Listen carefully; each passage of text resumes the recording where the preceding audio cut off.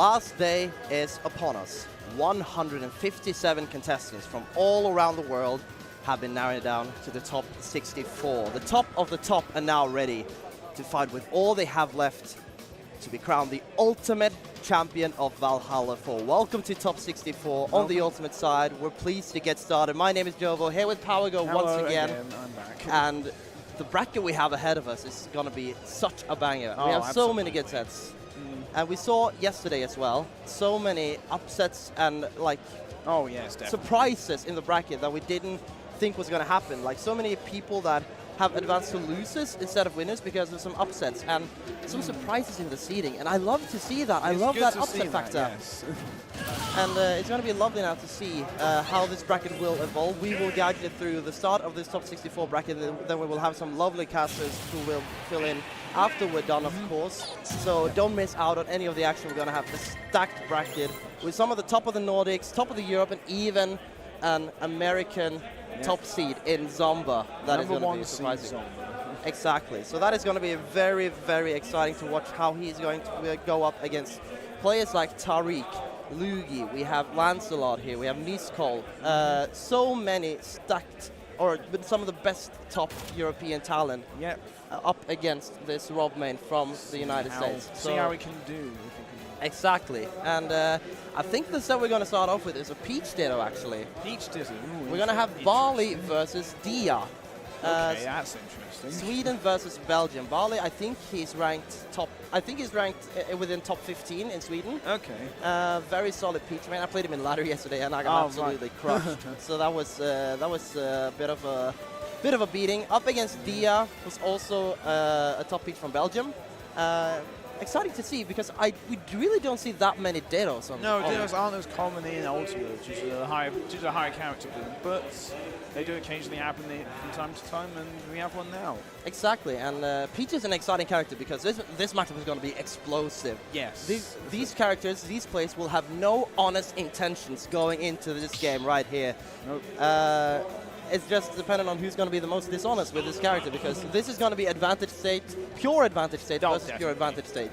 None of these players are going to even attempt to play neutral. Nope. And that's going to be exciting because it's going to be like traditional fighting games where you have almost like an RPG movement with one player doing their advantage and then the next player does it, yeah. Yeah. Seems it's going to be like that here. It's going to be exciting. I think the projected winner of this seed is, according to the seeding, is going to be Dia. Dia is a higher seed in this, but I think it's going to be close, and it's all going to be dependent on who gets the ball rolling.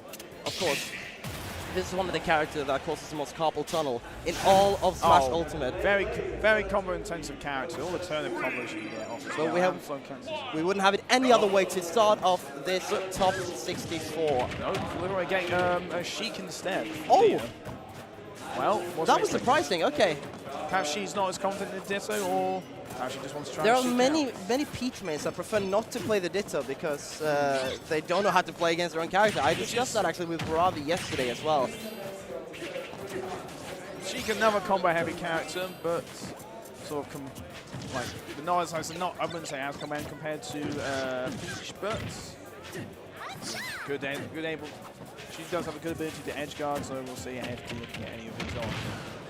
Yeah, we see Dia actually winning neutral quite a bit here on center stage. Bali just clinging onto the ledge for the time being. Nice little bouncing fish there, keeping Bali off stage. We're going to see now that they're going to try to fight to get back onto the stage, kind of reaching, spacing around each other.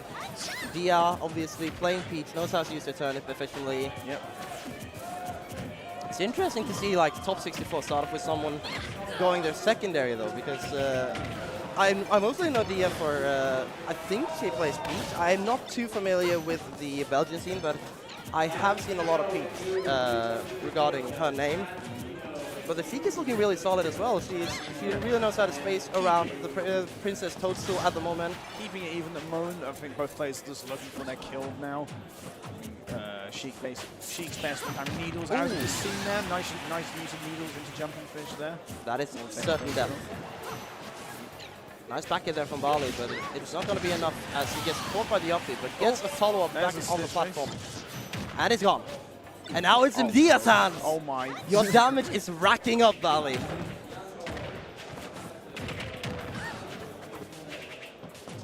And this is, I think this is the approach that Bali has to do against Sheik. Just trying to hover around in the safe area vertically, because horizontally, Sheik has the frame data to combat Peach and the tech chases that Dia supplies with right here, as she is in a firm lead against this green Princess Toadstool right here.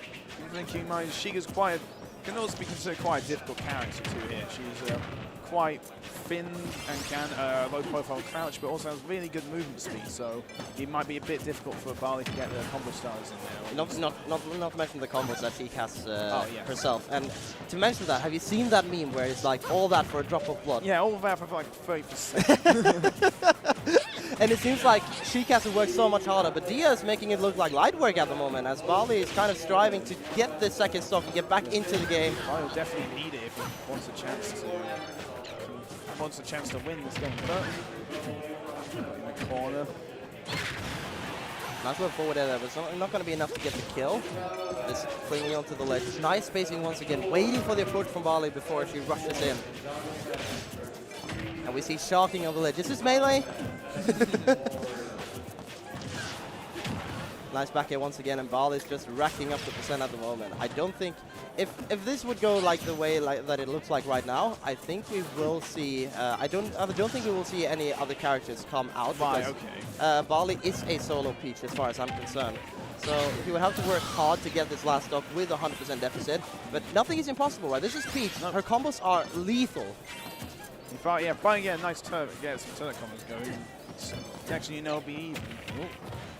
Nice little combo out of there, 31%. She gets that in 8 hits, by the way. Yeah. That's the thing.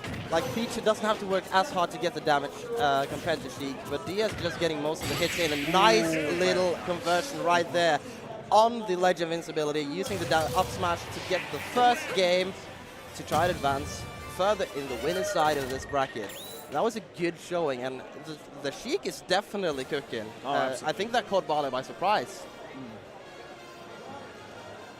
Another thing, if I not wanting to do this switch, you know what your opponent's character is able to do, so you can play around that. Exactly. Now, when it comes to stages, I think we will see stages like FT Town and Carl's ban, and honestly, looking from the gameplay in game number 1, I don't think Peach would benefit too much from a small stage. However, they are going to Smashville. Interesting choice, because as I mentioned, Sheik was really comfortable in the close combat. Yes. Bali struggled to get in, but maybe it's just a warm-up thing. Like maybe it's getting into the groove now and want to combat all the small space that is available in the Animal Crossing realm. You can also make use of the center platform. You just see there, even extending combos or killing off them if you get you might get a falling up air into an up smash. It does work here. The options are there. No punish there on the regrab from Bali, just hovering around the ledge for now. Maybe Bali's thinking that he will have to do a bit more of a campy approach to this matchup, because with Sheik up in your face is very uncomfortable, and Diaz is getting these openings again and again. Bali just can't really get much, can't really start anything off at Bali's game. He's got a few hits there, but not as much as Diaz been getting so far. Nice little forward there. We see a bit more patience now from Bali. Waiting to get the train going until the right time is there. Scheduling better than most public transport companies. Staying in control of stage now and not allowing Dia too many openings. Using that back air very, very proficiently. Dia definitely pulling it back now, evening up percentages. Getting Dia in the corner does very almost killing the back air there. Good DI. I think that's going to be, yeah, definitely. Good start here from Bali. Bali catching out, Dia using up her double jump. And now this is, now it's kind of, we see the effect of getting the lead early in the game, because now it's Dia chasing Bali for all that he has. And Bali can just sit back and try to get the chip damage and get as much percent as he can before the stock goes. And then we're going to see the nice drag down smash combo. Very nice conversion there. That's the thing with Sheik. Like, she has to work so hard to get the damage racked up, but it's so clean when she gets the kill confirmed. If you have the execution down, she can. There's like many ways she can kill, and like Dia does have the execution down. Oh my god, you don't want to have Oh, okay. That's the scariest part about playing Peach. When you pull the bomb, it can be used against you. Yep. There's always a chance. Nice little conversion there on the missed attack from Dia. Just suppressing the shield at the moment. Doing a good job just maneuvering around. Sheik's approaches. Punishing when the time is due, and time is certainly due right now because 84% on Dia. Very nice Is she going to make it back? She has to jump. All right. Makes it back and gets Peach out away from the up here. And once again, the patience from Barley. That is so important in this matchup. Yeah, Barley's definitely playing a lot more patient here, which is working out. Good DI out there to avoid getting hit by that bouncing fish. And now once again, center stage control, comfortable in the air, but a nice back air. They're not going to be enough to get the kill there for Dia.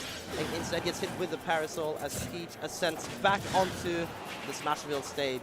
Just very comfortable in this offstage situation, especially with float. She can just, nice. get out of the way. Dia will definitely want to take a stock soon. The more rage that Peach gets, well, the sooner.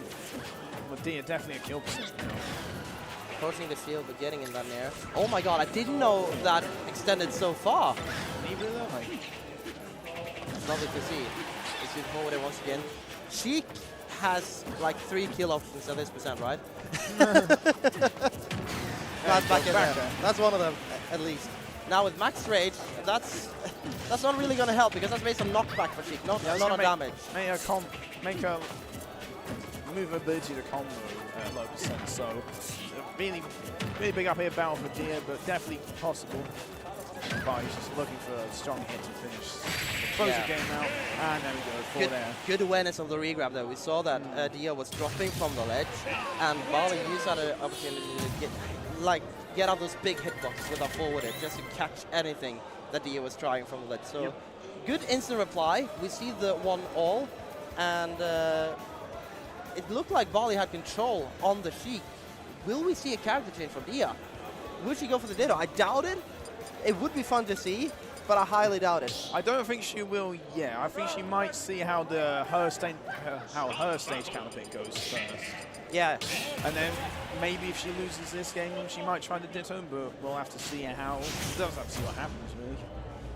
We see actually Dia opting for having a bit more space there on small battlefield. See that Barley had really a fair advantage with the single platform and the small stage to hover around on. Now the double platform is going to be beneficial for Sheik to get those extensions, and also if she has some raindrops up her sleeve, that is the stage to do it. Nice little combo to start off here for Sheik. Dia racking up the percent, 68 at the moment for Barley, and still going. This princess has not touched this ninja. Dia's just not letting Barley get anything in. Does get hit by back there, but nothing else from that. Very patient, and we see once again the conditioning from both parts here. Dia choosing all her approaches with very much care and not letting Barley get too much of the conversions that he gets with the turnips or the aerials that he throws out. Nice up there to catch the unawareness on ledge from Barley. Dia in the driver's seat once again. Trying to get a combo starter right here, but Barley staying patient and just hovering over the platform in the float range. And once again, that side B, it's difficult to punish. We don't see it used too much in neutral. Usually it's used as a combo finisher, but it's a very good recovery tool because it's really difficult to punish, given that the hitbox on it is very big, and we see the stick face. But it's thrown away instantly, nothing comes off it.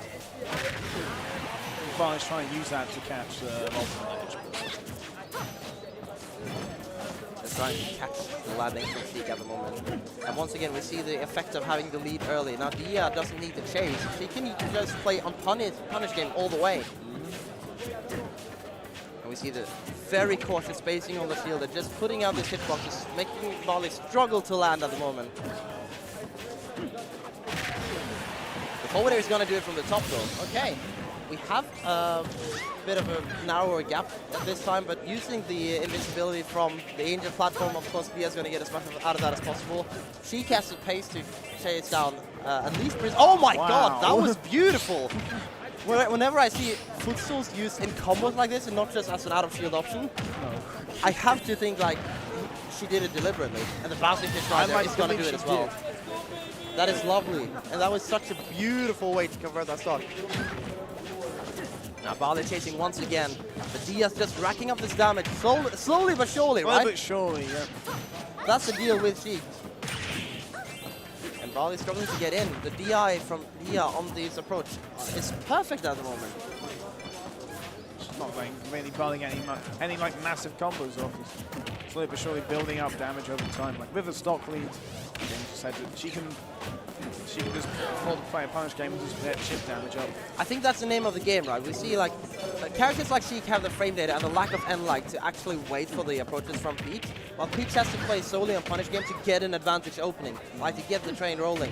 But she can throw out these hitboxes and be a bit more safe in that regard, so I think that this is a good call from Dia, just sticking out with the Sheik in this matchup. It's certainly working out with the 2-stock in game number 3. Catching out Barley's landing there with the up smash.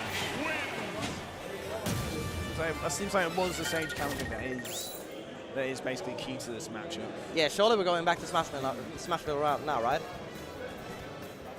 Unless Dia has some other bands up her sleeve. Possibly. It's going to be exciting to see either way. Players taking the time, enjoying the time on the stage. I would do too if I were them. The stage is lovely, and the audience aspect of it creates so much more environment. You see Barley also playing without the headphones, so he gets the entire part of it. We're going to Final Destination, which is left open for Peach. This is historically one of Peach's best stages. Interesting choice. I feel like she definitely wants at least a platform to do anything off of. So I'm a bit surprised that Dia didn't run this stage, because once again, she gets so much out of the platforms, and Peach gets the turnip train rolling really easily on the stage because there are no platforms to maneuver around on. Exactly. Well, we'll have to see how this goes. Just kind of feeling themselves out at the moment. We don't see any, as mentioned, like the platforms are detrimental for Sheik, and now the movement options are much more limited for this ninja in disguise. I will say for Sheik, it does make needles more effective as opponents even Oh yeah, definitely. If opponents even force to shield or jump, so you can always try and bait out an option there and punish accordingly. But then again, that's just chip damage in a realm where Barley gets one neutral opening and can kill you on 0. But that's a beautiful bouncing fish to get a 0 to death herself. Dia is on a roll at the moment. And Barley just struggling to get in. Gets a couple of percent, like 60% on Dia for the time being, but just hopping around, avoiding these stray hits that the Princess wants to put out. And the forward is once again, the damage is once again racking up hit by hit here for Princess Peach. As we see the footstool as a movement option there for Dia. I'm loving what I'm seeing at the moment, Power Go. He is playing amazingly right now. Almost getting another bouncing fish there, but Barley barely staying out of harm's way. I think it was wise of her to not go for the tech on the ledge there, because I think Peach would have had a follow-up if the tech were to be there. Yeah. And we see once again the needles, but good DI there from Barley. Will he? Oh, okay. He does make the ledge, but that was just barely. The parasol, as you see, I always think that it goes lower than it does, but Peach can grab the ledge at any percent, but she can get kills like that. Is cooking right now. She doesn't need platforms to combo for this stage is working for she. I didn't expect that.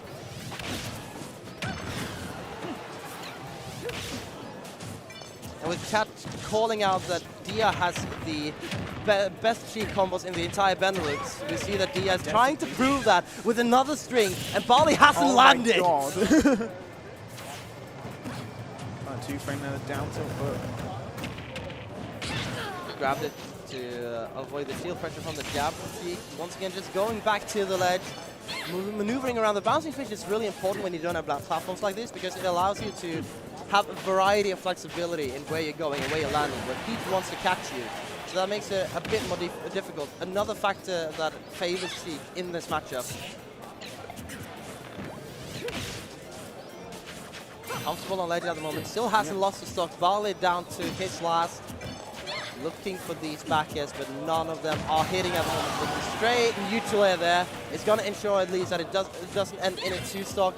Now, this is the stage where Peach can make the comebacks, of course, but we haven't seen Barley being able to string these together. Dia's been moving around so proficiently, and Barley, well, the damage is racking up right now. Slowly but surely. Ooh, up smash there, trying to catch.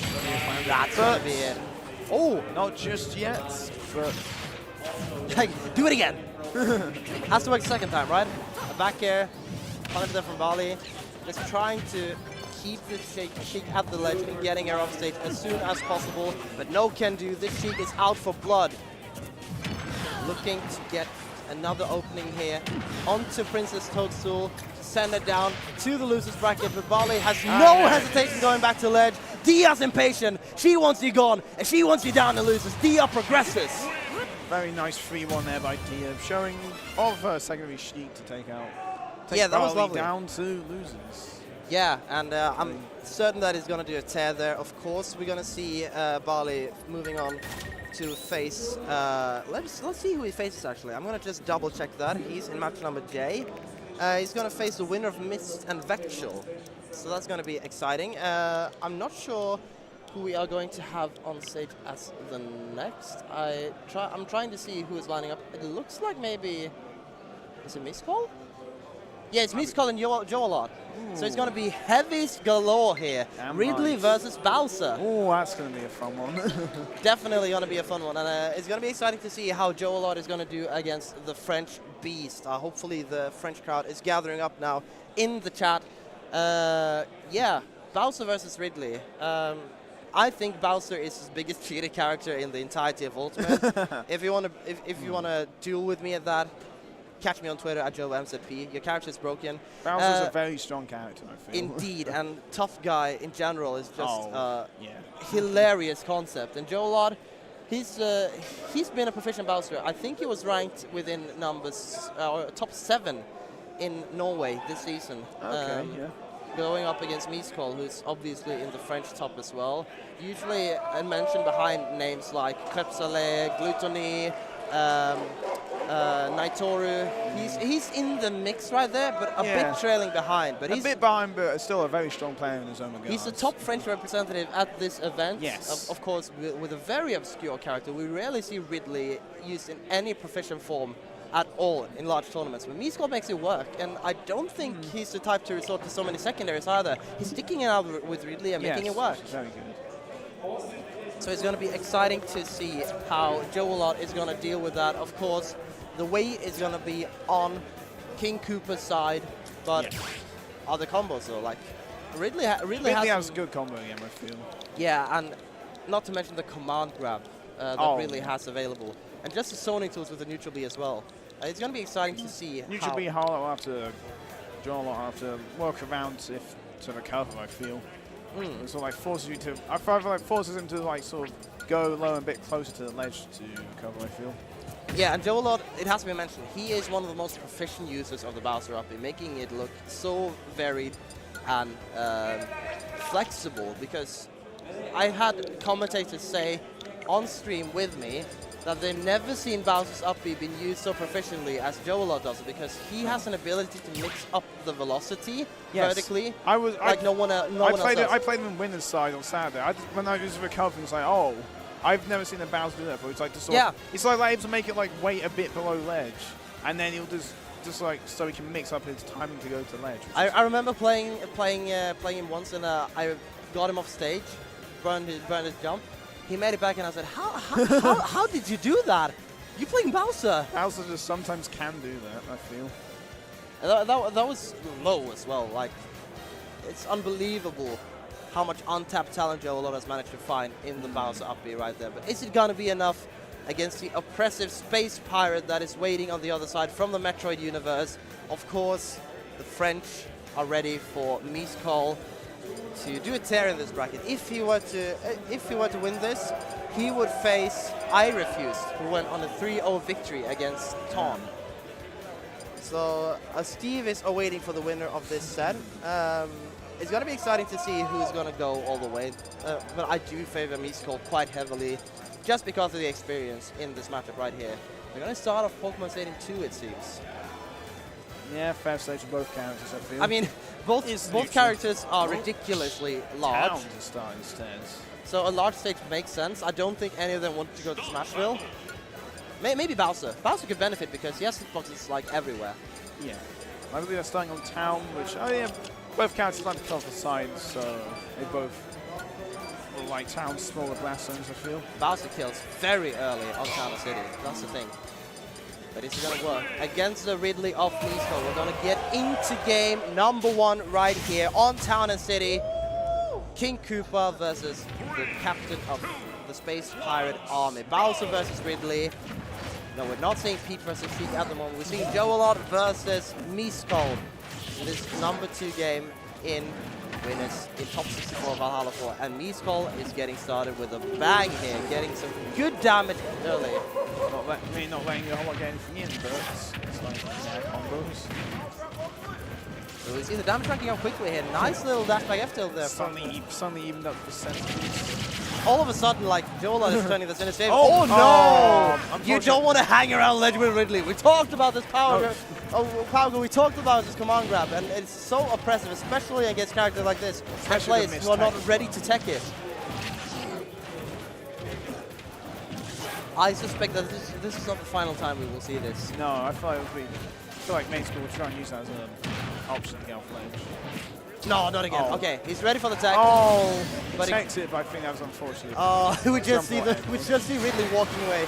The up tilt is gonna do it, but man, Joe-A-Lot has a long way to go already. And the damage is racking up. Ridley getting these stray hits. It will have to be mentioned though, Ridley has some disjoints that makes it a bit favored to just play the long game. Oh my god, he went for it. Oh no! Oh. What are we witnesses for, Power Go? What is this matchup? I respect what Hollow went for, but unfortunately that kills him as well. Yeah, that back throw is not going to do it. And I just have to say, we have a hometown hero on the Melee stream right here. Mo the DK versus Frenzy, the Falco from UK. So the hometown hero is getting the crowd he deserves. And Joe-A-Lot being the nearby, closest to a hometown hero that we have right now in this match right here. Of course, many games left in the bracket. We have Hope, Let's Talk, Lilla, and Melee Megron, I do believe, that are still representing Denmark. But Norway is still well represented, and France, well, they have Miskull. What else do they need? Final Destination. Final Destination. Yeah, I feel like you don't bounce off any platforms. I feel like maybe Mestel just doesn't want platforms to mess things up. And the nice thing about this, contrary to stages like Smash Bros. Town City, is that the bottom of the stage, under it, it has a lot deeper roots. Yeah. So you won't get gimped the same way as you did on Town City. Goes for the side B command grab there. Both of these players very dependent on using their side B to counteract shield and get these approaches with high damage in. And we can see the grab here. Full throw there from Bowser. Not getting gimped on the ledge this time, just waiting for the approach back on from these calls, but getting caught in the air like that, it's going to be a kill for Ridley. And once again, the deficit here from Joe-A-Lot. Bit preempty with the command grab there, as we see once again Miskull just biding his patience, using it to rack up the percent. And once again, this tail is such a big disjoint that it works out so well. It's a very good move, just poking the opponent, really. Definitely, and these fireballs as well is ensuring that no forward airs are going to come swinging from King Koopa himself. The back throw though, almost going to do it. It leaves really on in an offstage scenario, but once again we've seen Miskull be very proficient in using that. The F tilt this time on the neutral get up though from Joe-A-Lot at least leaves it in a even stock situation. Now the damage has to rack up for the Frenchman if Joe-A-Lot is going to have any chance in this game number 2. Landing with dab again, punch flicks. Back there. Good at. Good there, Dodger. You see once again, there's a Joe-A-Lot offbeat. I was talking about this. He's just very good at mixing up the time. Oh, nice little neutralizer back here there. Avoiding getting hit by the side B from Ridley once again. Going for that down air spike. One of the worst in the game, I would say. We see the up, it just hitbox beats out. Powers through every fireball, which it has to be obviously, because if not then Bowser would be screwed. The up tilt there, that's not the interesting option, but if it works, it works. Not the most common kill move we see, obviously. But it's working out for Ridley now. And once again, the damage is going to be detrimental to get in as quickly as possible here for Bowser. As we see the Ridley on 140%, and he gets the forward air and down tilt to another forwarder, just chasing him in the air at the moment. The ledge is the comfort zone right now, but everywhere else makes it so difficult. Neutral air there from Jolo, just try to chase this Space Pirate off stage, but no can do until he's back onto the stage, where the F tilt is a tried and true, and what works. Down air there to ensure safe control of the stage once again. Using the reverse up tilt to kind of mix up the shield, I think. Jab on the tech chase, just trying to get the follow-ups. Nice tech chase there with the up B. 64%. Only building up the damage and not trap, always bringing it back. Has got Medical in the corner. He's being smart now. He's staying far away from the ledge so he doesn't get caught out by the same ball. These fireballs are going to be a plague on the ledge though, and we see that really can use these so efficiently. But getting the jump back there is going to ensure that Jolo gets to roll back on stage as the last thing he does on Final Destination in game number 2. And we see Mikkel up in a 2-0 lead, kind of as expected. And now, if Final Destination hasn't worked out, where else can Jolo go? I think the ideal thing would be to just run it back. I think they are running it back. I remember seeing that. Because nothing, well, neither the Town City nor Final Destination has been working out for Jolo so far. He's been making it close, but Miskol has had the upper hand for the entirety of the game so far. So it's going to be exciting to see if Jolo at all has any plan. It was closer in game 2, I think. Oh, definitely, yeah. He pulled his weight. But is it going to be enough? That's the question. We're going to go into game number 3, and then we're going to get the answer to all of our questions, obviously.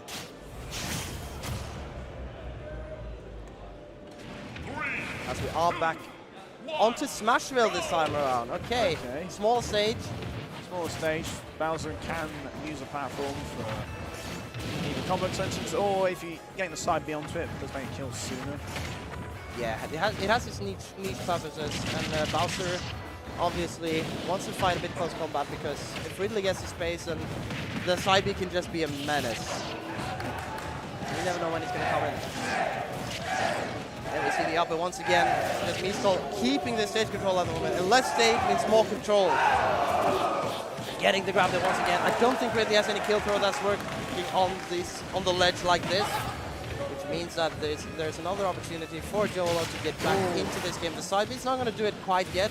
Bowser's a tough and heavy Koopa. Recovery there, getting it back, but I mean, Bowser with Rage, if he gets a stronger hit off, kill, but he will get hit by the up air, taking Holo's first stock of game 3. Good shot there from Miskol, just staying on the ledge and making it a danger zone for all people. Oh my god, that was definitely worth it. Nice. And taunting as well. I love that. I love that. I hope the French people are watching, because your boy is popping off right now. And that is one statement to come with. Normally letting Jolo lands. And now on this last stock of the winner side. Avoiding the fireballs once again, trying to get up on the stage, but the neutral get up is red once again from Miskol, who's just trying to get this Bowser away from the realm of Animal Crossing, as another neutral area is going to ensure. Makes it. He is going to make it though. Ridley is quite floaty, so getting that up B and just securing the drift after that works out. And now it's all up to getting this percentage as quickly as possible. Just using the Bowser Bomb there to get safely back onto the ledge once again. We've seen this ledge play be detrimental. The tech there from Jolo. Oh, but once again the shot from Miskol. Once again, Medical goes through 3-0. No surprises there, but I think that Jolo put up a good fight. Yeah, definitely put up a good fight.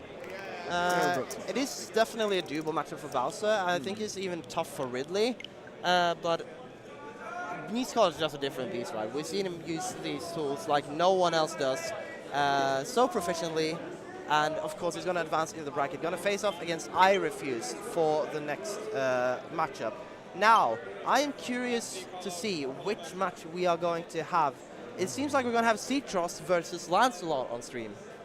Interesting. So again, Lancelot, Croymane, and Zetros, the Rob main, I believe. Yeah, so the Rob mains are flourishing in this event. Quite a few Rob mains here. Well, I wonder why. Gee, yeah. Yeah, obviously, Very big. Zomba being present, a lot of Rob mains are going to be wishing to go to the same event. Citros has been playing the first game against Hexus Bexer Luigi. Yes. Went out of that in a 3-2 fashion. Oh. And Lancelot got a 3-0 against Doorman to get his top 64 started. The winner of this will face the winner between Miskol and I Refuse. And on the other sides of the bracket, we have Zomba progressing 3-0 against Varavi, Pfeiffer getting a 3-1 versus Sarksu, which could be seen as an upset, actually. Really? If you are wondering, Mo is still on stream, and he's popping up my. at the moment. The Donkey Kong is doing numbers. If you want to watch some melee action from Valhalla, go check out VGBootCamp. Yep.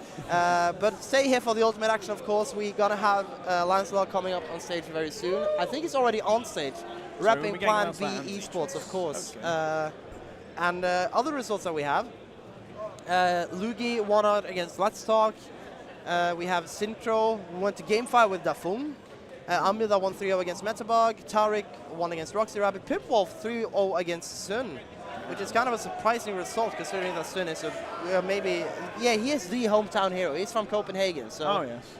a lot of people expected him to progress very far, but getting 3-0 by Pipwolf with his Kazuya, who's also obviously a very, very talented player. Oh, yeah, definitely. Schmixtape progressing 3-0 against Jorvin, and then Melee Mergron beating out General Scales 3-0. And then we have a lot of different matches in the losers bracket. I can call out some of them right now. We have Metabug versus Abaka, Dafung versus Astra, Let's Talk versus Keeson, Ton versus Rendon, Hexus Bex versus Brew, the Duck Hunt. And then we have Doorman, who has progressed onto the win round after that, beating out Vespertine.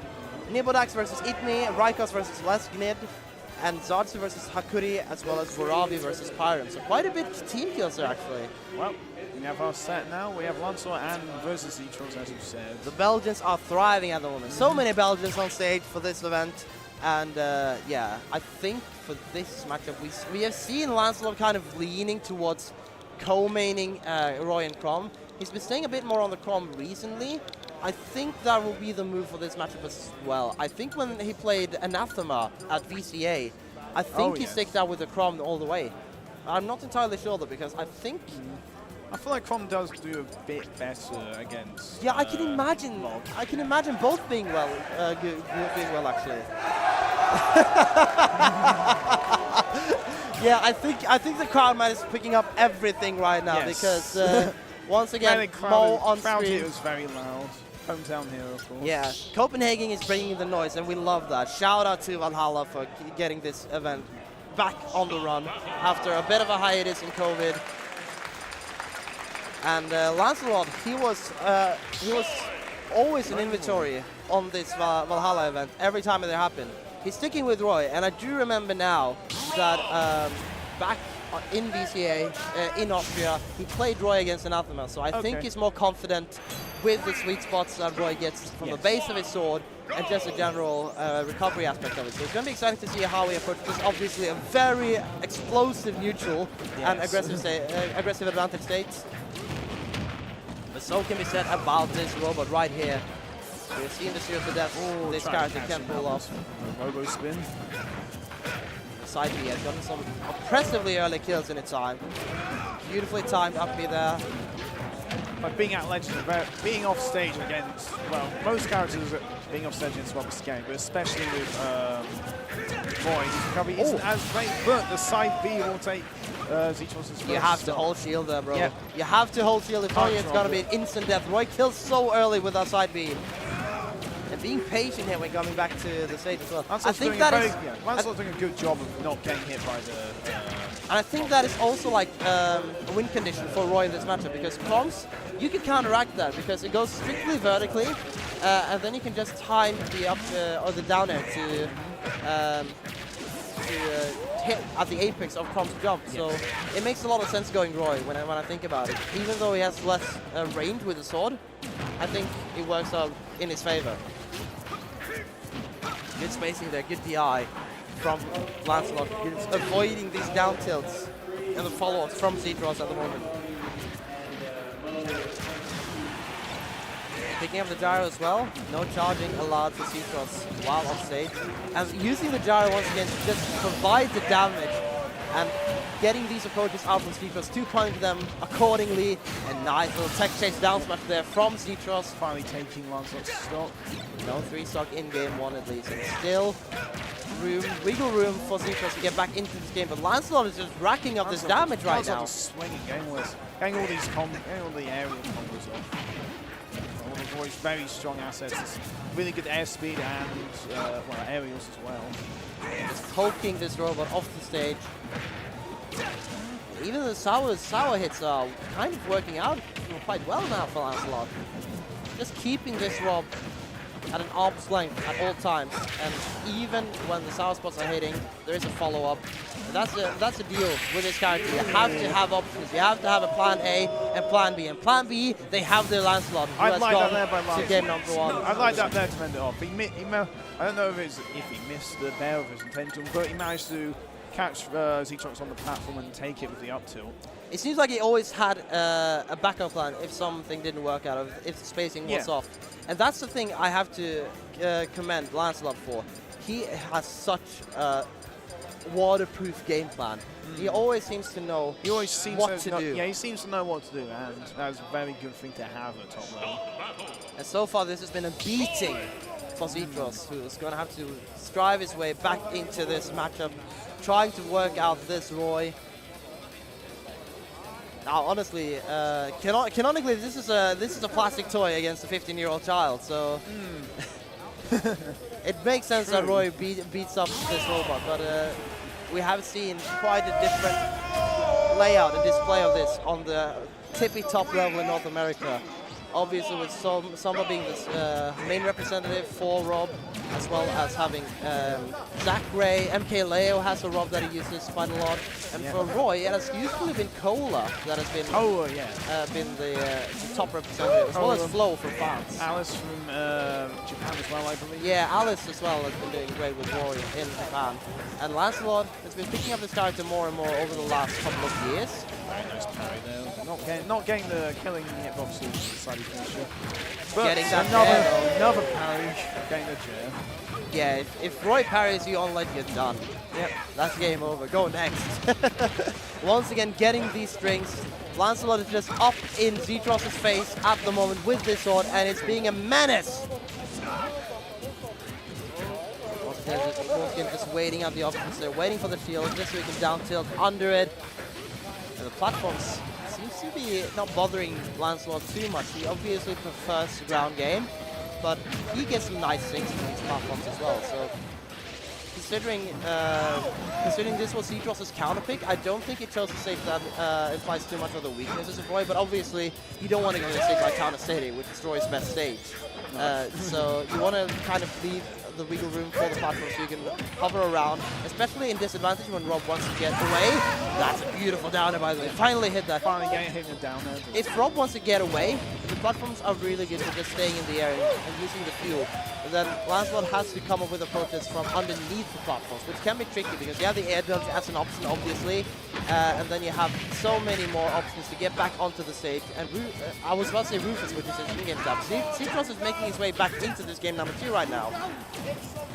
But Lancelot still keeping Zedros trailing in percentage.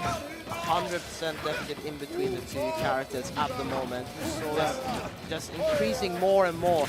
And it seems like Zedros is struggling to hit Lancelot at the moment. He gets a straight hit with a neutral air, but if you can't hit someone with Rob's neutral air, then it's just a pure skill issue. Lancelot with another conversion there to secure another stock for him in the game number 2. A nice 47% off there to start the third stop. You see, every approach that Zedros does only needs a stray hit, like he doesn't get anything going. Lancelot is being so proficient on the spacing. Getting the tech chase there though. Mistech from Lancelot. Back on even percent. A bit closer this time, it being Zedros' stage choice. So definitely doable, although Lancelot keeping Zedros off stage. Oh, nice grab. Good match though, getting out instantly. We're going to see the tech check there with the sliding F tilt. That's going to be game number 2 for Lancelot. And we hear Canary Bird in the audience, who is the biggest fan of every Finnish player. Ah, I see. I can tell. He's the most Finnish-loving Norwegian that's ever been there. And now, I think we just went back to Battlefield, actually. Are you catching this, chat? Are you hearing what's happening in the audience right now? Yeah, the audience is having fun. The action is there. I was about to say, is Secret's going to go Roy? Wow. Sticking with the tried and true, what he knows the best. Going back to Battlefield. I'd say it's a good stage to involve if he chooses to cover high. He does have the benefit of going to the top platform. It's a way to mix up your cover options.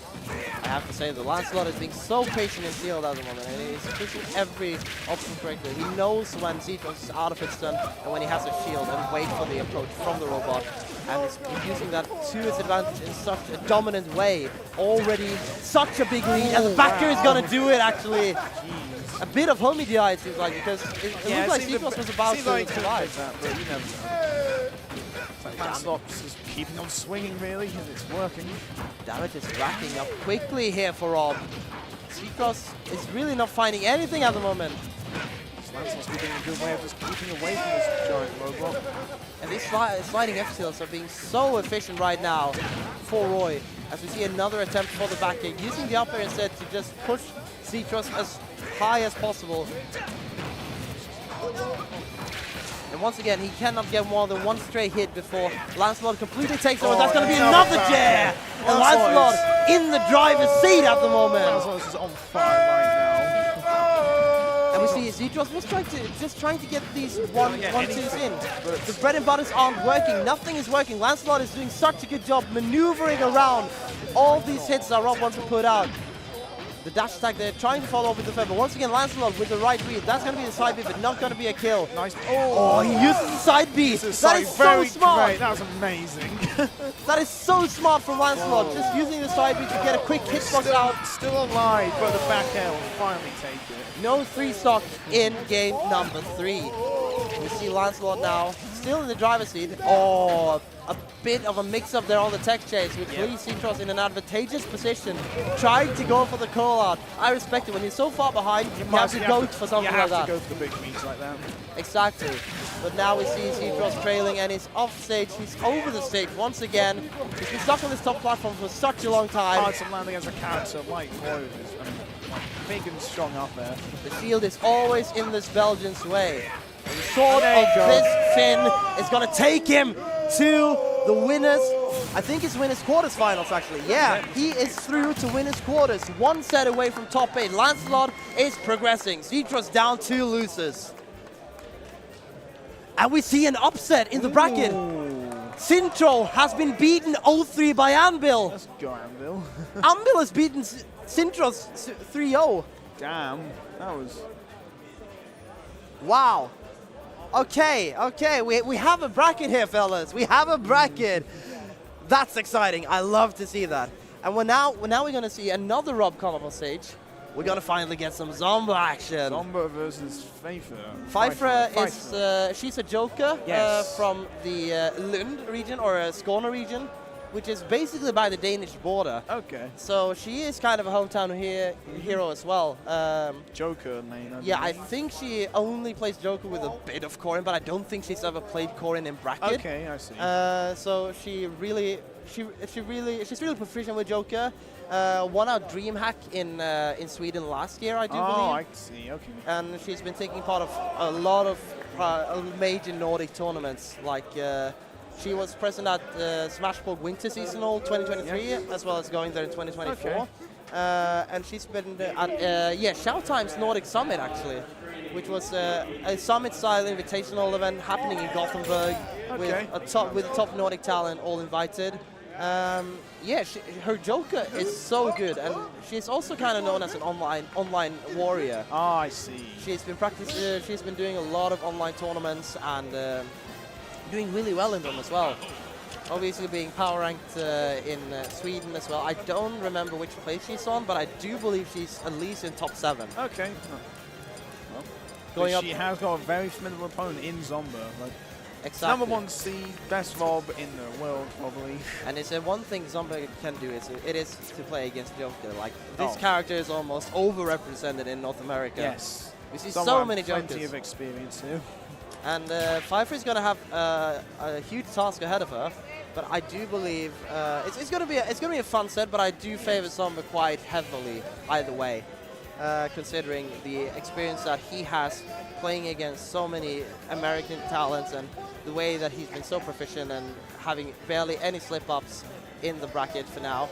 We see the players getting ready on screen right now. Zomba on our left. It's actually really fun to see him going all the way to a Danish tournament like this. I did not expect that. No, that was surprising, but love to see it. It's going to be exciting to see how these two will fare against each other, and not to mention the stage picks as well. Yeah. And I'll say it again. If I were to come with a prediction, I think we're going to see a 3-0 here for Zomba. But I'm hoping for a competitive set either hopefully way. a competitive set, yes. It's going to be exciting to see. The players are making their tags right now. So we do have some time. How's the tournament been so far for you, Paolo? How you enjoyed Denmark? It has been a very nice place. Copenhagen's a lovely place to be. Glad to have came here. Yeah, good vibes here for this tournament as well. Good vibes all around. Exactly. That's the thing. Like the Danish crowd, even though it's underrepresented in the ultimate bracket, I feel we still see so many dedicated in the audience to making this a hype event. And a hype event it definitely is. We are kicking off into game number 1 on Hollow Bastion. Zomba versus Pfeiffer. And with the gyro in hand, the Rob is always going to be very dangerous. Yeah. You see it Pfeiffer just trying to get the punish game on top. She's kind of going to these approaches when she see that Zomba has no time to get the initial hits in. Then again, Zomba's just feeling out the opponent at the moment. The robot is calibrating. Is that going to be a kill? Not quite just yet. But Arsene is on deck. Damage. Arsene up low for Pfeiffer. And she still kept the jump as well. It seems like, Prison has just beat Pipsqueak as well. On the melee side. This game, Pfeiffer using hopefully wanting to get the kill before Arsene goes away, but it's much more difficult to do so. Obviously. Oh, that's a lot of shield damage. Very aggressive F smash, but does get punished with the grab, but Laser there, making Pfeiffer drop the gyro. And what a nice tech chase there from Rob from Zomba. Using that sliding F tilt as well. And now just creating space. Maneuvering nicely over that dash attack from Joker. Gun not really coming to use here as we see the shield pressure once again. Just jumping out of the approaches that Pfeiffer wants to do. Hanging around with the tether grab for a while. The Ascent coming in mid-recovery there for the Joker player. Stray hits are working out of Zomba, getting a few strings in. Nice burn boost in there, trying to... Oh! I I didn't know that had such low knockback. That's going to be almost in for the second stock. Arsene gone away and Jaro just like will take it. Zomba's in the driver's seat. Zomba's definitely in the driver's seat right now. The AI is taking over as we see the robot once again with the proficient result in game number 1. But a nice drag down smash there. We see those conversions very often from Pfeiffer. She's so good at converting those efficiently. Might be easier against Rob as well, just with big size, big hitboxes. Oh, definitely. That's the one downside that Rob obviously has. It's quite a bit big body, and it's very prone to getting hit by some of these combos. Zomba doesn't seem to be bothered by that. He's taking a choice by playing this character, and that choice is looking out to pay out for him in this tournament. Getting the sour hit there from that down air. Arsene, Arsene has gone away now, so that's right, that much about any Arsene early kills thanks to that. We see Pfeiffer kind of focusing her game plan on picking up the gyro and using it to her advantage, but that's gonna get you. That's not gonna get you away from that tech chase from Zomba. 2-stock carrying game number 1. The American looking solid. And I will have to say that it was kept quite competitive, and we saw a lot of, not camping necessarily, but the players were kind of just feeling out how each other were playing against each other, and kind of keeping the respect on their side of the stage. I think we're just running back to Hollow Bastion, actually, because it seems like it was working out for both. Yeah, it seems to go safe with both characters, so might as well stay there. Going to game 2 now. We see now Pfeiffer maybe trying to go a bit more aggressive, but she has been punished for that. Oh yeah, I was about to say, she must have a double jump. Using that tether very efficiently now and getting that grab as well, which is always a good neutral thing for Joker to have. Down tilted jab, trying to get the grab, but Pfeiffer managing to roll away just before that happens. Nice catch there from Zomba, forcing out the double jump. Now Pfeiffer is doing good at just getting back onto the stage, using her tools to her advantage. It has been mentioned also that she's been very good at punish games. She hasn't been like overzealous when it comes to approaching, and she she seems to know how to play against Rob as well, like in a very proficient way. Oh, trying to go for the fair one. Oh, nice sliding F tilt once again. Zomba's very good at those sliding F tilts to find that kill. Yeah, they work out so well for Rob because you always expect some crazy combo, but then it comes out swinging with a strong hit. It's quite a good burst option for Rob. Yeah, for most characters, like the sliding F tilt is such a safe and good option, and especially for characters like Rob because it's strong and it's very fast. Now Pfeiffer is struggling to get in, but the damage is building up a bit here for Rob. It's gonna be enough with that up there, of course. Gyro out. We see once again the Joker off stage. Stage, Arsene gone now. Can use a gyro, throws it away. That's a goofy animation when Rob doesn't get a gyro. He just fumbles over like, well, where's my livelihood? Now even in percent, but Zomba's playing very avoidingly right here. Getting these tech chains when he needs them. And Pfeiffer with a stock deficit once again, but she has made it back earlier in this game. Now it all depends on how is she going to get into Zomba. The grab is a good start, getting the grab once again. The damage is building up with the Agar. Damage building up definitely. She's probably be looking for I'd say a falling aerial combo into a smash. Most likely, definitely about Arsene. Yeah, because Arsene is racking up, but preferably she would prefer having the Arsene after the stock is taken. But now she will have to deal with using the Persona to her advantage. As Rob is trying to build more and more damage. We see the 82% coming out here for Pfeiffer so far. Again now for Please, but nice little footstool there. First of all, that's still more time to Mortals on the advantage. It allows him to stall that below ledge and time out Arsene. Yeah, very effectively done there by Zomba, who obviously knows that Joker is so much weaker left without his Persona. So just waiting it out is such a nice way to deal. Off by catching Pfeiffer with the roll up here. And is there one character that can really camp you out efficiently? It is Rob with the projectiles that he has available. And Zomba showing very much proficiency in that by just letting Pfeiffer use up her Persona. It seems like they're just going back once again. Yeah, Hollow Bastion is the way to go in the set right here. Both players have to be there. Pfeiffer just looking for a way in. As we're waiting for the transition, there you go. Thank you, production is working really hard, obviously. Shout out to everyone working around the production to make this event happen. Making these plays look better than ever before. Zomba's looking really good considering. I would say that Pfeiffer's also doing a solid figure. She has been keeping up with Zomba in a very consistent way.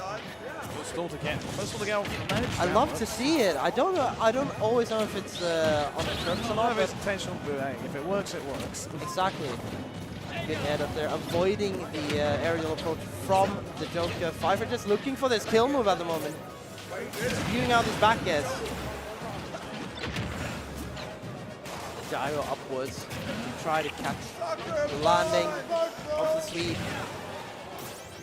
Zomba's just doing a very great job at keeping the distance that he needs, using the gyro so efficiently. We see those usually mainly using combos, but they can be used for everything. This blade is spinning. Very strong tool there, and it can cause you to lose your stock if you miss the tech. Yeah, you rarely ever suspect that you will have to tech that because you don't expect it to hit on the leg. Pfeiffer! Very good movement there from her. She's up for the fight. Phasing out Zomba into taking the net smash right to the face. Evening out now, so this is probably the best she's been in the whole set. And now for the first time in the set, we see Pfeiffer in a slight lead, but Zomba is doing the best to narrow that gap. And with that combo once again, 44%, and it's just building up. Joker back on the ledge, Gyro just keeping her in field. Almost catching her out with the back air. Counter once again.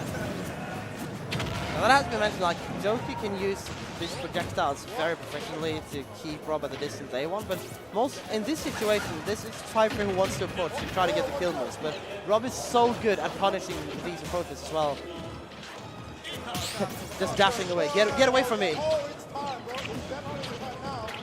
That's gonna be punished. Not most likely. Good ledge hack there. Ensuring that Pfeiffer still has another day to live on this stock. They're fighting off stage. I like it. Oh! Okay. Surprise F smash, and Pfeiffer has a stock lead. You love to see it. The gyro extending the neutral air, using the counter very efficiently. Arsene is on the deck. Arsene out now. Can Pfeiffer make most of it? Very, very patient on going back to the ledge, knowing that the regrab was the case. So someone would try to punish that. Nice. Just waiting it out. Now using the gyro to her advantage. The F-tilt once again is gonna kill actually. A bit poor DI there from Pfeiffer, I must say, but now for Lee going into the last stop.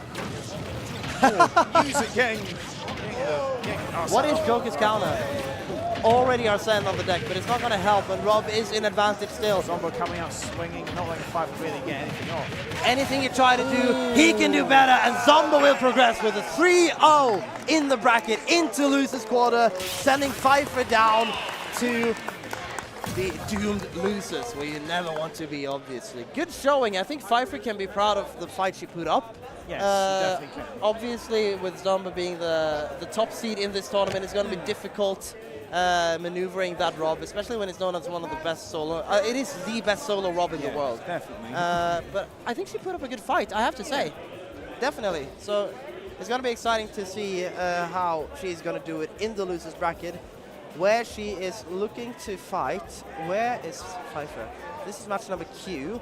So the loser of Q will face the winner between Vexel and Let's Talk. So that's going to be exciting. We have quite a lot of interesting sets in losers. And in winners as well. We're going to have another showing of two players we've seen previously.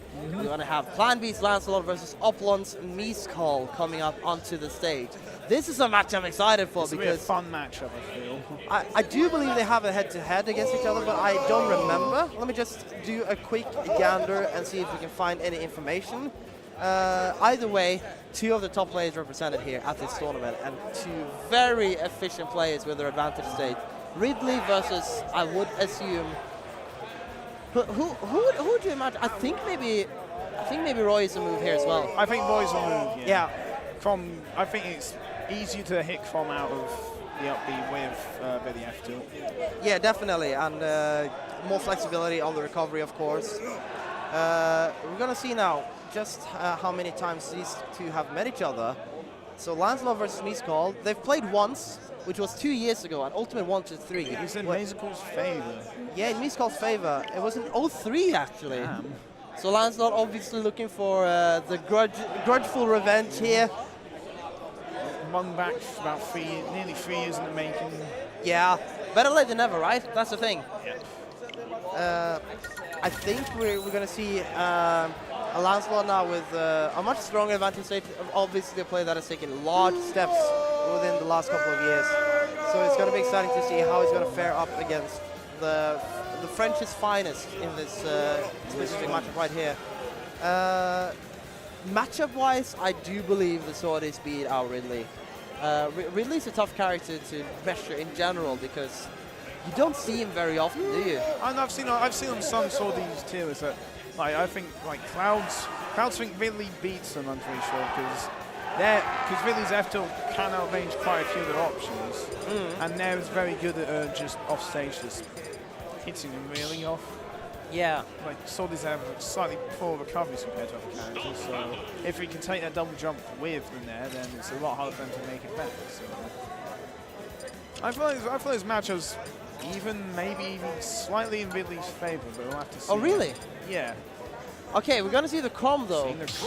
It might be a disadvantage thing. Like the fireballs can catch Roy's up B, but with a more vertically aligned recovery, you maybe have a bit more flexibility. Of course, Lancelot is the most proficient with the Crom.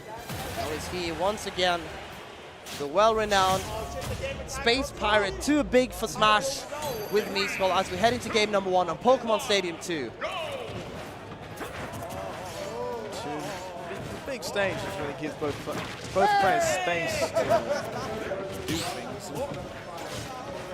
Yeah, definitely. The largest stage we have on our stage list, doing a good job just avoiding that gimp from Meeskull. He still wants to go for it, and that's the thing.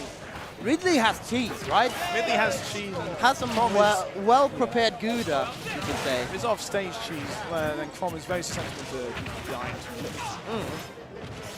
But I think Lancelot has been prepared for that. It's awaiting now the approaches here from this Ridley. Nice little string there from Meeskull on the missed tech from Crom.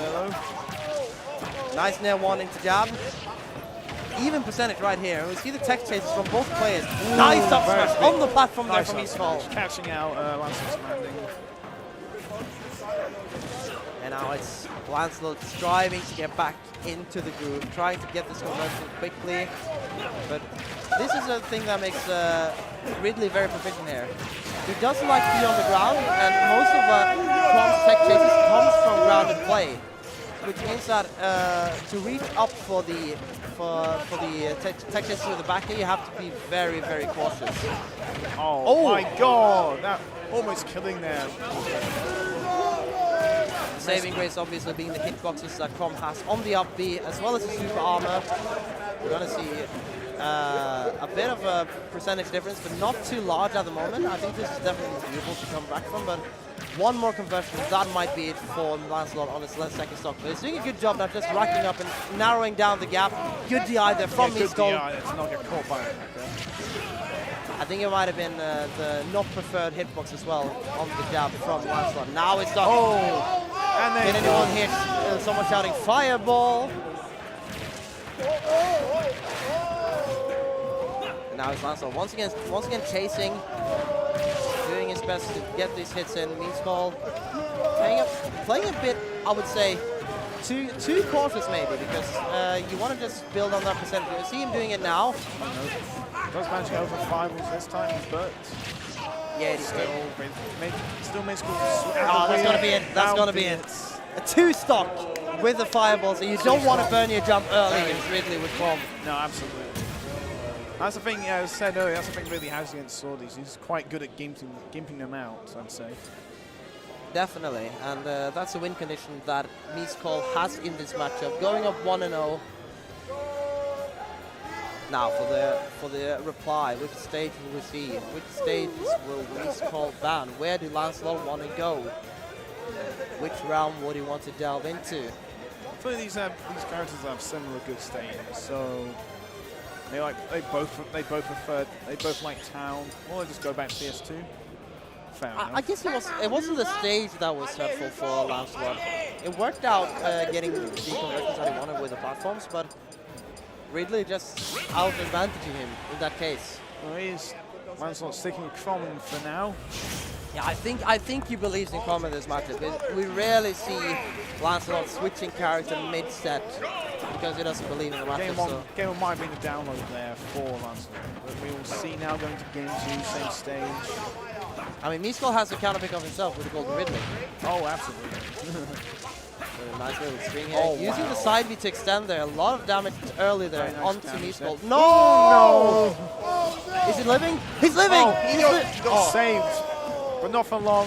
Oh, that's gonna be it. That's gonna be it. Yeah, that's something you certainly have to absolutely look out for versus Ridley. This is the side we game happening. Oh, definitely. Especially with a character like Chrome, you don't want to stay close to the ledge just hovering around. Because Ridley will catch you, and it will grab you down to your doom.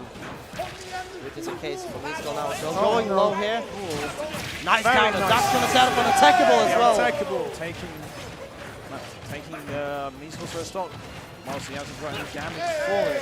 And now we see the advantage stage once again here for Lancelot. Building up the percent very quickly. Getting there a little bit away. Just avoiding these stray hits from the Ridley at the moment. But the forward air is going to get caught. No grab there though. And now we see Ridley hanging on onto the ledge. And you always fear what Ridley can do on this ledge, of course. And the nice thing about that side is that it works as a recovery option to get swiftly back to ledge. And if the opponent hangs around and shield too close, they will get caught. They will get caught and they will die. Good use of down smash there to get. So it's sort of a very quick burst option that sends Ridley far away.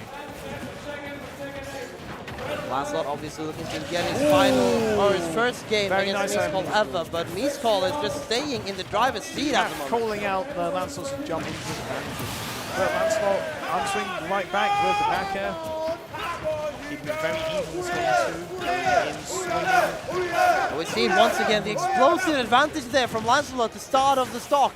Once again, 60% there on Meesko, who's going to try to build his way back. Missed tech there from Lancelot, which ensures more percentage. But the instant reply with the tomahawk down smash, but that's not going to work out because Ridley stuck in shield. Yep, heal. Nice Nice parry, that's a down tilt. He's going to try to get this Ridley off stage and get the jab. Just yet. Be very careful now here. But That's the second one will definitely going to be it. Lancelot answering back. 2 years in the making, and Lancelot has taken his first game ever against Meesko. Come working out there. It seems like that was definitely the move. He won on a lot of win conditions that I don't think he would have had with Roy either way.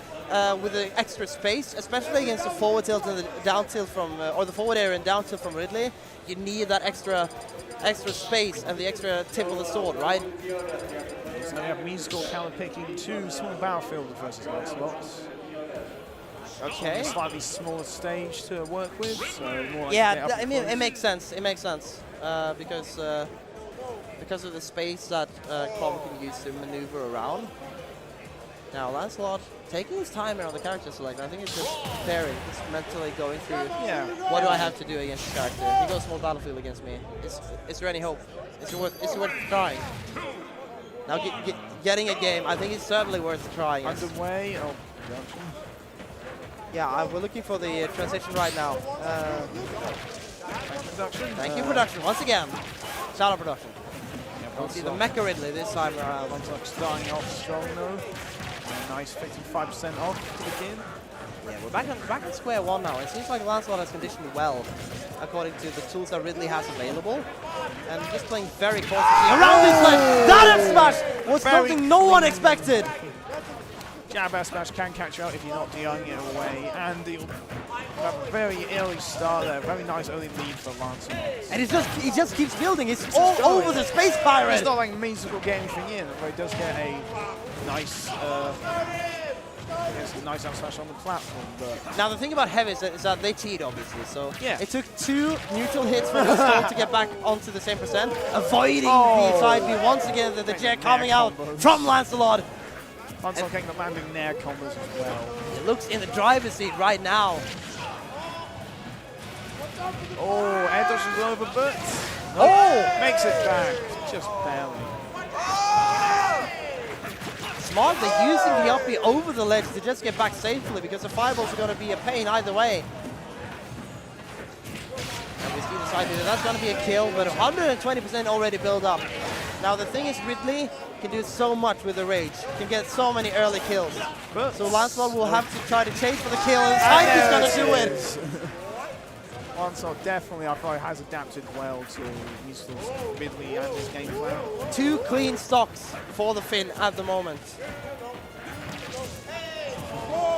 Just trading out everything that Ridley has in his toolkit.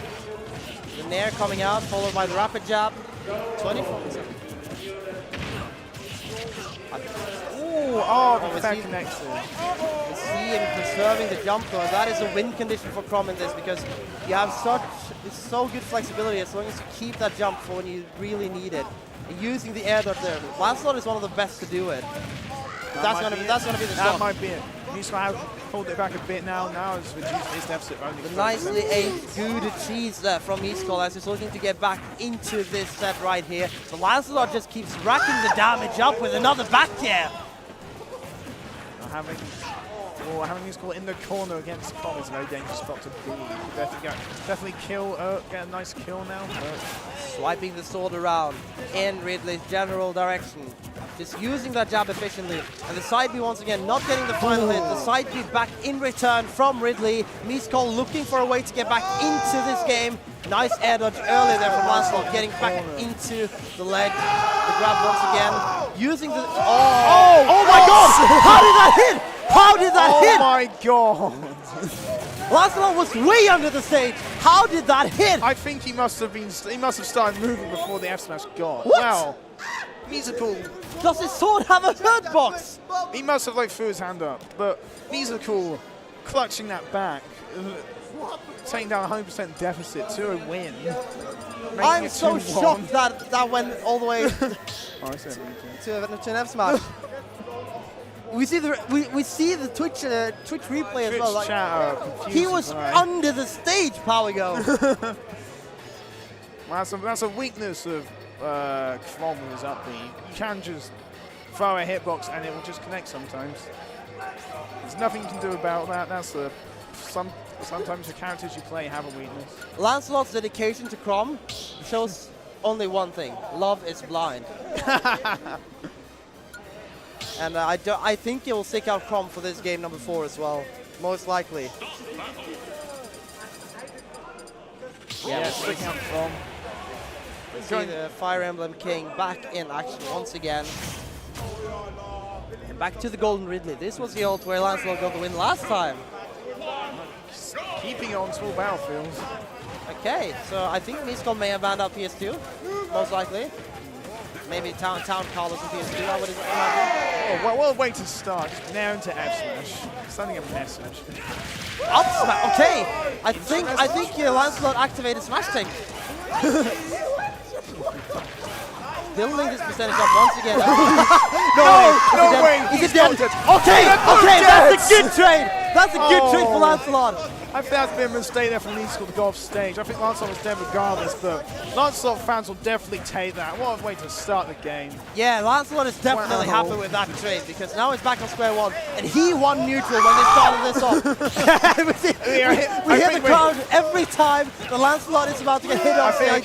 They panic. I think I can hear Tarek screaming each time Lancelot. It's about golf stage. Oh yeah, it's definitely Tarek is one of them. Tarek is a big Hugo fan. Yeah, who isn't, to be fair? I saw him in the crowd cam. Oh, he's a massive fan. But back to the game.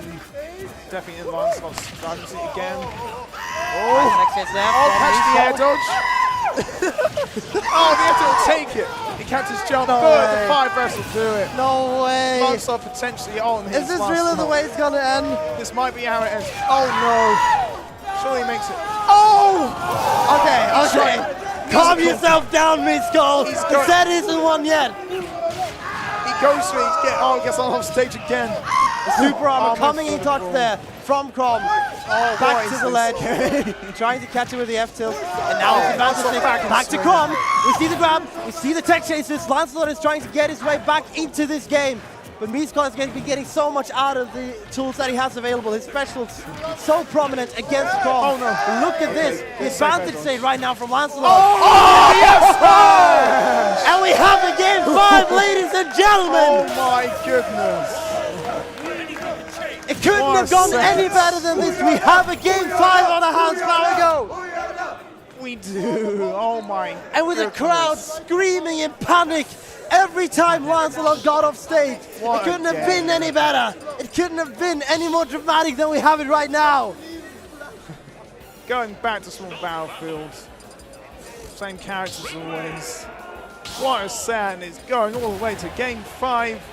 The winner of this does make this to top 8, so all to play for. Oh, definitely. Right.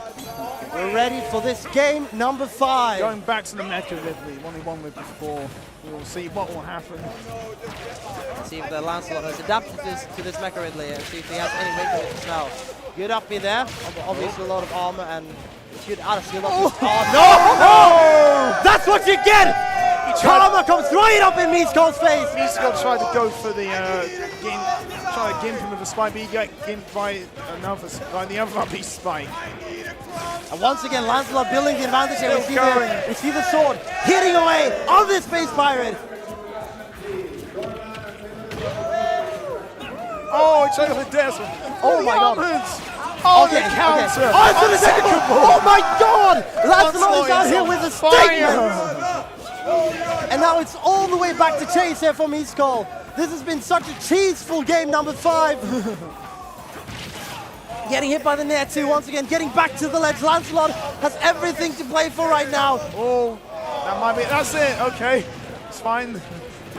Still though, such a big lead here. And Lancelot has had so many win conditions in this game number 5. He gets the jab to or Nair 2 once again. Just waiting for the approach from the leg from Meeskull, which is not getting back on stage at the moment. And Lancelot will be making it. Lancelot is making it to top 8 after a cruel upbeat to take out Meeskull's first stock. What a set we got to finish our block power goal.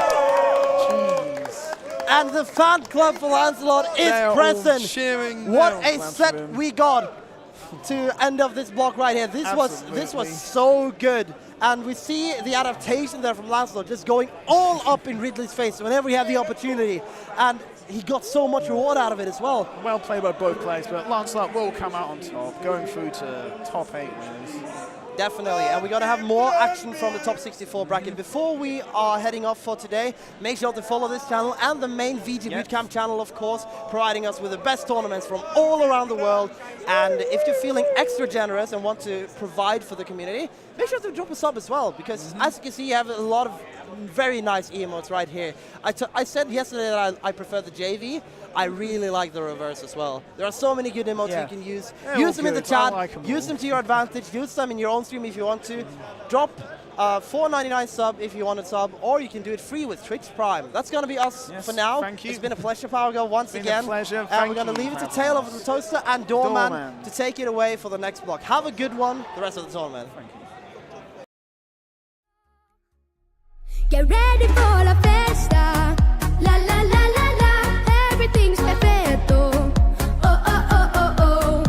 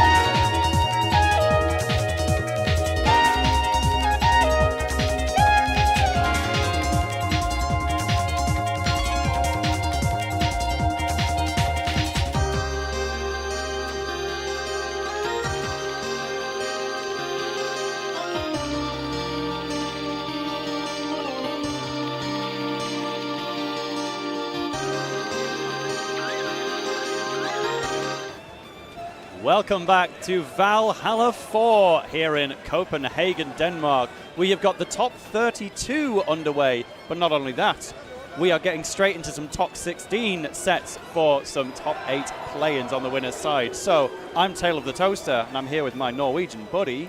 Doorman, it's great to be here, Tail. And you know, this tournament so far, it's been so hype. Oh, the previous yeah. set, if my voice is dead, it's because I was screaming during the Mezcal versus versus Lancelot. As commentators, watching Lancelot versus Mezcal was a mistake. Yeah. That was a bad idea, but Never watch a Chrome set if you have a casting block right afterwards, because the that crowd character is so funny, like especially the Finnish people. Lancelot was getting hit at 10%, but he was off stage, so they were screaming in terror. They're like, "Oh no, he's gonna die!" But it's for real though. There were so many Sometimes times. he did. Yeah. But we're going to get some more amazing sets like that, because pretty much all of the sets we've got to come, whoever wins is in winner's side top 8. So Lancelot is one of those people. He beat Mezcal to get at least 5th place. And the first one we're going to get is Anvil, the newly restored #1 in Norway. No, he's actually #2 right now, but he's been The recently dethroned #1 in Norway. However, behind Whoopi is behind #1. Whoopi has brought it back against the #2 in the UK and #6 in Europe as a whole. That is Lugi. And we were just talking about characters with bad recovery and characters with good edge guarding. That's what we're having here. You see Luigi. Luigi's recovery is horrible. Yes. Luigi's edge guarding is insane. And I know for a fact that's going to be Anvil's win condition. Anvil will not be scared on ledge, because if he's on ledge, Luigi can't do this. Like if Anvil is right by the ledge, Luigi can't do the 0 to death. But Anvil can chase Luigi and get Luigi off stage. And if Luigi is off stage against Mewtwo, it's over. That stock is going to evaporate. Yeah, win or lose for either of these two players. Expect a quick one, because Lugi could get edge guarded and die at 32, and then he'll respawn and kill Anvil at 0. So, And of course, Mewtwo's weakness. Like, Mewtwo is big, so he gets comboed super hard. There's also super light, 3 dice early. So he's but gonna let's find out how early. We've got Anvil on the Mewtwo, Lugi on Luigi in small battlefield. Let's kick off this best of 5. And there we right see it, the win condition already. Grab it. Uh-oh! Oh, no. Anvil! Get out of there! Oh, he smartly DIs to the right so that he gets Very spiked off nice. stage instead of potentially ending up in a death situation in the first 4 seconds. Oh no! Alrighty no, then. Tail of the Toaster. Yeah, that's Luigi's up tilt, and that's Mewtwo's tail. He's a very large alien figure to hit. Anvil is waiting to get his first hit in, but he's a Shadow Ball guy. Like, when they revealed his spot in the Norwegian PR, the entire chorus in that song was Shadow Ball, Shadow Ball, Shadow Ball. Yes, and that's He's going to be known his for game it. plan. He's going to Shadow Ball, and Shadow Ball, but he's probably going to die too, because he is still yet to take a single percent. Oh, as I say that though, 45 seconds in, finally taking 11% off of Lugi, but this is looking rough for the Norwegian hero right now against this British menace that is Lugi. Hey, that'll do some damage though. A fat 25 coming off of that Shadow Ball. This is what he wants to see. He gets the back air.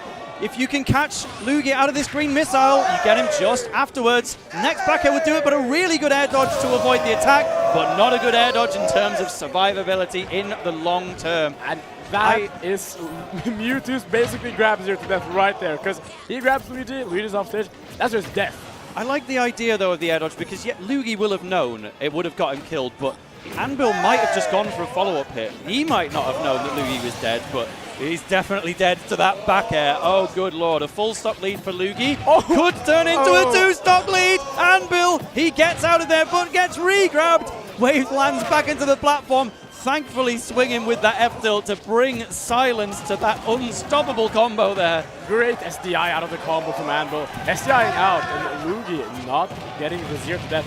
Now, of course, I think this is the type of matchup where the game is never over until it says game on the screen. Like, stocks fly by, as we were talking about. Oh, nice down tilt. Quicker than the grab of Luigi. Like, Luigi's grab range, super large, but the up B is generous enough as well. Luigi will always hit those, and he's going to be especially confident on a huge character like Mewtwo. Yeah, and when you get grabbed by Luigi at that percent, it's basically, you should be dead. If the Luigi knows to just, like, read the DI, you should be dead. Because you often want to DI mix up in, because most people DI out, so Luigi's know just to jump out and do the LP. But Anvil did do the DI in, but Luigi was ready, because Luigi is a different breed. Totally. But Anvil's been practicing this matchup all day. He's been taking on Finland's finest, Luigi, to just learn a little bit more about the matchup. That's Metapod. Yes, it's Metabug, and it was in bracket too. Anvil 3-0'd him. So there you go. Like, Metabug isn't much of a 0 to deather or a down throw to up beer, but every other aspect of Luigi, that will be going into Anvil's brain. That's why you see situations like going for the down tilt to beat out the grab. That will have probably been developed earlier this morning in Anvil's practice. He was confident going into this, but so is Luigi. And at the moment, it's paying dividends for both. Luigi always a confident player, but I know Anvil. Anvil has wanted to play Luigi for some time now because he thinks this matchup is pretty good for Mewtwo. And let me say that though, you can't attack Luigi's shield like that, Anvil. You will get up beat out of shield, and that up beat is disgustingly strong, Tails. Yeah, but the Anvil confidence factor, it's a huge bonus because he wasn't even supposedly meant to be here according to the seeding. He was meant to lose to Sintro, the Rob from Austria, but he just 3-0'd the guy straight up to get to Lugi, the matchup he'd been practicing for all day. Just kind of swiftly pushed Sintro to the side to get ready for the main event in his eyes. And doing a pretty good job here. If you get a good smash attack or maybe a forward air off stage, Lugi's stock could just get deleted. Oh, beautiful! There it is! That was a fantastic wave bounce from Anvil on the shadow ball, baiting Lugi in front of him and hitting right back. Oh, turns around the up air as well, knowing there wasn't going to be a kill option, so let's just get maximum damage out of it. And Anvil is now at 99. No hitbox on his recovery as well, so if Lugi times those down tilts properly, there is nothing Anvil can do about it, and he's forced to take that back air once again. Anvil has been cornering himself a lot. You see him just putting himself in the corner. I think he might be a bit too greedy for the cheese on Lugi. Oh! It didn't spike with that down air, but still coming out after the jump, so forced to recover. Oh, the plunger is going to set up a dire situation! The up B just barely missing, getting the coin instead of the sweet spot, but I do not blame Lugi for trying it one bit. And my goodness, this is looking so rough for the Norwegian Mewtwo right now. Lugi just proving that being number 2 in the UK might be something a bit different than being number 2 in Norway.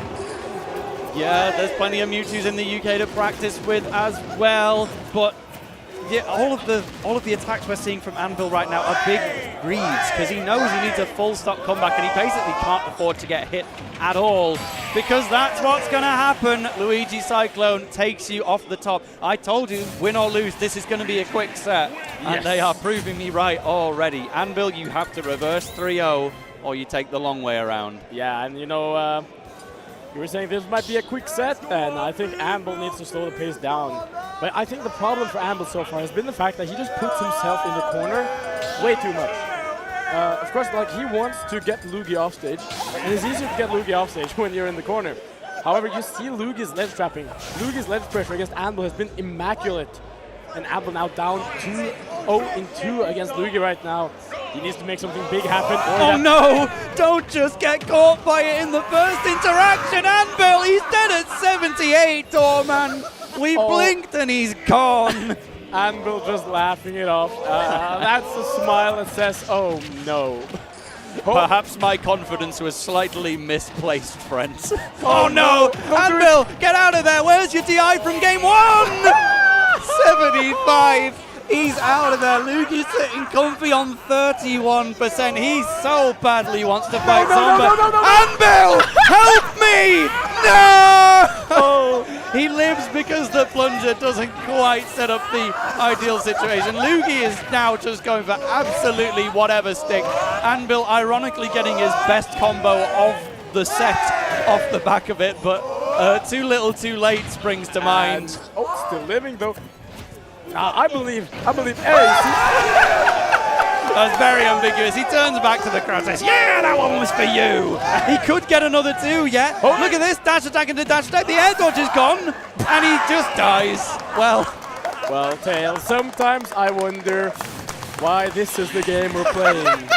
Indeed. I see everyone queue up to fight Lugi. They're like, yeah, he's one of the best in the world, ranked 64 on Lumi, ranked 6 in Europe. Maybe this is my chance. You know, Luigi sucks at recovery. I could beat him. My character does well against Lugi. Then everyone has a plan until they get punched in the face. And then you realize why Lugi is not your average Luigi player. Yeah. There's a reason why he's that highly regarded in not just Europe but in the world, because he knows that, oh, Luigi has weaknesses. But if I never get sent off stage, I'm not gonna die. We saw like one edge guard because he was sent off stage once, like the entire set. Exactly. My goodness.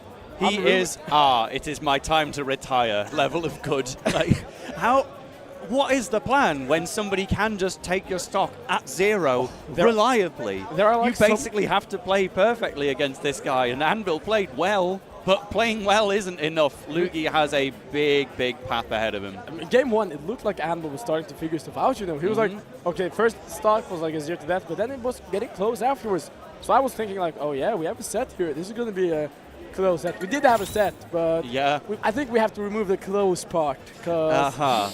Well, we could have another close set on the horizon, though, or maybe the first one of our block, because we're going to be keeping things in the winner's side. I'm pretty sure we're going to be getting Tariq versus the Schmix tape now, if I'm not mistaken, Tell the Toaster. It will either be that or Zomba versus Hope, but I'm super down for some Schmix tape gameplay because... I would love to. Also, very interesting. So in each of these winners' quarters, we have one Invader and one Nordic player. So far, the Nordic player in Lancelot did beat the Mezcal, the Invader, to make winner side, winner semis, where he will probably be facing, Zomba, but Hope's still there, the Denmark, the Danish hero. Yeah. 8th seed of the tournament has a curse of not making top 8 when he's seeded to do so, but looking, of course, to change that this time around. And then, lastly, of course, the Swedish hero, Schmix tape. Someone who's just been rising through the ranks. Right now, number 38 in Europe on Lumi rank. Yeah, and it's almost funny to think of Tarek as the invader here, because being from Germany, he probably lives closer to Denmark than Schmixtape does. Schmixtape coming down from Stockholm in Sweden, Tarek representing Dortmund in Germany. But Schmixtape, commonly considered the number 2 in Sweden at this point. I think technically ranking-wise, he's number 1, but yes, Big Chungus, he certainly had that one tournament, didn't he? I mean, Big Chungus doesn't drop sets when he attends. Yeah. The problem is he doesn't attend. I think the problem. Big Chungus has just been like mysteriously vanished ever since Terra.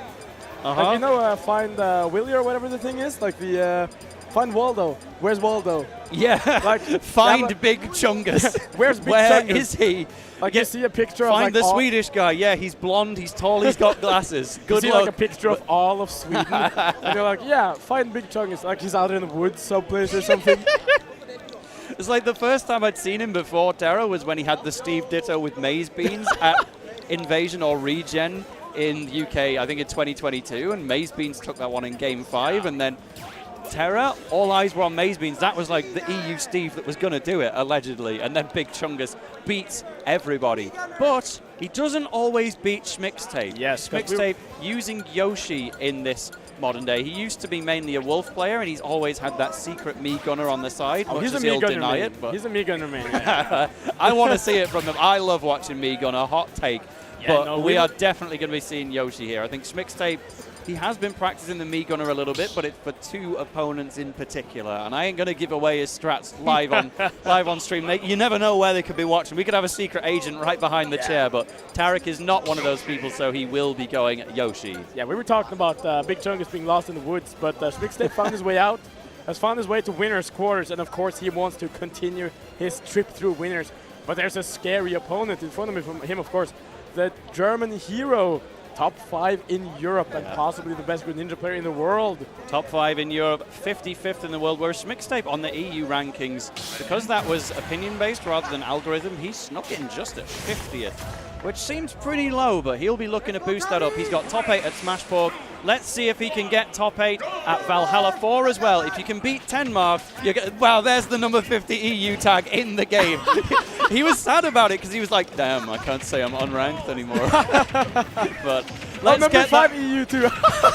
Well, let's see if you can boost it. If you can beat Tarek, you suddenly spawn in on Lumi rank. So. I mean, all they did was add the 0 behind Schmixtape's tag. So how much can one number make, Exactly. Well, it's not going too great for him at the moment on the red Yoshi. But Tarek, I feel like Yoshi is an awkward opponent for Greninja because he's very reliant on multi-hits in the air and in his smash attacks, and Yoshi can just kind of jump out of them. But we'll see how that comes into play. For now, Tarek is just doing these landing nairs, keeping things composed and waiting for the jumps to be thrown out first from Schmixtape.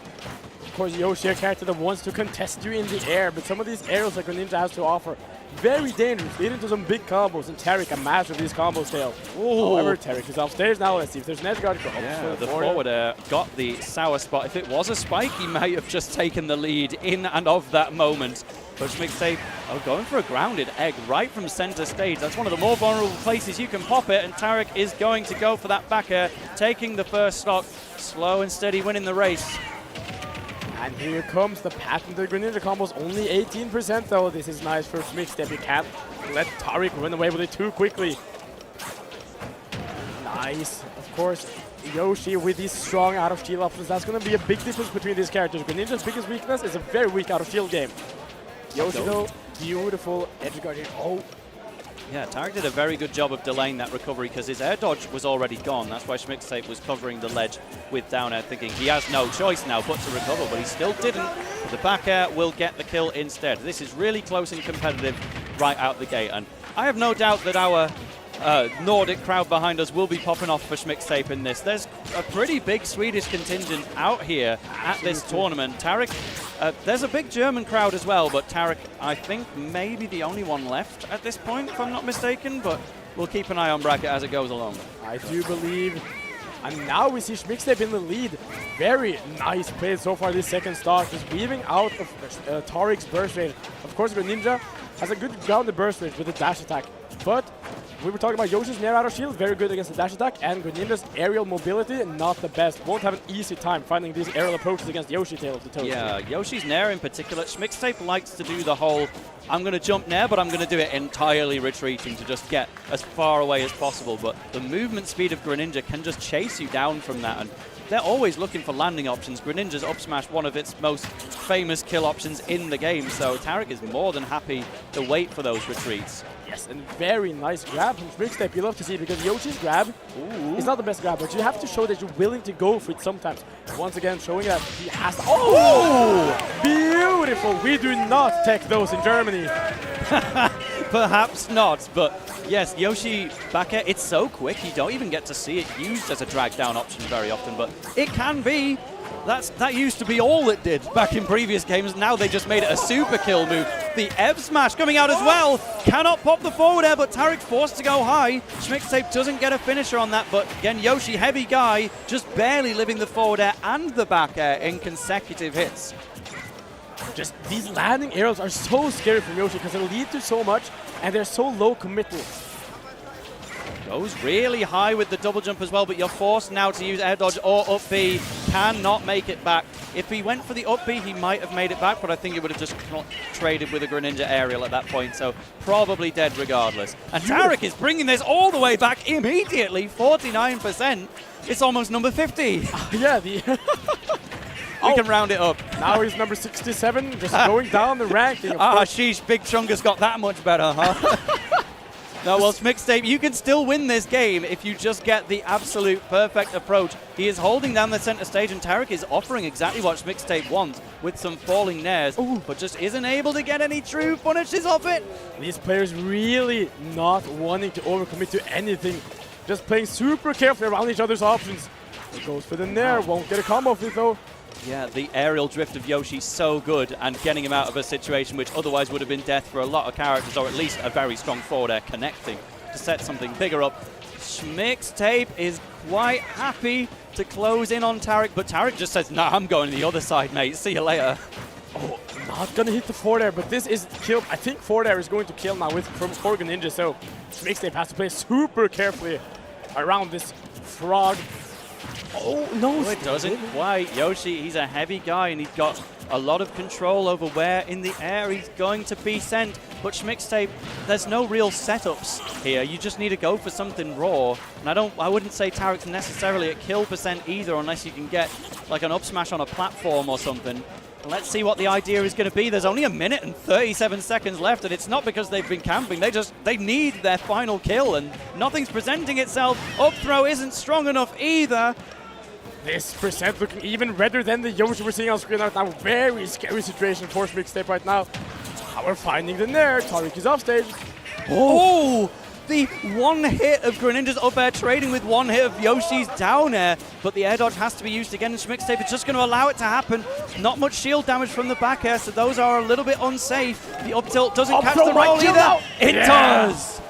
Oh, we've seen so many situations like this from Tarek before. He's so good at staying composed in last hit situations because Greninja as a character often just forces him into it. You either get your kill off stage with an early forward air, or you are just going to be whittling away until you finally get something at like 180. They were just looking for each of their openings, but there were so few openings presenting themselves. And I don't think that's the first time I've been on the edge of my seat for game one in a long time. Yeah, because it totally sets the pace. And again, let's not understate here. Schmixtape winning this would be a big upset. Tarek seeded third for this tournament behind only Lugi and Zomba. And this is a big year for Tarek. He's had his worldwide breakout in 2023. 2024 is the proving ground. Yes. So you've got to be beating the likes of Schmixtape if you want to keep consistent. But he's so good. It's not Schmixtape's fault. He's from Sweden. He can't get to that many events. Yes, and you know, maybe Schmixtape looking to make 2024 his year, switching up these tags. Next year's going to be number 50 EU on Tarek and number 5 EU on Schmixtape. They could remember. But Yoshi's story is going to be in place, so a nice home ground advantage for Schmixtape. And it does help because Greninja's up smash is not going to connect too reliably on those higher platforms. You generally get like the first hit and then the second one might whiff. But Tarek leaving it open for a good reason. You can wall cling on the side of Yoshi's story, so there's plenty of advantages for Greninja as well. But Schmixtape getting a little bit more perhaps because he's about 60% in the lead. Yes, however, we saw last game, Taylor, this is so hard for Schmixtape. Finding these openings because Tarek's evasiveness is just next level. He's so good at playing around his opponent's kill options. Oh wow, another defensive rising up air from Tarek, just breaking through everything that Schmixtape had to offer. Getting out of Greninja's back air. But, oh, the up smash is going to give him. There is no double jump, has to air dodge, has to now up B and air dodge. Does the double up B just to mix things up and put a hitbox out there. Very good recovery from Schmixtape. Very, very clutch recovery, and oh! That's going to do it though. Not falling out of those.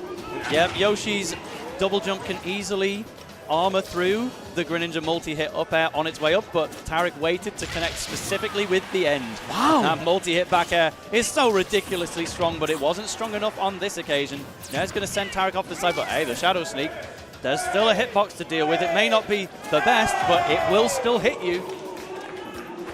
What a recovery from Tarek. Really using the stage disadvantage. Might not be good with a home field advantage with his Yoshi, because Greninja really just making these walls his own home right now. Absolutely. Happy days. Just going for a mash on shield option with every single attack we can go for here. Yoshi's down air very good again through shield, but the back air is better at taking stocks. So this has evened itself out again, and we've only got less than 5 minutes left. This one could go down to the wire again, Doorman. Yes, and I think one thing that Tarek has been doing phenomenally, Tail, is the fact that he knows this. It's very clear he knows his matchup, because every time he's in kill percent, he just shields. What's Yoshi going to do? Yoshi has 0 kill throws. Exactly. And he's probably not going to edge guard you too, because he's using these walls to his advantage. Phenomenal. However, oh, there it is! My God, the drag down of the back air is going to set up a Yoshi forward smash. And the back air, it wasn't even necessarily set up to be a drag down situation. He was just closing down Tarek in the space and was facing backwards. So it's like, oh, well, I got to attack with something. Oh, I happen to get a kill setup out of this. Brilliant. That's exactly what I wanted, actually. You know, sometimes you go for a bit and you get a lot more. And you know, Schmixtape running away with that. Oh, goes for the dash attack. Almost going to kill. It says the eye on that S-smash. Up there, not killing yet. That's the first time we've seen Schmixtape using down B defensively to get back down to the stage. He's being very careful not to overdo it and do it in an obvious situation, but when you've got that top platform to land on, that was one where you could get away with it. That up smash was threatening the space. Schmixtape goes for the forward air, I believe, and that would have killed if Tarek didn't get a stage tech, but thankfully, again, Tarek able to get the hit. Oh, Tarek, I mean, Schmixtape had the right idea, but a bit off on the execution. Back to the wall once again. Schmixtape is just so happy to hang out in the center of Yoshi's story, knowing that Greninja's kill options are going to be limited if there isn't a platform in play, and the up smash is still not strong enough to kill either. Oh, but if you catch the landing with the forward air, then it will. You can't quite roll in from that situation, but... And didn't we see a situation quite like this earlier, Tail? Where... Yeah. Well, he's fine. Don't worry. Never doubt Tarek. He can dump out at the moment you least expect. Mixtape is just waiting for him to come back, because that would have been a re-grab if he did grab the ledge, but Tarek obviously being very careful not to grab the ledge in the first place. Oh, this is very scary. Just can't find the kill. Once again, Tarek's evasiveness, just utilizing his movement so well. Nair out of shield. It's a good out of shield option, but it's not going to kill. Down tilts the ledge, 168% on this frog right now. Yeah, we said Tarek is so used to these last stop high percent situations, but so is Schmixtape. All of his characters like Wolf, Yoshi, Me Gunner, none of them have like proper kill setups at high percent. They've just got to get that raw hit no matter who he's playing, and he needs one more with Tarek at 183. But it is not presenting itself, Doorman. Can you recover from this? Oh, no, Tail! He's gone! And Tarek takes 2 games in a row. Oh, look at the hand gesture as well. Like, don't you worry, I had this the whole time. This is just, as we were saying, Tarek really exploiting Yoshi's biggest weakness, which is the fact that Yoshi just can't kill you when you're shielding. We saw Schmix grabbed him at like 170, went for the up throw, absolutely didn't kill. Wasn't even close. So Tarek just feeling so comfortable in shield. He doesn't need to attack out of shield because he knows that one time Schmix will overextend, and that's when you take it. That's when you run away with it. 2-0 now for the German player. And back to Battlefield it is. I understand that because Tarek was taking a lot of advantage out of those wall fling situations. So Schmixtape says, let's remove that from the situation. Let's just go back to Battlefield. I will try to poke through the shield with the down edge, just about getting one hit. Can't follow it up into anything. But good lord, the crowd is getting loud, and that's a really nice recovery actually from Tarek to go pure horizontal to get away from Schmixtape's attempted forward air. It's really sad for the Schmixtape because both of those games were his games. And then Tarek just really showing that he is not scared. He's not even phased when he's in like 170% range. Now Schmixtape is easily the story of the set. It's just the fact that Schmixtape needs to find his kills. But he's not doing it. Whereas Tarek just always consistent with his edge guards, with his conversions. Yeah, and pretty much all of the kills we have seen from Schmixtape have been with either back air raw kills or back air dragged down into a smash attack of some kind. And Tarek is just wisening up to that and not even allowing back air to be on the table in the first place. Instead, we get an up smash kill on a raw dash attack from Tarek. A little bit unsafe, but that's also like the first unsafe thing I think I've seen Tarek do all day. Yes, it's oh, well, crazy. That substitute might go on the list as well. Wait a minute. Oh! He's fine. Not if you egg roll! No, Schmixtape! Oh dear, oh dear, oh dear. I think he presumably wanted an egg throw while drifting forwards. But he turns into an egg and drops like a rock, gets killed by footstool. He's still way in the lead, but that is such a momentum killer. I love the lazy drift, just waiting for Tarek to throw a backer that he can make it just so he can jump back again. Good disadvantage from Schmixtape. However, like, we've seen these situations so many times at this point where I can see Schmixtape with a solid lead. And I'm just sitting here thinking like, yeah, Tarek is going to win this, you know, but Schmixtape, of course, looking to prove me wrong. He is the Swedish hometown hero. Like, this is Schmixtape's biggest lead yet, and that makes me so scared for him. What could go wrong? Oh no, Tarek! Tarek, he gets the back air! Schmixtape, are you dead? You are dead. Oh no. It's not his biggest lead anymore, Doorman. Tail, I've seen this too many times. I'm scared. I want to close my eyes. Well, somebody's got to see this through to the end, but there's a good nair out of shield again. Tarek is pressing the issue with the forward airs. Quite happy to do so, knowing that Yoshi's shield is never going to decrease in size. You just got to get in there and do it as close as possible sometimes. Schmixtape throwing out the eggs, again, mainly just to get the air dodge expended. Are you going to use it again, Tarek? No, go straight for the recovery. But Schmixtape, we just have to find, again, technically we are already in back air to forward smash kind of situations, but we just haven't seen that one finisher. I really think we need to see it now if we want to make this set possible. And just can't find the killing hit. Oh, has the back air. Oh no! Oh, I'm so scared. Oh, Oh, he's just sticking to the center. He doesn't want to overextend. He's seen what can happen. Tarek finds the dash attack this time. The dash attack got him killed on first stock, but it's always going to be worth a go because now the nerves are turned up to 11. Of course you're going to get hit by things when you're looking for that final singular kill option. Sitting at 80% is Schmixtape. Oh no! Tarek didn't tech the back air drag down, but he got bounced too high and Schmixtape could not follow up. Ooh, waiting for a potential up air read as well, but Tarek offering no opportunities until it was too late. Schmixtape has to recover slightly high. It is evening back out bit by bit. Oh, but there he finds it finally! Able to find the killing hit. It was crazy because Tarek has just been walking through a minefield, but he's like been walking through a minefield, just listening to some music, chilling, having a good time because he was avoiding every single killing option. Finally though, Schmixtape finding a kill. And you know, at least one thing that Schmixtape can be happy about in this set is the fact that low-key, he's had all 3 games.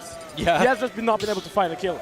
So if he just keeps playing like he's been playing and just cleans up his kills a tiny bit, he could very, very well make this reverse 3-0 a possibility. I tell you what, if he does pull off this reverse 3-0 in last hit situations all 5 games, this is looking like a set of the year candidate already. Absolutely. Let's see if he can do it on Hollow Bastion though. Finally Tarek gets to bring a stage counter pick into the fray, and this is going to mix things up more than any of the stages we've seen previously, I think. Tarek now aggressively approaching Schmixtape, maybe changing up his game plan a bit, because finally, you know, Schmixtape able to find these killing hits, because Tarek has just been chilling a bit with punishing Schmixtape. Now he's the one taking like the reins of the pace right now. Because Tarek's super confident. You can tell when Schmixtape got that game 3, he'll be like, yes, finally, I won a game. And Tarek will have been like, oh, I lost a game, cool. Oh no! And now I'm gonna just get this back air and put myself firmly back in the lead. Happy days. Yes, and that was that the eye made it say to me like the last bus to Stockholm is going now. I gotta just get out of here right now, you know. If only. He's got an 8-hour drive ahead of him. Oh. It's not a good commute home if you're Schmixtape, but Tarek actually going for an off-stage situation there at the last minute. He was doing an on-stage backer and then he decided to drift off, but and now this is like the first time Schmixtape is not in the lead. So finding this kill. It might be seconds away, Doorman. Huge F smash, and that's one of the most clutch plays we've seen from Schmixtape all set because he's been just chipping away gradually. That's the first truly early kill we've seen. It wasn't that early, but for Yoshi standards, yeah, you'll take that. Yes, flogging his noggin right in the head of this frog, and oh, still not going to be killed by the water, but it is scary. Of course, Schmixtape now on the back foot. Tarek with the lead does not have to approach anymore. He's just chilling in shield. What are you going to do? Grab me? Get 5%? Go ahead. Yeah, Yoshi's always want to threaten with their down B as well, which can be a shield break situation, but Schmixtape really just doesn't feel like it's worth the risk on a player like Tarek. I'd be surprised if we saw it used aggressively in this, but it's technically there in the back pocket if he feels like it could be an all or nothing option. It might be something he's saving for a crucial situation, for a crucial kill maybe at the end. Oh, double jump arming through the up air. Goes for a defensive down air instead. Oh, Tarek jumps. Schmixtape was sat there on the ground waiting for an air dodge. Instead, he gets an F smash to the face. Schmixtape is now on his winner's side stock. Tarek is looking comfortable enough. We need another relatively early kill from Schmixtape if this one is going to be possible, I think. Oh, finds the nair. Let's see the conversion here from Tarek. Will be able to double jump armor through the back air. Of course, so Tarek continuing this advantage state. 39% on the speed right now, 45. Just building up. Oh, gets the grab. Actually, Tarek was already retweeting, but, you know, Yoshi grab, it's not the most range in the world, but it's still a tether, sort of. It will grab you from afar if you get caught. Schmixtape, though, getting the most beautiful setup he's done with the back air so far. Up tilt into back air, off the back of a back air. Truly back in this game right now, Tail, and you know, this could be Schmix's time, because Yoshi might maybe struggle a bit with killing in this matchup. However, he does not struggle with racking on damage. 46%, we're right back to an even game right now. Yeah. In the lead. Oh, he does it! Okay, so we were firmly on stage, but we could not see that stage. There was a moment of panic, but whoa! I mean, sure, it would have done it. You didn't get punished that badly. Why not give it a go? Schmixtape has the ideas. This has been all Schmixtape for the past 25 seconds. Tarek is technically at kill percent. Oh, so close! What's the next idea? Okay, we've done a lot of back airs at this point. There's another attempt from Schmixtape. Do we have any other options we can trial here? Schmixtape just pulling everything out of the bag right now. Needs to find this kill to take this to a game 5 for Sweden, for the Nordics. But will this German player be too much to handle? Can he find it? Also for there, but it's not gonna hit. Oh, he was wailing on the shield. When you're in ledge, you have less ways to get away from a potential Yoshi Bomb shield break situation. You either have to commit to the roll or take it. But there we go. Doorman, we've got a game 5. Schmixtape not just doing it in a last hit situation. This time it's a full stock comeback. If Schmixtape wins this, hoy mama, the whole of the Nordic region collectively might just pop off. Oh yes, the Nordics, we might be rivals when playing against one another. But when one of our own is playing against one of the European titans, Tariq, one of the best to ever do it in Europe. And here we have Schmixtape, the hero, looking to remove the 0 from the back of his ranking here in Europe. Because he is way better than that, is what he's telling us right now. And you know, he had had so many shots to win this set. All he's needed to do is find his kill options, and he's been getting them now. Any one of those games could have made it a 3-0, a 3-1, anything, but Schmixtape will have to find one more, or Tarek. Tarek doesn't want to lose his chance to fight Zomba. That's what he's come to Denmark for at the end of the day. Get a fight with the number 15 in the world. Tarek doesn't want to have to take the long way there. So can we lock in and clutch out the 3-2 after all, or is Schmixtape going to give us an upset to remember?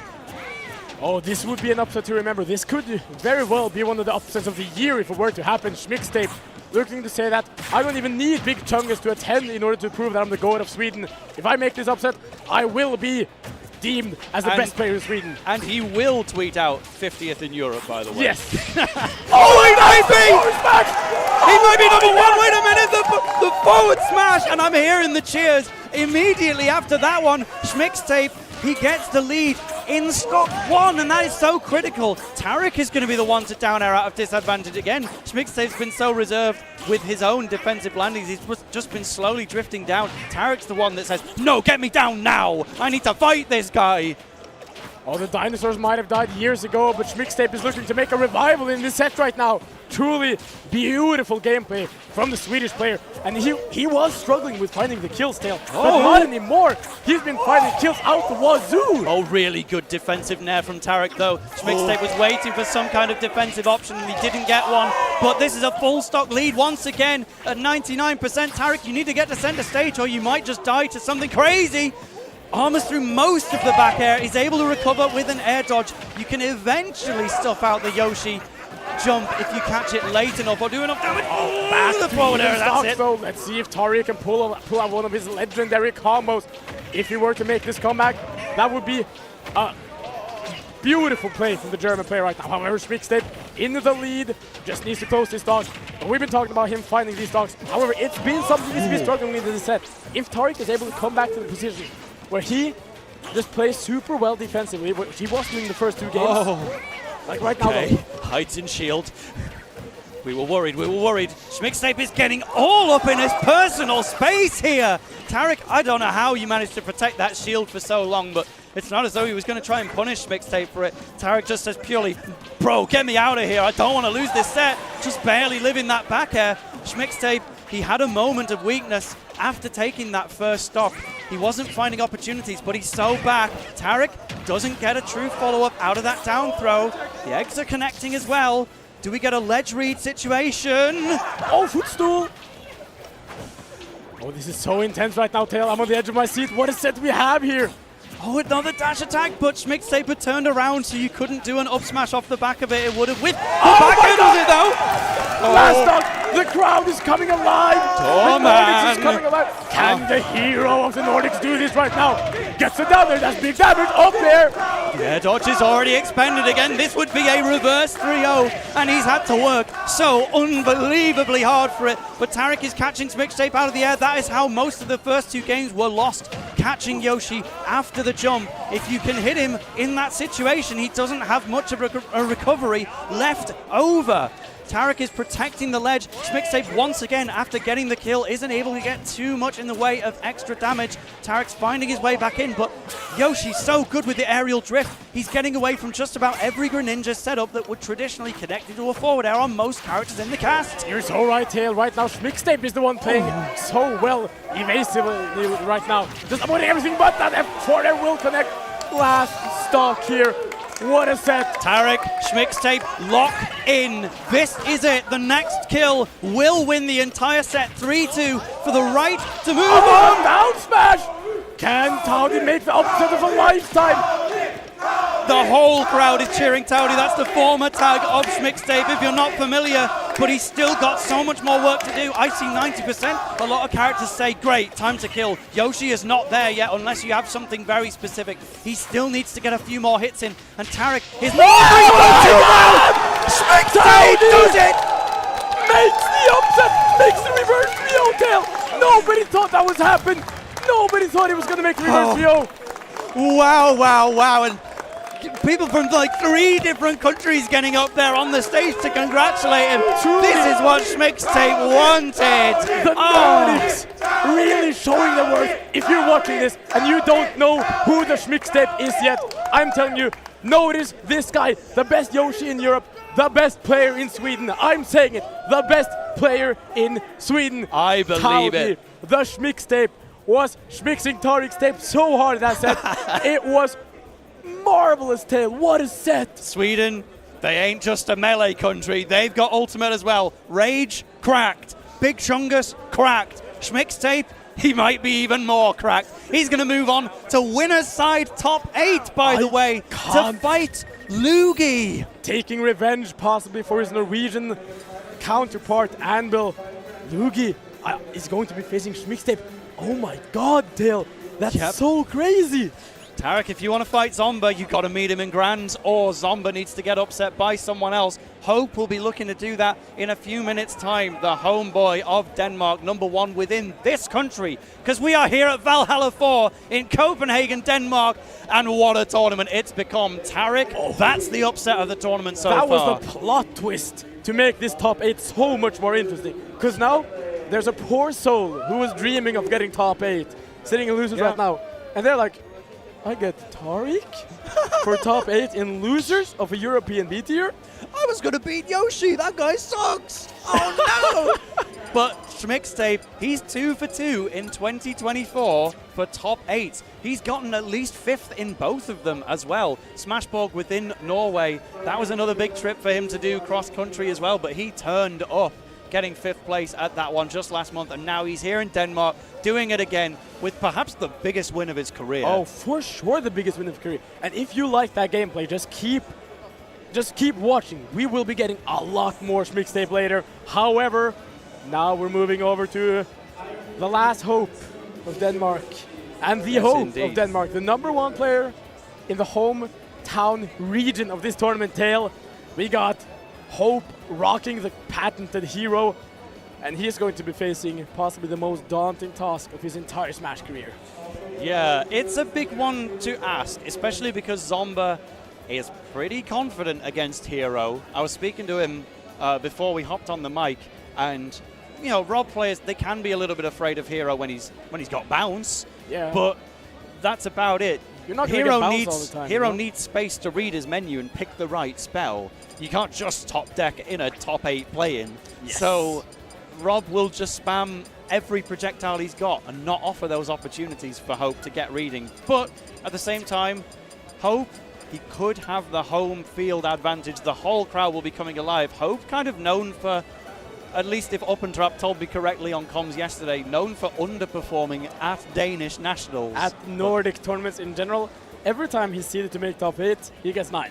And so he's specifically the 8th seed here today. So, yes. But, you know, I was thinking maybe Nibidax could have been the one to cause an upset, but no. Hope has just been here clean as day. He got here off the back of beating Dragon from Finland, who made 2 upsets in a row to get that far.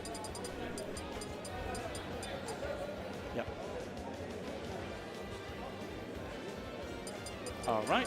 All right, so we'll soon be getting a commentator swap for this set. I do want to point out real quick though. All right, so now we do have VGBootCamp.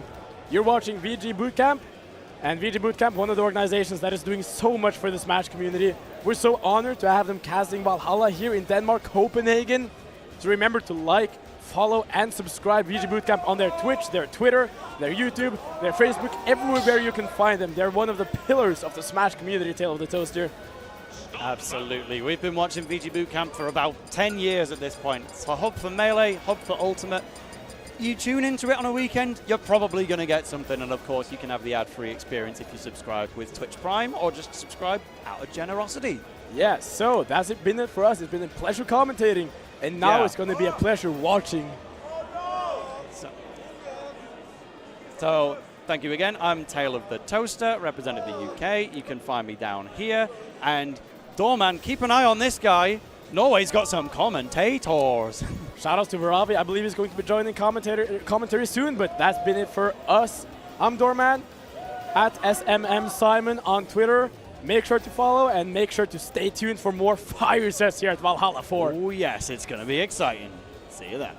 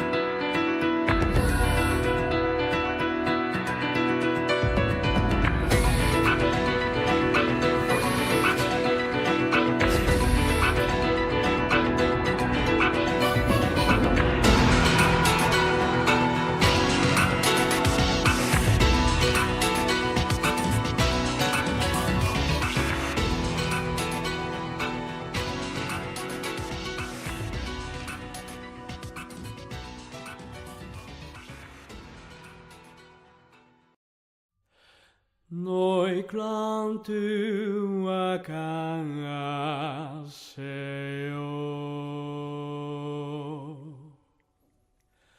너희 홉투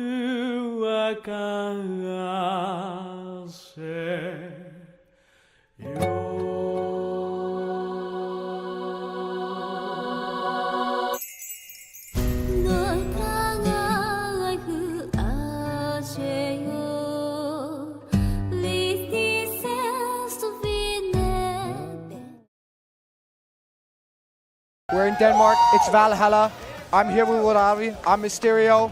We've got some hot sets coming in, ladies, gentlemen, and everybody in between. This is gonna be some fire Super Smash Bros. Ultimate, and I, for one, cannot wait to see what's gonna happen. Yeah, we've had some fire sets already, but it's just beginning as we are approaching top 8. We're still in top 16. We got a few more sets until that big top 8. But, you know, fire sets before that as well. We have players like Hope in winners against like top talent like Zamba. So, can Denmark defend against one of the best players in the world? We will see. Of course.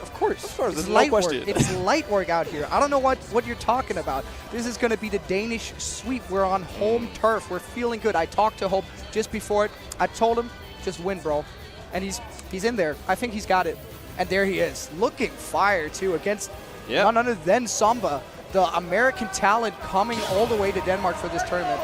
Yeah, and Zamba, I don't think he's dropped the game yet. No one's been even close to challenging him. Maybe he's got last stock a couple of times, but you know, at the end of the day, who is here to challenge him? And Hope might be the one. He's about to make a case for himself, and we see that long range on that side B already coming into play. That is kind of what I imagine he needs to do, keep Zamba at a distance, because if Rob comes in close, that frame that is going to be a really difficult thing to deal with if you have that slow aerials of Hero, right? You can see Hope already slowing down the pace of this match significantly, knowing that, just like you said, Warabi, that his game is like in that middle distance where that side B can do its work, deal that immense damage, and just keep Robert from getting in on him. And Zamba answering right back here with the classic up tilt into an up air. Now off stage, dodges the laser, but on ledge. Can he get the edge guard though? This is what separates the top players from the good players. You know, you have someone who's ready for every option. He's seen everything before. You think he might not have matchup knowledge, but still he knows this game in and out. He knows where Hope will panic and where he won't. Yeah, and we'll see if that top player mentality, that top player knowledge you're talking about will come through. Goes for an early up B to avoid the gyro all the way out there. Goes for the up B, but spinning on him. Yeah, absolutely. Zamba taking that first stock.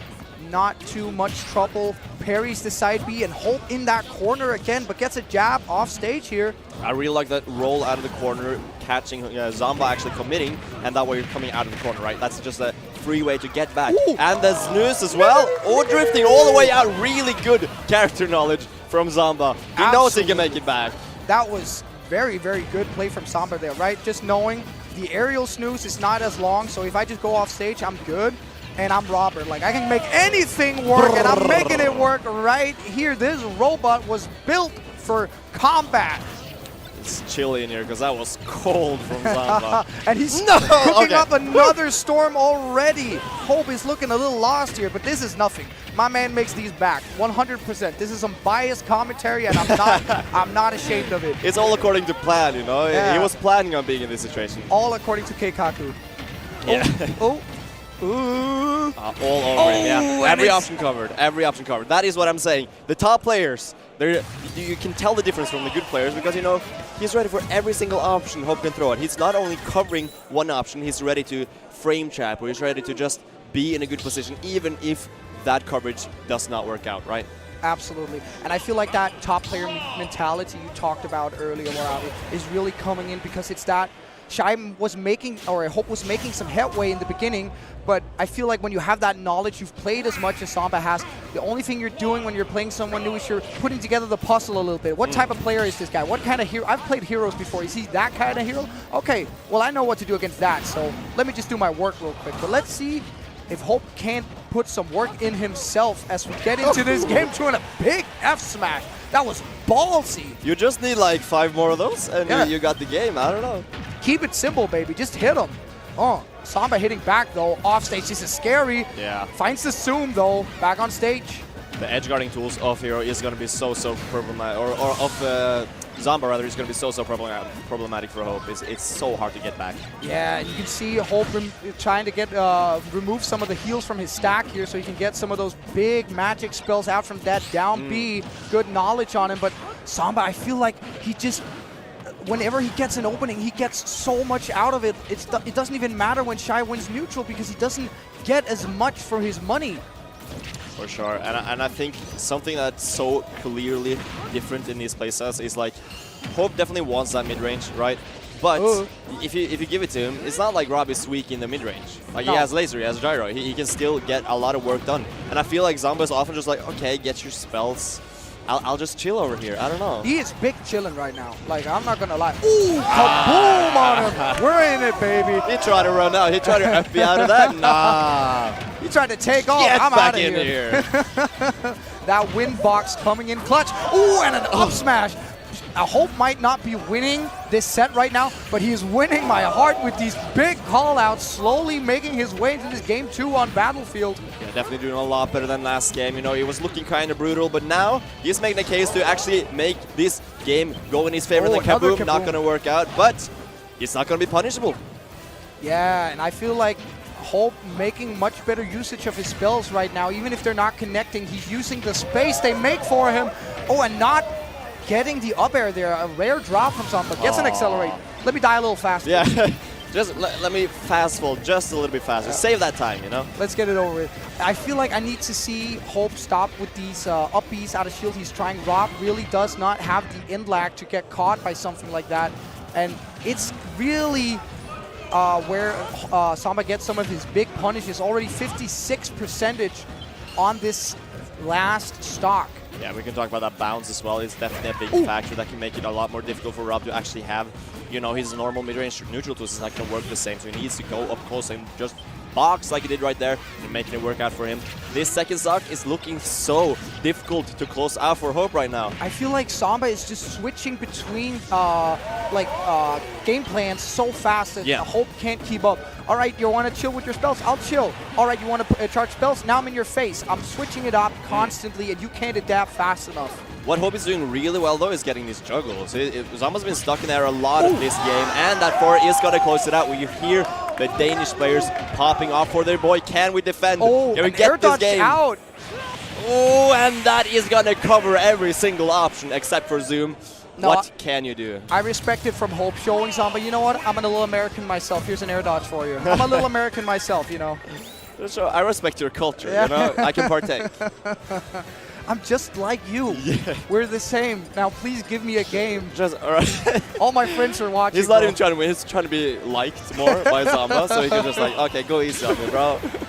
That's actually the long game plan. Getting good with the top players so they'll play some friendlies with you later. That's what Ando does, you know? Yeah, true. Because we're homies, right? Just give me a game, you know? Please. It'll be fun. It'll be fun. I desperately need it. All right, as we get to the greens of Pokemon Stadium 2 for this Game 3, Shy changing his counter pick stage up a little bit. Let's see if it can make something work for him. Already moving a little bit with this accelerate, but gets caught by the up tilt. Okay. Oh, I like that reset on the platform. Staying patient and knowing that Zomba will be a little bit scared in that shield, extending that combo just a little bit. I don't know about that, Chief. I don't know about that. I mean, Hope really goes for these hard reads a lot of the time. No, okay. That's good damage, though. That's good damage right there from Hope. Looking more and more competitive in this set as time goes on. Game 2 was a big improvement from Game 1, and Game 3 is looking even better. Let's see if he can make something happen here. The C-catch from Zomba, tech chase situation. I feel like Zomba is so ready to just counterplay the gyro at any point. If Hope is trying to throw it back at him, he's so ready to Z-catch it. You know, he's been in that situation probably a million times, so it's no surprise. He is truly a master of his crash. Oh, the robot got hands like that? Just punch him. Oh, get out of here. Just a little slap in your face, all right. That's how, you know that got like a gong. You know that got like sound effect to it. That's what's painful. Got the Ooh, big flame Speaking of sound effects, though, that flame flash. And you can hear the crowd in this venue right now. They want Hope to take this game. On the ledge, though, this is where Zomba can make a lot of damage happen. Does get the up B out of shield. Yeah, still looking difficult, though. It's a very healthy Rob. Can he make it? Can he even push Zomba to his back foot? Zamba's been very comfortable in control so far. Of course, Hope is doing really, really well, trying to just, you know, push him back, but it's looking so difficult. Absolutely, and I think one of the things that's really messing up Hope's game plan is that Hero is really one of those characters that can mess with your head. He does a lot of things that like sort of throw you off your game, but Samba, every time I feel like Hope does something big where I'm like, wow, that was impressive, it's like Samba's not even fazed by it. He's like, I don't care, I'm still going to do my thing. Like, wow, okay, good for you. Die. I also will say that Hope has been really sticking to his game plan really well. I feel like he's not been demotivated by the fact that he's been losing. He's like, okay, I know what I should be doing. I will keep trying to do that. He's not abandoning the game plan just because Zamba's, you know, frankly speaking, outplaying him, right? Yes. I feel like both players are really good at staying composed. Actually catches that with the up smash. And now Shy has his work cut out for him as he stacks a lot of percentage right here. And that could be it for Avi. It is liftoff for this robot as the eagle has landed. Zamba taking that just comfortably. He got lucky. He got lucky. Hope would have won that every other day. If Hope just got the thwack in the right position and, you know... like, just one or two more of those F smashes his, that was it. Yeah, honestly. I mean, Hope did do really, really well. That is a top 15 player in the world. And Denmark's own defending champ going right back into losers. He's not done. The gloves are still on, you know. Shout out to the GOAT. Shout out to the GOAT, Hope. And still in the tournament. Of course, yes. So... it's not over for him yet. He still has that loser's run, which I know will go crazy. Crazy, yeah. All right, and I think we got another hot set already coming up. Yeah, we got that loser's side. With these are all top 8, not top 8, but top 12 qualifiers. So we are having Melly Megron versus People or Nibudux versus Dia. It remains to be seen, but these are both hot sets. You know, we got that Danish versus Swedish rivalry, or we had that, I believe it's a Belgian Ditto. Oh, yeah? Nimbrex versus Dia. I might be mistaken. Oh, yeah, on I think you are actually right on that.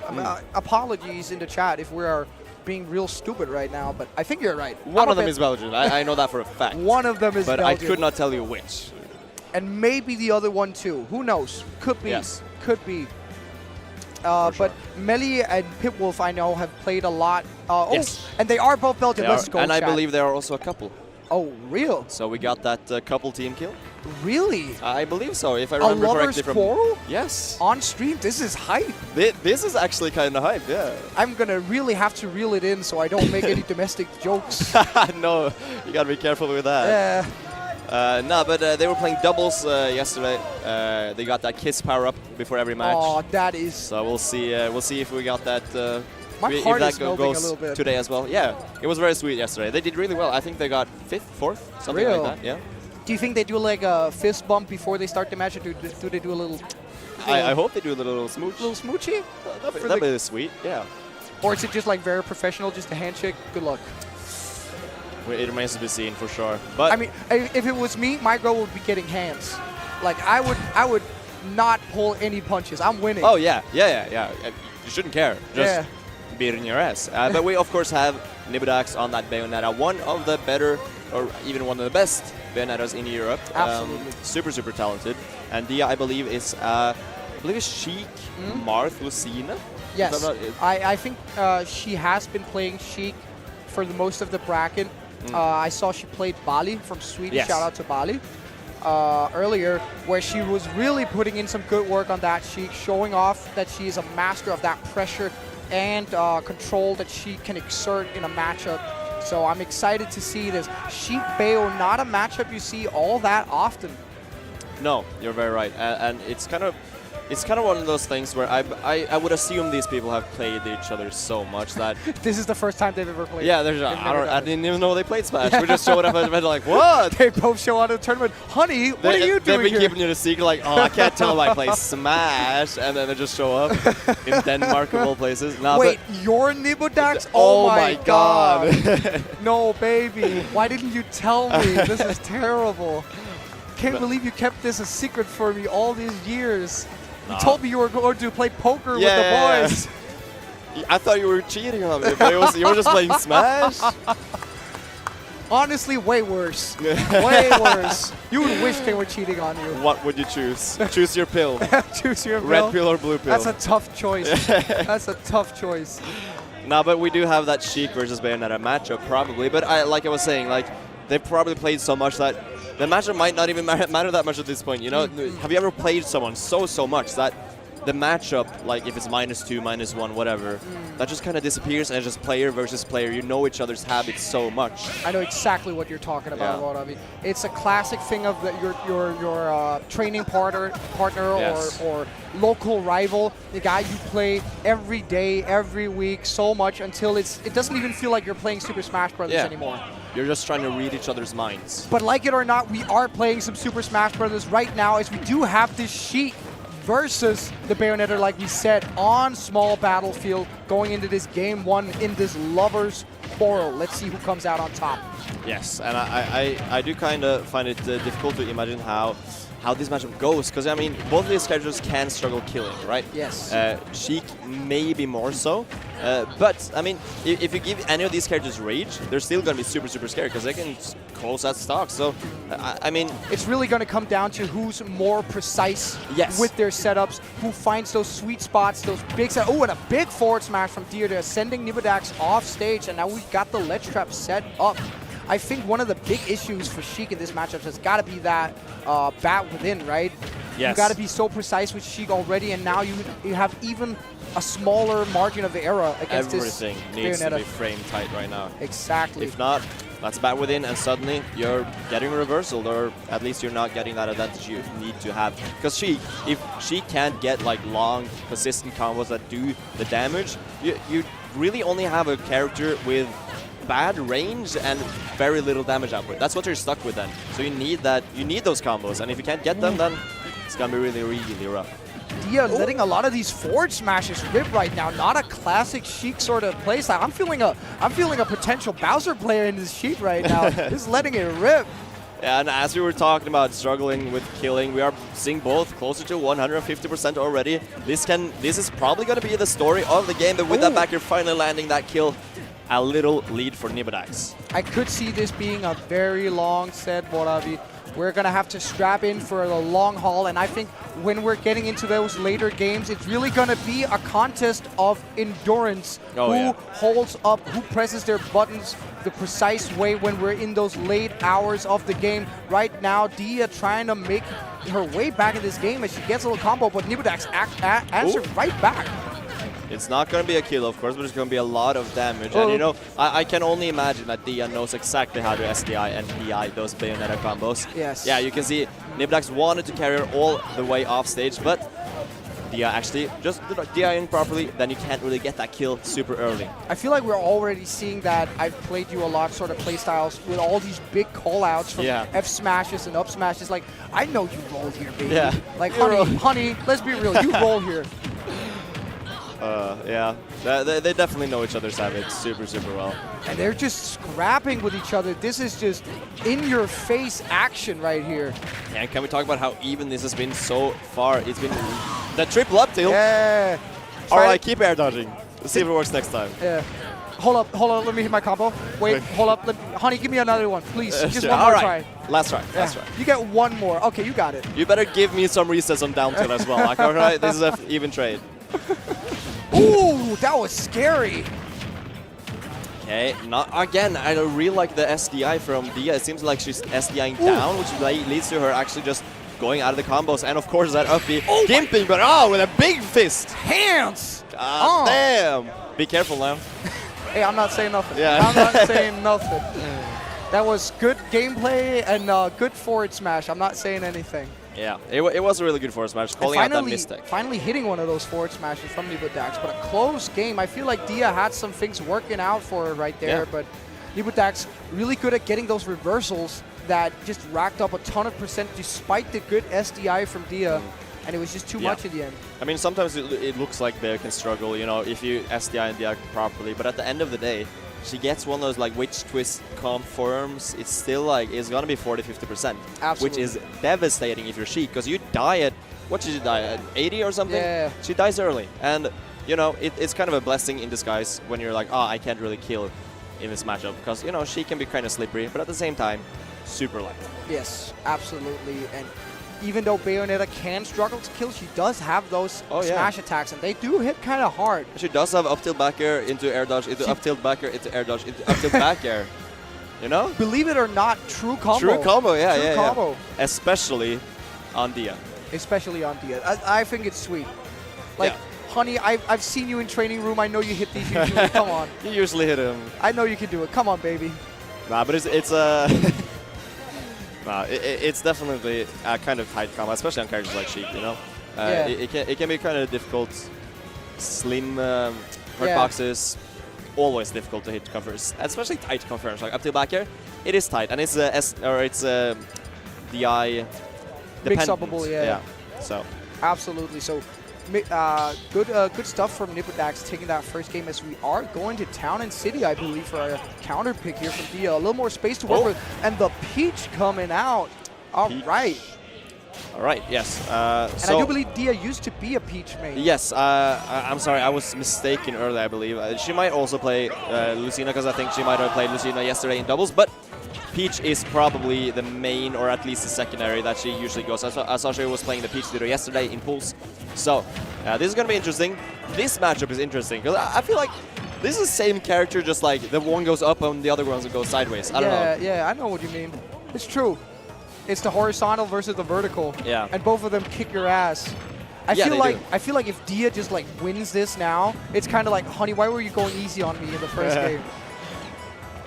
All right, and the ledge trap, and a lot of percentage on Nipodax already. This Peach really working out at the golf course, hole in one, par for the course. That's that matchup knowledge, you know, and we already have that Stitch. Oh, yeah, Bats within coming in clutch there. If not, that would have been a lot of percent. You know how much Peach can deal with that Stitch face. Ooh, and this is looking so rough for Nipodax right now. Dia looking like the master of this game. This Peach is a whole different animal. All right, hold though, hold. Oh, good DI from Dia. You know she's been hit by that. I've won too many times. Like, not again, all right? You're not getting me with this. You got it on me yesterday, but not today. Okay, and let's see if Nipodax can't claw his way back into this game, as Dia does have a significant lead and is just making it even bigger with this ledge trap. So on point. I know you roll here. Stop it. Oh, catching that. Wow. I know you jump here. Yeah. They just know. They just know. I mean, right now it looks like Dia is the only one who knows. Nipodax definitely knows something as well. I mean, we saw how Nipodax was able to take that game pretty comfortably last time. It's definitely not without reason that he was able to do that. So I definitely think we're getting a close set no matter how this game goes. That backer not quite going to kill. Edgeguard with Nair. Can this Edgeguard work out? Still racking up this percentage, and once again, really great SDI coming out from Dia. This is a mountain to climb from Nipodax in this game, too. All right. Not getting the grab, but you know he won that forward throw, or that jab possibly. Anything might work. The dash tag going to close out that stock. Finally, very healthy still from Dia. You're going to have to do a lot of work in order to rack this percentage or take these stocks, especially when Dia is not getting hit by the confirms that a lot of players might die early to. Absolutely. Dia is really making Nipodax work for every single percentage he racks on this Princess right now. On the trade there, and that's going to be a lot of damage and an offstage situation. How does Nipodax get out of this corner? Little fair. Oh, does not get it. Tries to get that air dodge call out, but not quite. Dia is ready for it. The F throw going to send him off stage. All right. I mean, this isn't too terrible. I feel like if Nipodax can just take this stock with potentially a jab. All right, I'll say just floating back. That's probably very, very good for Peach. You know, floating over the guns. Don't even need to worry about it. Does not need to be put in that situation where you air dodge. But the Nair going to kill Bea, almost kill Bea off the side. Good recovery there from Nipodax, but this is starting to look really rough. Peach does hit significantly harder than Sheik does. This woman has some hands on her, so you gotta watch out. The kill power of Peach always startles me. It's like, I'm not dead. Oh, I'm dead. Well, like there. Absolutely. That's exactly what Nipodax was thinking, right? What an emphatic reply from Dia right there. Taking that game 2 in style with that Peach. Showing I've been holding back, taking off the weighted clothes, and then revealing their true form. And we get a little crowd shot. What's up? Oh, damn. We got Beautiful people. How you doing? We got some British people out there. We got I Refuse looking confused, confuzzled even, you know. We got Yuvu. Shout out to the people at Valhalla. It's been a great event. Yes. No shortage of amazing people in the crowd here. I love the energy in this venue right now. The whole Scandinavian and Nordic scene is just popping off, cheering for every single competitor that they know, and you can really feel that energy. If you were watching the Taudi versus or Smixtape versus Tarkset, you know what I'm talking about. The people want to see their heroes succeed, and let's see who succeeds here as we get into this game 3. And Nibudax already replying back after that last game with 72% and racking on this Peach. For sure, and like we saw Nibudax get a conversion, very, very well positioned, which should lead to a kill in a lot of situations. But Dia, really, like one of the best people at DIing Bayo combos that I've ever seen, is doing really, really well. Like there as well, SDI, or ending up above actually Bayonetta, not getting hit by that final fair. I am so blown away by this SDI right now. Bayo not getting any of the usual shenanigans she could pull off, making this look so rough for Nibudax. It really, really does. But still, you can't look, or you can't overlook the percent that's been racking up, and that means Jab's gonna kill. And Jab has a kill confirmed, you know, we'll take that. I feel like Nibudax really knows Dia's shield habits and is good at abusing the timing mix-up on the Jab to find those kills with Bayonetta, and it's paying off in spades right now, as he does have a significant lead in this game 3. Gets another carry combo, but once again the SDI. Oh, turnip. Okay, can Nibudax get back to stage? So I feel like one of the ways you can tell if someone's really good at the Bayo matchup is, can they edge guard Bayo? Because that's so difficult. But it's very possible if you know the matchup. And we have been seeing the actually edge guard Bayo quite a lot, and that's very, very impressive. You're right, and these turnips really sniping out this recovery from Bayo. If you know the routes that her up B and side B goes, you can really scout her out with some of these turnips, and Dia's doing just that as she puts Nibudax off stage once again. You can also challenge Bayo from below very often, especially if she has to do that directly up FB, right? You can get like behind the stage and do like a forward air. We saw Dia do that earlier. It's really, really efficient, and a dash tag gonna close out that stock, but you got a lot of percent deficit to make up for. Absolutely, but I don't know, Peach, one of those characters that can make that sort of stuff up in a heartbeat. If she doesn't die right here, but she does live with good DI, and now we're getting started on a little combo. Okay. 164% though, Zach. Yeah, Nibudax so aggressive in these scrambles. Even when he's in disadvantage, he's swinging every time. No respect right now.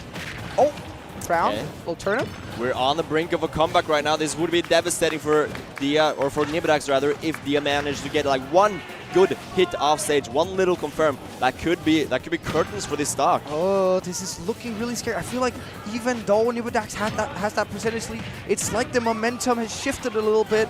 Dia, ooh, but the Nair actually taking it. Yeah, covering that air dodge and more, just being so ready for that. The heel slide. I feel like we need to see Nibudax sort of punishing some of these air dodges out of the combos more. Dia really good at that SDI, as we've noted multiple times. Oh, and just calls out, just like I'm talking about it, calls out an air dodge with a big up smash. Sometimes you forget Peach even has that up smash because all her moves are so good.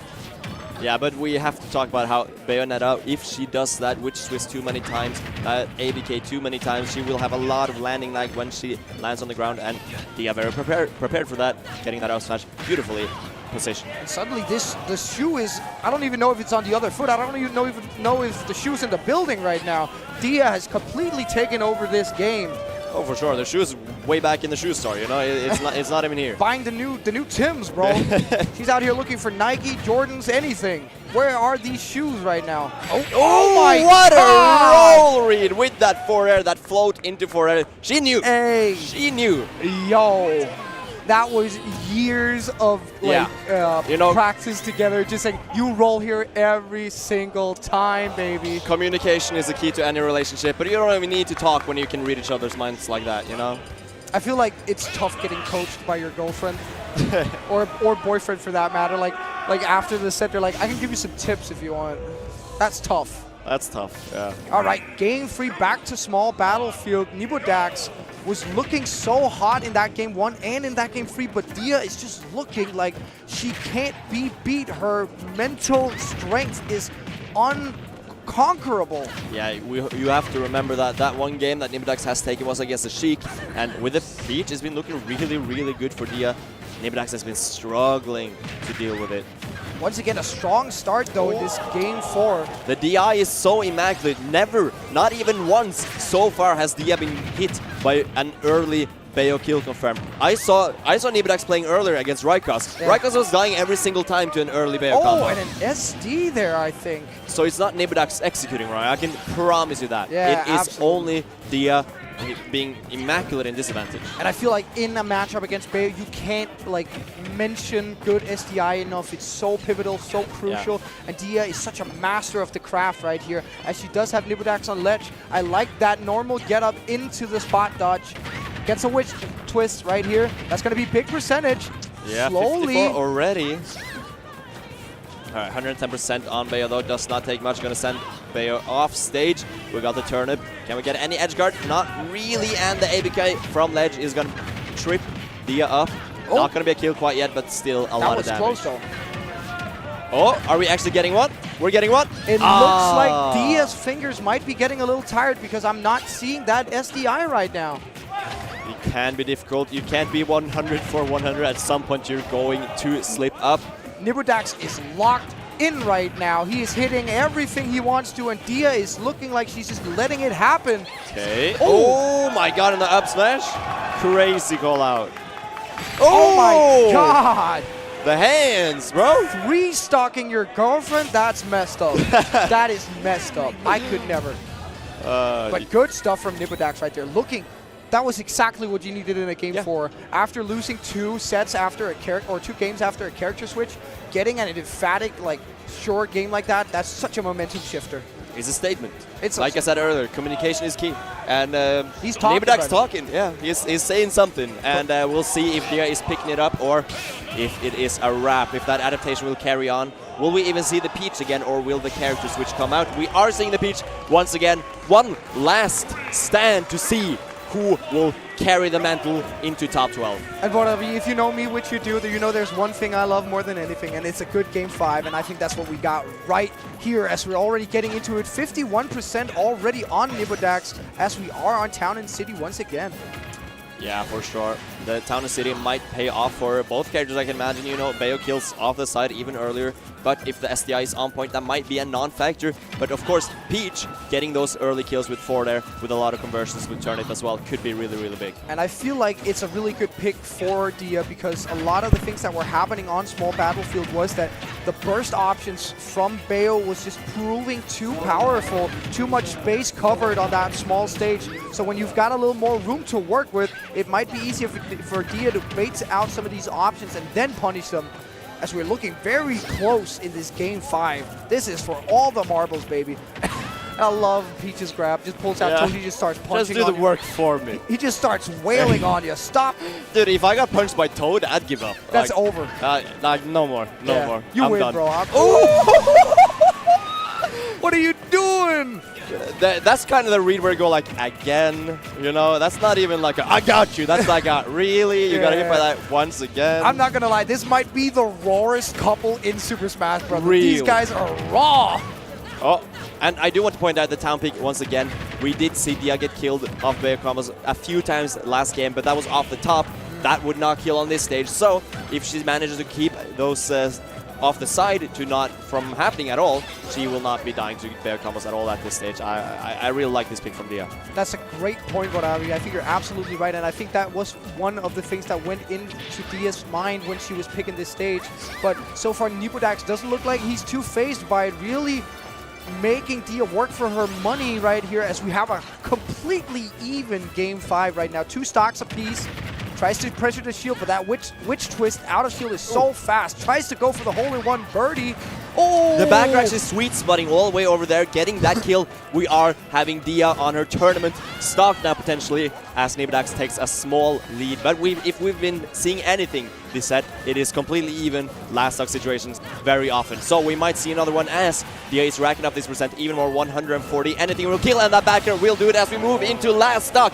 Game 5 in this lovers quarrel right now. I am feeling it, Valavia. Right now, we've got a hot set as we get into it. The Wit Twist putting on the percentage, already 61 on this Princess. One little combo and it's already looking kind of rough, but you know, it doesn't take more than one advantage state right back. This is still an even game, but the patience from Nibodax right here on this ledge trap, really just scouting out some options to go for a big swing that misses now on ledge. Dia's ledge trapping has been on point. Gets the grab into the back air. okay, it's slipping a little bit from Dia, and the back air crossing up, not gonna kill on Town and City though. Might have been it on another stage, but we are still living, still hanging on, maybe by a thread, but a thread nonetheless. You know, we are still in this. Oh, and he's out of shield. Oh, bees into the back air. Let's go. Good Wow. stuff from Nibodax, taking it, moving on, and we got the kiss. No hard feelings. Still, you carry on the mantle. Go beat their ass. That's what they're saying, you know? Yeah. Nibodax will move on into top 12, meeting Mescol in the next round. What which a is set. Yeah, Mescol versus Nibodax, that's going to be a hot set. Ooh. Bayonetta versus Ridley? Let's go. Who's getting comboed? I'm not gonna say it's Ridley, but like, come on. If I had to put my money on someone, Yeah, it's gonna be the big space dragon, not the witch. I believe we are getting Melee Megaron versus Pipov next, though. So that's going to be go. another Danish match. We got that Denmark versus Sweden rivalry, that Scandinavian battle, with Pipov, of course, being one of the best players in Sweden and also being PR'd in, I believe, Italy? Yes. Italy and Sweden at the same time. An Italian player who has moved to Sweden. The double PR, that's a rare occurrence. This man is good no matter where he is. Yeah, for sure. But we are seeing the Kazuya versus Mario. I do want to say that I imagine, I don't know this for a fact, because I know Kazuya's matchups are a little bit unintuitive sometimes, but I imagine Kazuya might do really well against Mario. Because, you know, you got that brawler archetype, right?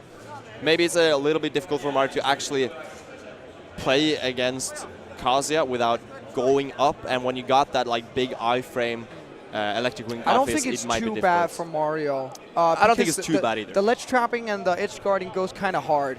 That's a good point. That's a good point. But I think you are exactly right that getting in on that big Japanese-built man when he's going like this, that's tough. He ain't even Japanese. He rejected his Japaneseness. You could do that? He says nationality none.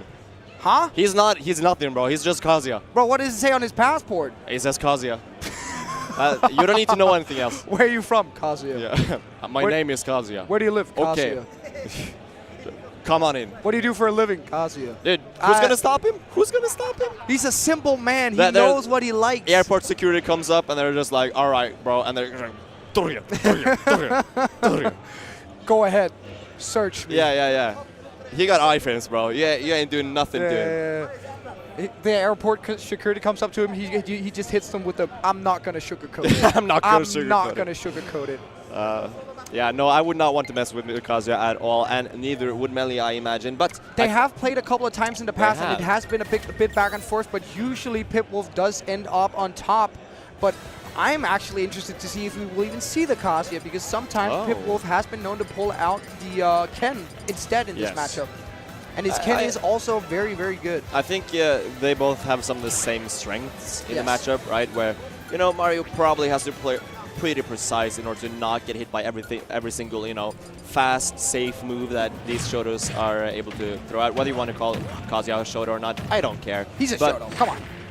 Yeah, let's not go into it. But for sure, they have a lot of safe, fast buttons, and they have iframes. At least Kazuya has a lot of iframes, so it can be really difficult to actually get in, especially if you don't have any range. Yes, but I do feel like that the advantage that Ken and Ryu has is that fireball. It really does help with the neutral against a Mario who might take it a bit slower. If you see a Mario who is focusing more on keeping this Kazuya starved and hungry, going for something desperate and then making a big play by using the fireballs to control the neutral and his save options, then you might want to go for something like a Ken or Ryu to sort of answer back with your fireballs of your fight fire with fire, you know what I'm saying?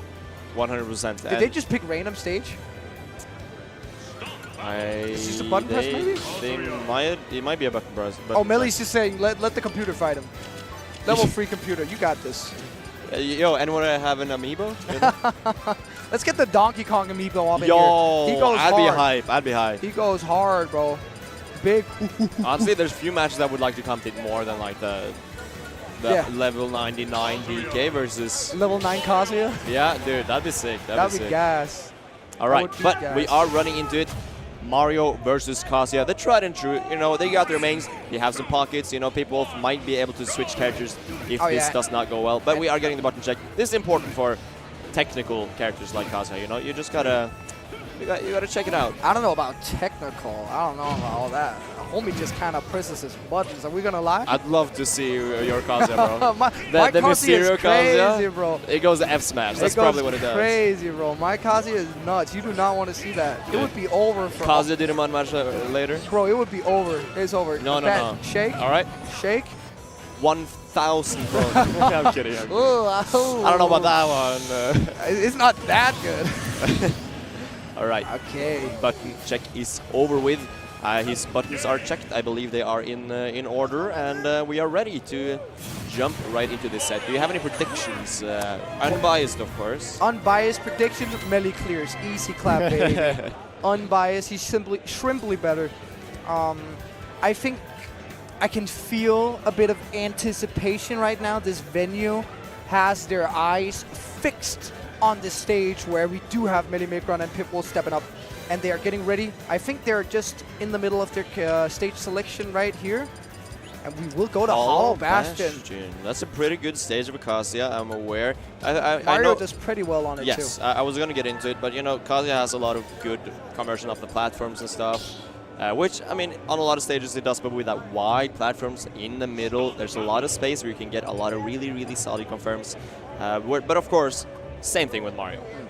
You will die off the top if you get a little bit of a up air extension, and Melee is a master at getting those. I'm sorry I spoiled it before you got to it. That's my fault. You were waiting for it. Just hold on. Come on, let me talk, bro. Here's a big secret for everyone. Mario does well on the stage with platforms. What? Crazy, bro. I'm so insightful with it. Got that Ramses knowledge, So you know bro. Mario can convert a platform with up air? What is that accent? Okay. That's my accent. Let's get into it here on the stage of Kingdom Hearts on Hollow Bastion as we go into this game 1 with the plumber versus the man with no nationality, Kazuya Mishima. Gets the grab here already into kicks, baby. And it seems like their record at this point is 3-1 to Melee Megron in set record offline. So it's looking pretty good. He might be the favorite going into this, but people, of course, you can never sleep on people. This man just pops up everywhere, doing well at any tournament he attends. So he really is a jump scare. Yeah, truly is. You could just be chilling at some tournament in like Switzerland and then boom, Pitbull. Italian Swedish man. Yeah, boom. Oh, cheeky little forward there from Melee. Gonna get punished with a big side beat, but doesn't die just yet. We're seeing some typical Kazuya gameplay here, where you know Kazuya gets that early percentage, 100%-ish. But wow, that was brave. Get out of here with that. Oh, and the fireball snipe is like, all right, that's enough. That was the most casual stock I've ever seen anyone take. Just kicks the downer and then boop. See ya. Something about Mario's animation when he sends the fireball, he does not care. He's just like, yeah. Yeah, Melee looking like he doesn't years, care either. So calm right here with his gameplay. Just walling out this Kazuya, knows what his burst range is, and then just finding the holes where he can make his moves work for him. As we do get the uppy, is that enough? Not quite, but it's a very good observation there. He knows that burst range of Kazuya very, very well. You saw him dash back, dash in again. Oh, and the side B, that's not enough, but still in a bad position. Does not quite get the F smash or up smash either, but the armor on that command grab is gonna be crazy for closing out that slot. Crazy. He just said, no. Bye-bye. Oh, okay, he's fine. He really got yoinked right there. Kazuya said, I'm done with this. Get over here, bro. All right, the ledge trapping is where you might get a lot of stuff on Kazuya, because, you know, big, relatively slow in the air and stuff, it can be kind of difficult to get off the ledge. That's where you need to get your kills. You need to make that count, and Melly definitely does. With that back air, you know, third time's a charm. Send out 2 back airs, they miss. The third one, that's gonna do it. Absolutely, and Melly surely looking like a master of the math right here, knows when those moves will hit, as he does have a significant lead here in this game one. Ooh, Whoa. tries to erase his whole family lineage. He wants to end this now. I don't want to play anymore. All right. Next set, get it over with. Go next. Tries to get a read on the air dodge, does not quite get it. Melly again with that dash back and dash in after that electric wing god fist. He knows people. He's in his head. I feel like Kazuya is such a scary character to fight, right? This man is intimidating, but Melly looking anything but intimidated right now. This plumber is just throwing hands. He's not even a little bit like irked. He's just like, this is another day at the job, and he's proving that he deserves that 3-1 set record that they have over Melly, or over Pitwolf rather. And I feel like one of the key things right here is that Pitwolf is not getting those platform conversions, Why? but he will get that Hell's Gate to just send you out of here. Go somewhere else, and this could be scary right here. We got that big platform on Hollow Bastion, but the F smash, he had the right idea, but not quite the spacing on it. 70%, this is how Kazuya makes comebacks. This is how he does it, but not quite this time. That is not safe on Sheila. It's gonna get punished. What happened with this game? What happened? And the up smash closing it out, almost getting comeback, but Pitwolf still in it, and he made some good adaptations right there. You cannot relax, you know? Maybe Melly's a little bit too chill. Yeah. There were signs of life there, and I definitely feel like Kazuya is one of those characters where you can be beating him up, like just kicking him while he's down. It looks like he has no chance, and then suddenly you lose like 1 stock. Oh, okay. And then he command grabs you at 60, and your other stock is gone, and then suddenly it hits you like, doom. Yeah. Oh, I'm on my last stock against Kazuya Mishima You hear right the now. Jaws music coming in, you're like, Doo-dum.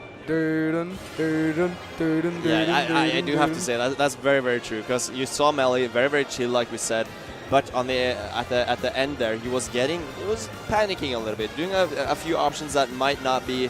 You wouldn't see him do that earlier in the game. He was like, I need to end this, and the up smash worked out, but a lot of smash attacks, right? Yeah, in another universe, that up smash didn't work out, and suddenly that's an electric wing god fist into a kill from Pitwolf. It's scary to throw those things out, but we might see that have an effect on the later games as well. That fear factor is very, very big, especially when you're against Kazuya. You can never sleep on Kazuya Mishima. Especially not when, like, even if you're doing well against him, he can just so easily claw his way back into a game. It can be super scary. You can never relax too, like, you can never be too aware of what's happening in the game. Yeah, and on this Town and City pick, how do you feel about this? I feel like the low blast zones on the sides is going to be really, really good for Kazuya. You know, that Hell's Gate like that we saw earlier. Yeah, but I know Melly loves this stage. He usually counterpicks to this because Mario can get some really good combos when the platforms are there. But so can Kazuya Mishima as he just bink, bonk, booms him. For sure. And you know, another factor is that Mario doesn't really kill us early from those combos, of course, off the top. So he can't really get those like cheesy stocks from 20%. He can on the side platforms. On the side platforms as well. Yeah, he can get some very cheeky stuff right there on the side platforms. Really? But it is very much more situational than on other stages. So I'm thinking it's not too bad for Melly, but I see the vision from Pitwolf right here. Yes, I do think it's a pretty good stage break from him, but the down throw back here not quite going to do it. Stuck on the platform right now. Can he get back? We do have the command grab still on deck. Melly just saying, let me backer. Can I get a backer and a backer, a little backer? And can I get an up B as he takes that stock beautifully? But ooh, kicks. Got his ass on the platform. That is really, really nice. And I do see what you mean right now. The setups on that platform can be really good, and you do have probably some crazy conversions as well when those platforms comes out. I think another thing is that we talked about how Kazuya Mishima, he does really benefit from platforms himself, right? But he can't really get too much out of those side platforms. They're too high up for him with that long jump squat. So Melly can sort of like exploit more of the stage here than Kazuya can, I think. Oh, nice downer. He's not quite going to kill, but going for that second juggle to get it. Does not quite work out, though. It's so scary in this position. He has that armor as well. You have to be careful. juggling or just keeping him out, but he does not manage to do it as he gets grabbed, thrown up in the air, and slammed into the ground and dies a little bit earlier than you might want. Big yoinks there from Pitwolf with a lead now for the first time in this set. And Gus get the snipe. Did he get sniped right there? I'm not quite sure, but at least he fell off he died. So that's at least something. But we are back with that 0-0 even game. He's so close to dying right there. That was a little bit off the spacing from people. But I felt my tongue sink into my throat right there. I heard it. He got those. That is a Kazuya that we saw on day one and we thought, uh-oh, it's over. If you blinked, you missed it. It happened so fast. Pitwolf just came out of nowhere and said, let's go to the next game, dude. Yeah, I don't even remember the last game. It's as if our screens were black, you know. Yeah. I felt like I couldn't even see it. Yeah, honestly, I don't even think we watched that game if I'm thinking about it. It's out of my mind at this point. And we're already moving on to this game 3 as we do sit 1-1 here. All of these sets so far, I mean, we did have Hope Samba. I think Hope did a good job there, but Samba stomped it pretty hard. Yeah. But these last 2 sets right now looking so back and forth. Adaptation versus adaptation, neutral versus neutral, mental versus mental. And we'll see if Melly can answer right back after that roaring reply from Pitwolf. For sure, and another big factor is what stage has Melly chosen to go to as his counterpick. We will not see a triplet, I assume, but we might. See Yoshi's coming in the wheel right right now? That would be crazy if you let him go to Yoshi's. But we are going back to Hollow Bastion. Good pick for Mario. I do like this pick. It would probably be the best one other than, you know, Smashville or Hollow Bastion. That's his choices. If it ain't broke, don't fix it, as I always say. And Melly subscribes to that theory. It worked before, why not again? Back to Hollow Bastion as we get this ledge trap off. Oh! Boom! Oh, I wanted it. Boom shakalaka! What are you doing? Get off my stage! This is over. You thought you were alive? You thought you got lucky there? Nah. He's chasing you down. Didn't you know forward air combos into forward air? What are you doing? True combo. He let it be him. Yes, really. They're just taking turns beating each other up. That did not hit, bro. Oh, he lived. Take a ruler. That didn't hit. Great DI, but I mean, Pitwolf says it does, so you're gonna have to believe him. Oh, just okay. Up air. Nice damage. Nice damage. I mean, 84%, nothing to sneeze at. That was a little bit unfortunate. I'm pretty sure he could have survived there. But, you know, I do want to point out that water gun, or flood, as it's called, is really, really good against Kazuya because the recovery is very slow and he has to laser sometimes. You can push him really far away and you can just spam that flood. At least you can do that with Scroll Water Gun and it can be super, super good. The PT Rain Rod. Rain Rod? Oh my god. Okay, maybe I'm the one who's got the Rain Rod. I'm not gonna lie. I was trying to dunk on you, but I'm sounding real stupid. Yeah, I got off cheap with that one. You let me go. Someone who's not getting off cheap right now is Melly as he does lose his second stock. Yeah, and this is even, bro. This is even. Kazuya needs one opening. Yeah, for sure. And it is. He might work. It might make it work, but the downer is not going to kill quite yet. It's still a lot of damage, though. That might be scary. It's scary. One of you, I'm not going to lie, I have no idea what you just said because the crowd is going crazy right now for this set. As we see Pitwolf back on the ledge, gets around the fireball, does have the command trap. Melly not falling for it, but this could spell doom for the plumber. The grab, that's so important. And the back here, super, super nice. What a mix-up! Can he get sniped? And he does. The dash tag, he might just be dead to a back air. Another one! Keeps it going, goes high. Can you finish your plate? He does not. This might be the Let's go! I'm not biased. Let's go! It's hard to commentate those last hits when I'm just like, I'm like, and then suddenly something happens. I was about to say, that's the beans. I'm like, what's that even mean? I don't even know. Now, if you know you and me, Vonavi, like in an hour's time, you and me are just going to be saying jibber jabber. Yeah. It always ends with noises and made up words, and I'm feeling it right now. I'm in there, and so is Melly. You'll think we are French cast at that point. We're like, no. Too fast. Je suis désolé. Oh. You know French as well. A true Frenchman right here. True Frenchman. Shout out to Hummingbeam, the GOAT. The GOAT, for real. A lot of great French people, but none of them are here. Strange how that works. Yeah, actually, not shout out to Hummingbeam. Where are the French? Where are they? I retract the shout out. What the hell? Nah, Humming's the GOAT. And We got a couple of goats in this small battlefield as well. I'm surprised we were going back to small battlefield instead. Maybe there's a difference in bands or similar, because it worked out well for Pitwolf, but I mean, maybe he just he could feel that Melee had some. Like I said, he does prefer town and city. So maybe Pitwolf sort of just caught onto that and said, you know what, I like the 2 platforms I can find here, but you know who also likes him? It's this little plumber right here. Oh my god! Yeah. My god! He went for it. He went for it. I respect raw. it. No, but I imagine like town. A lot of the time, town is almost like a big FD. You know, because the platforms don't really do much a lot of the time. You know, other than that one in the middle. So a lot of the time it works like an FD. But on this stage, you know, Mario has some crazy stuff. So maybe Melee actually banned town or something. We don't know, of course, but. The stage is going to be good for Kazuya as well. He does have a lot of good conversions. And the smaller stage might... What? Whoa, I definitely thought their roles were switched right there. What the hell? I'm not going to lie, hell? Bodavi. I forgot for like for this whole set, I forgot that Kazuya really liked Final Destination. I was like, the platforms is what he wants. I was like, wait, he's better without them. Yeah. Damn. No, but it's true though. He does like platforms as well, because he can get so. He likes it all, bro. He's a omnivore. He eats anything. Yeah, he's trying to eat the stock. different on FD though. He's different on FD. True. So even on this game 4 though, as Pitwolf answers right back, does get the grab. This could be huge. No Ferb's tech. Yeah. All right. I feel like the kind of dash back neutral that Melee Megron had earlier in the set is not working as well, because people, instead of just, you know, going a bit slowly back and forth, he's just kind of like ramming in, it feels like.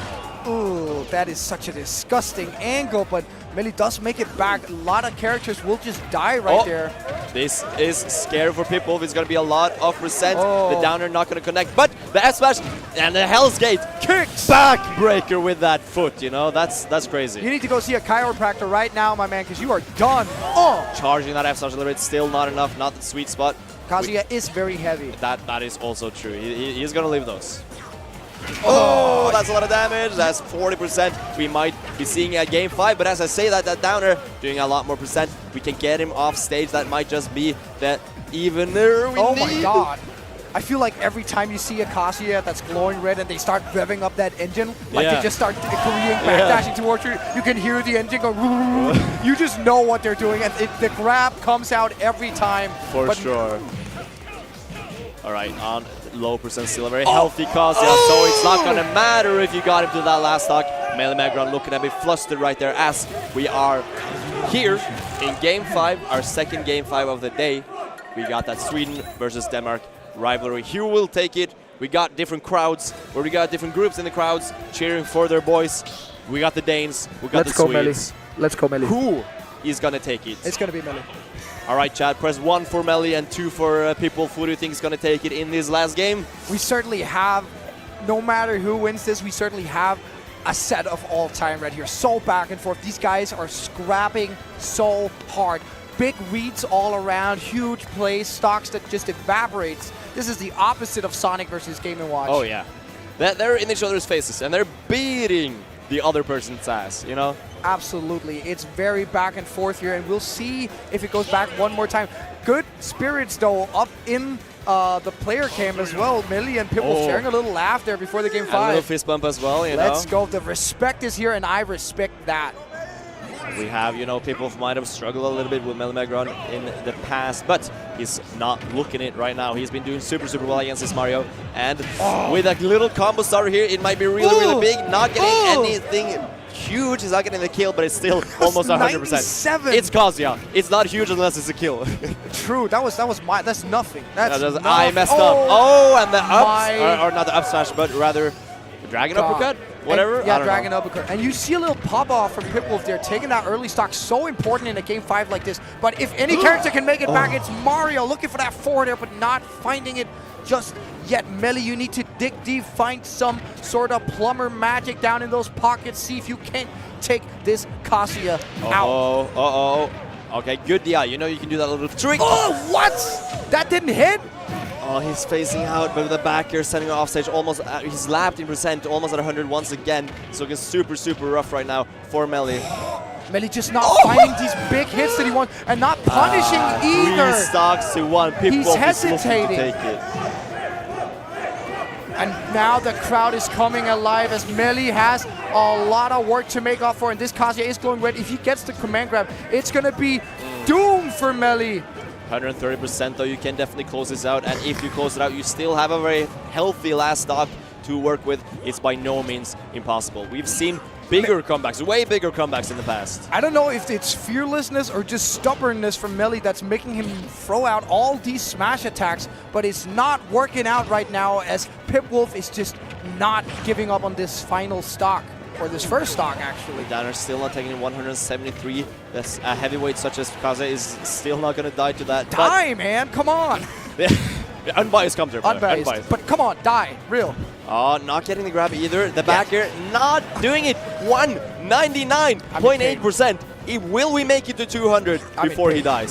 There we go. The backer's going to take it. All right, Melly on the board now in this game 5. Like we've said before, Mario certainly can make this back. He just needs that one big opening. But so does Kazuya Mishima as he drags him down to the gates of hell and says, this is my game 5. No contest. You said he could make it back, but not from way down there. That's impossible for the little plumber man, as Melly Megron makes it to top 16, but no further.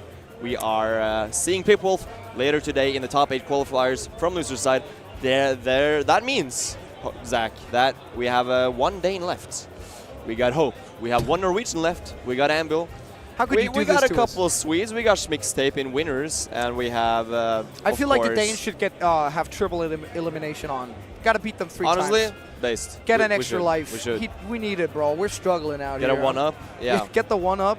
He's playing Mario. Give him the 1. Run it back right now. Swedes once again proving that they are a very, very strong region, and you know, all respect to them. The Swedish scene is so stacked with a lot of great talent, and it's not just, you know, a lot of top level. They have like a lot of mid level, a lot of high level. Like there's so many good players, and that's something we need to see more of in the Nordic scene in general. So, you know, absolutely. Super shout out to every Swedish player that just grinds and keeps up the good work. I feel like Sweden also one of the has so many small regions all everywhere, and you could just go to a Swedish local somewhere in the middle of the country, and there's just some guy there who's really, really good. Yeah, his name is like Frank124, and you're like, it's always, who is this? It's always something like Dog Wiener or something, and he just plays Ganon or something and beats the crap out of you. And you're like, who are you and why am I losing? I thought I was good at the game. Who did you lose to? Nacho Chip John, the Meat Brawler? Yeah, and then people look at you weird like, dude, you would lose too, okay? These Swedish people, they'll either look at you weird or they'll be like, oh, Nacho Chip John, he's crazy, yeah. bro. Nacho Chip, that's my GOAT. That's my GOAT. Only if it's a Swedish person. They're like, he's crazy, bro. I feel like that's how it is with the whole Örebro scene. Yeah, it's oh, Slobberop, my GOAT, that guy. I lost to Slobberop, but like, oh, no wonder, bro. Yeah, no, but he's cracked. He's cracked. Slobberop is the man, bro. Yeah. Shout out to Örebro scene and Sweden in general. We love having you here in general. It's so fantastic to see so many talented players come out here tonight.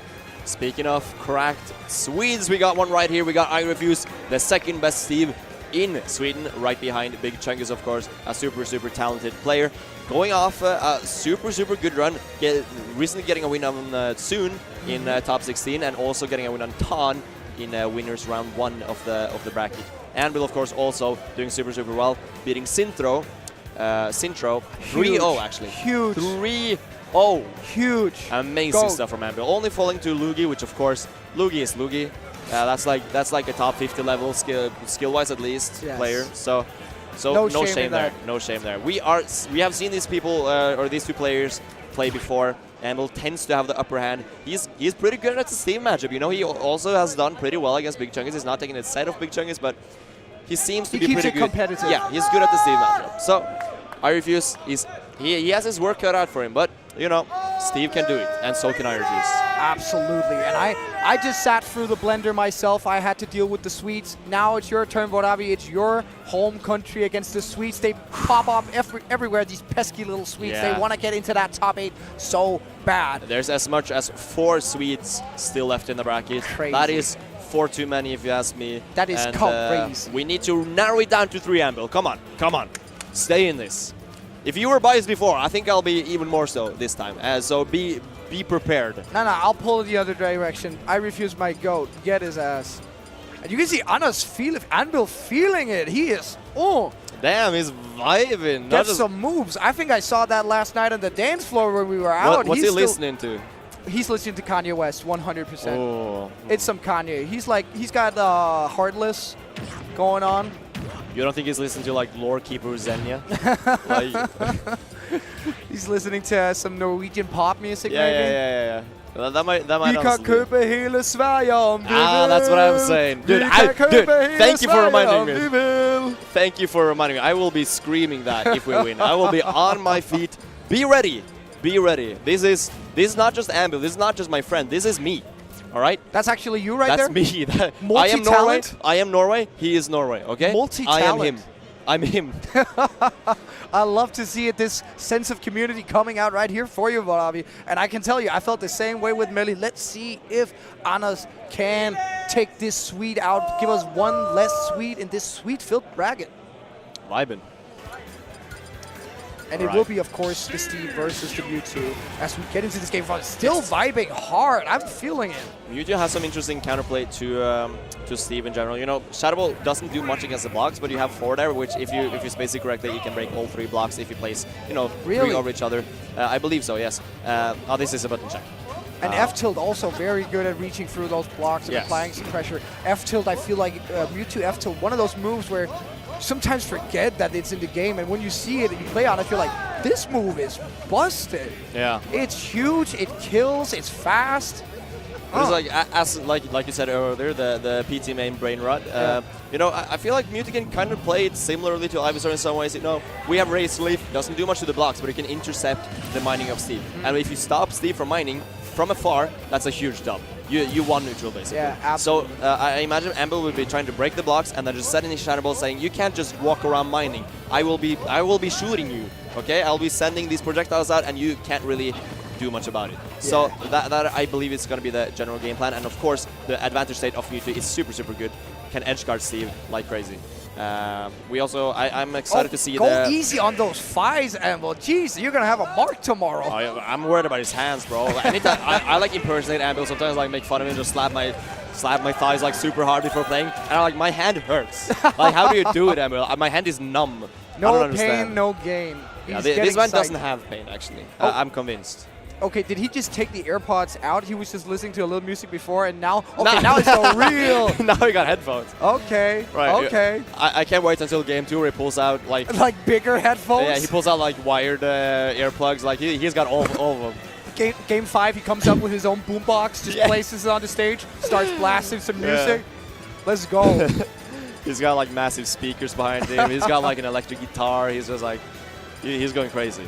No, but I like I said, the advantage state of Mewtwo is also super good. The reflector is going to be nice against the Anvil. Anvil with a V. Anvil on Anvil? Yeah, so the reflector, you know, you've seen people kill Steve super early with our reflector.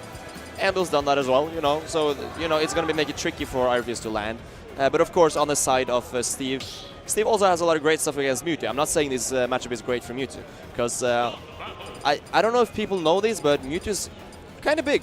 So, you know, getting comboed, you know, he's a bit on the larger side. Yeah, yeah. He could stand to lose a few pounds. My man's got those thick thighs. Yeah, I think Mewtwo's perfect the way he is. But, you know, the tail, we could cut it, honestly. It is a bit Does he big. need it? Does he need it? Oh, another button check, I guess. We're taking our time with this one. Probably wrong stage. It looks like Anas is still figuring out his buttons, maybe. We're being patient right here, and you see Irefuse making a few faces here. That's just Irefuse, though. He does that. He does that. True. And I think we are just about ready to get into this game, and I, for one, cannot wait. You've kept me waiting long enough. Yeah, and the way I see it, this is the age-old Nordic or Scandinavian rivalry. Sweden and Norway, we hate each other. Or we love each other, but we hate each other, you know? It's brotherly rivalry. In anything we do, we're always kind of rivals. Whether it's skiing or whatever it is, we always want to beat each other. And Sweden versus Norway, no stranger in Smash either. Anvil going up against one of the finest Steves in all of Sweden. Let's see how this goes. I honestly can't relate, Varavi, because at the Danes, we love everybody and everybody loves us, you know? That's not true. We hate you. We hate you so much. Whoa. Yikes, on comms, admitting that's crazy. Oh, and the down tilt, I Wow. didn't even mention the down tilt. The down tilt spacing super far away, so you can kind of break the bottom block, and the bottom block is all you need to break. Yes. For the people who don't know, you can run through the blocks as long as there's no block on the bottom, no matter how big you are. Even Bowser can do it. So that's really the only one you need to break a lot of time to break through. Of course, you might not be able to send Shadow Ball through, I'm not entirely sure, but that's another deal entirely. He can definitely use that down tilt to space and just, you know, break that bottom block very safely. And I refuse being so aggressive with his mats here, just really pulling out, blowing himself up, saying, you need a little damage, Oh bro. my god, he died. He just evaporated. Mewtwo is kind of light when you think about it. I refuse looking very comfortable here in this game 1, already taking a stock from Amble, working on the second one. 56 laps him in percent just like that, gets the minecart off, you're off stage. Oh no, that's scary, that's scary. And the one block there just good tried. recovery. Okay, no get up tag, but still he got off easy. He got off easy. Anna's looking really uncomfortable in this game 1, just can't seem to make anything work for him right now. Oh, we got the penis. Oh, hey, there are kids watching. Are there? I don't know. I hope not. If there are, hello, that was just randomly placed blocks. They didn't mean anything. Just a random symbol, kids. All right, let's go. The Shadow Okay. Ball, grabbing him. We got the chance from the Norwegians, you know. Always, whenever there's Shadow Ball, they got to chance something.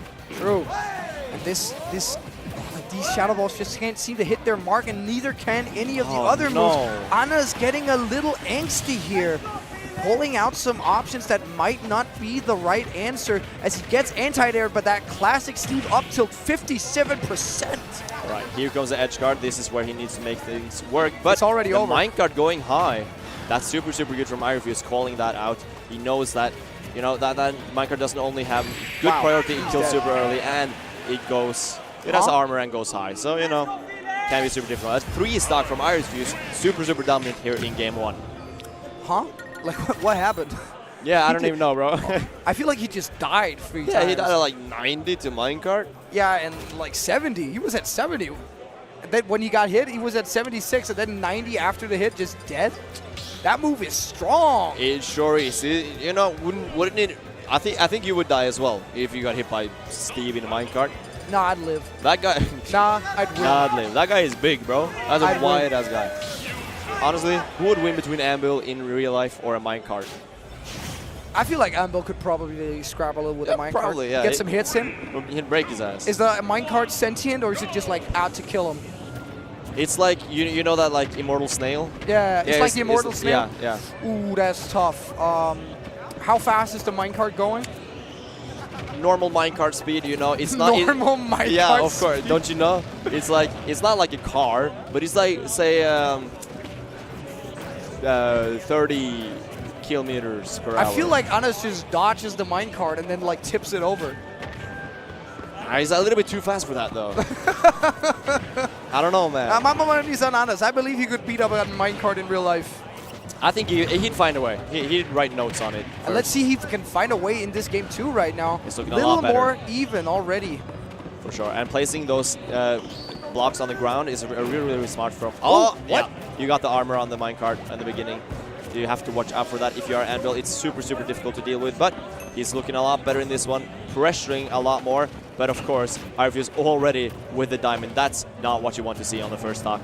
And I think it's not even that he's only pressuring more, he's pressuring smarter. He's picking his openings way better. But trying to destroy this crafting table right now, but Irefuse getting so many mats. And there's minecart once again. Can't dash away from that. I feel like Irefuse just makes so much of his money just by minecarting at times where Anas doesn't expect it. Ooh, but no tech. Nice. And now Irefuse used his diamond already. He's low on mats. He only got some iron and a little bit of gold. You can't make much work from that. If Anvil is able to keep up this pressure like he did earlier, this might be looking really good. But this minecart is just doing so much work, and he pulls them out at the weirdest times. Anas is rarely ready for them. I think one of the challenges for Anvil is that he usually tries to almost corner himself on purpose, right? Yes. Because he likes to play that slow game, and he's thinking, okay, if you go up to me, I have Shadow Balls, I can definitely keep you out. And even if you get up here, there's a 50-50 like rock, paper, scissors that I'm comfortable in. One of the things that definitely can work to Anas's or Endo's detriment is that he is so confident in the neutral tools that Mewtwo has, but that screams confidence right there. Yeah. Boom, baby. Game 1 was a fluke. That's what that down smash said. Absolutely, but maybe okay. not that much of a fluke as the anvil does come in. That move, of course, so strong. Okay, almost getting a good combo here. There's a lot of percent. Oh, he could have gotten another one. No true combo, jab into jab. Jab, rapid jab into rapid jab. Classic. Actually, rapid jab into jab 1. I don't think anybody has that. Ah, you're right. But ooh, Anas was looking Whoa, so good. Whoa, whoa, whoa. We got a whole factory building here. Okay. Homie's out here building a whole city. You got a skyscrapers and shit? There's a Mewtwo in Lico City. Assemble the bulldozer. Bro is playing City Skylines. Like, what's going on here? Oh, Oh, you can't no, get grabbed that's by so that. That's bad. gonna be it. That's gonna be That's it. it. And already Anas maybe on his last game this tournament. Super quick so far. Those were some quick games, and like we were saying earlier, Amble tends to play a very slow game where he corners himself, forces the opponent to approach. That's one thing you cannot do against Steve. You have to approach, and that's what we see Amble trying to do. Because if you just stand on the ledge, Steve's just gonna mine. He's gonna take that all day long. You can't let him do that. And Amble seems a little bit uncomfortable having to play very differently than he usually does. My man is definitely struggling. You can see him doing the big thing right now. Homie looking like a Greek statue trying to solve life's mysteries, but what he really needs to solve is how do I get around this minecart right now? And he's thinking about it. I refuse. Taking his time to have a little fun with the cam in the meanwhile. He looks comfortable. Yeah, for sure. He's definitely having fun with it. Just making some faces, saying I'm in my silly era. I mean, I'm a little goofer. We do a little goofing. A little silly today. I respect it.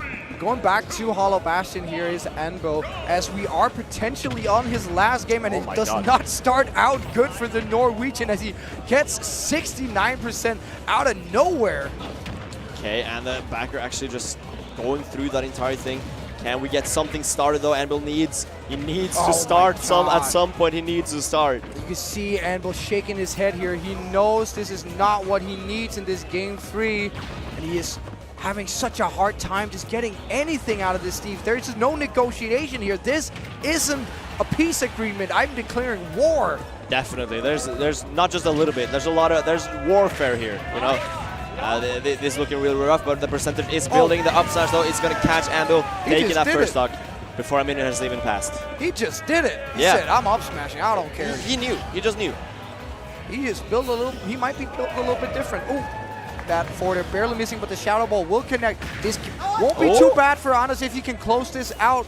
These are the edge guards we were talking about. Oh. Yeah, it does not go high enough. If he went higher, he would have gotten hit by the backer anyway. So really, really good edge guarding from Anvil, but also unfortunate that it would have to end that way. I need to see, like, I feel like Anas, even when he's doing a good job of dodging that minecart, I refuse converts anyway. He finds where he's going. Oh, you're avoiding the minecart? Too bad I'm where you're going.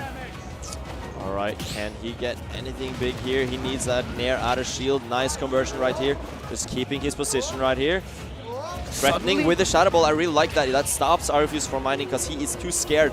Oh, and the backer. Really, really nice. That is what we need to see. Those edge guards, that advantage state from Anvil that we are so used to. We haven't been seeing it much this set, but he's coming alive right now. It seems like he has definitely tapped inward, Avi. Something has shifted in the mind of the Mewtwo player as I refuse on his last stock this game, and Anvil only at 59. Can he work something here? A little magic, a little psychic ability from this Pokemon. Trying to keep him off that ledge. You cannot mine there. You have to stay pretty comfortable right there in the edge, but you know, breaking that bottom block is so difficult when there's iron as well. On Hollow Bastion, looking a little bit rough for Anvil, but still with that entire stock lead, even if it doesn't go totally his favor right now, it takes a lot from Irefuse to make this comeback right now. Yeah, that's absolutely right. You can't sleep on Mewtwo, especially not when Anvil is piloting it, and it does look like he wants this game all for himself. Nice, the Big jump backer. call out. He is locked in.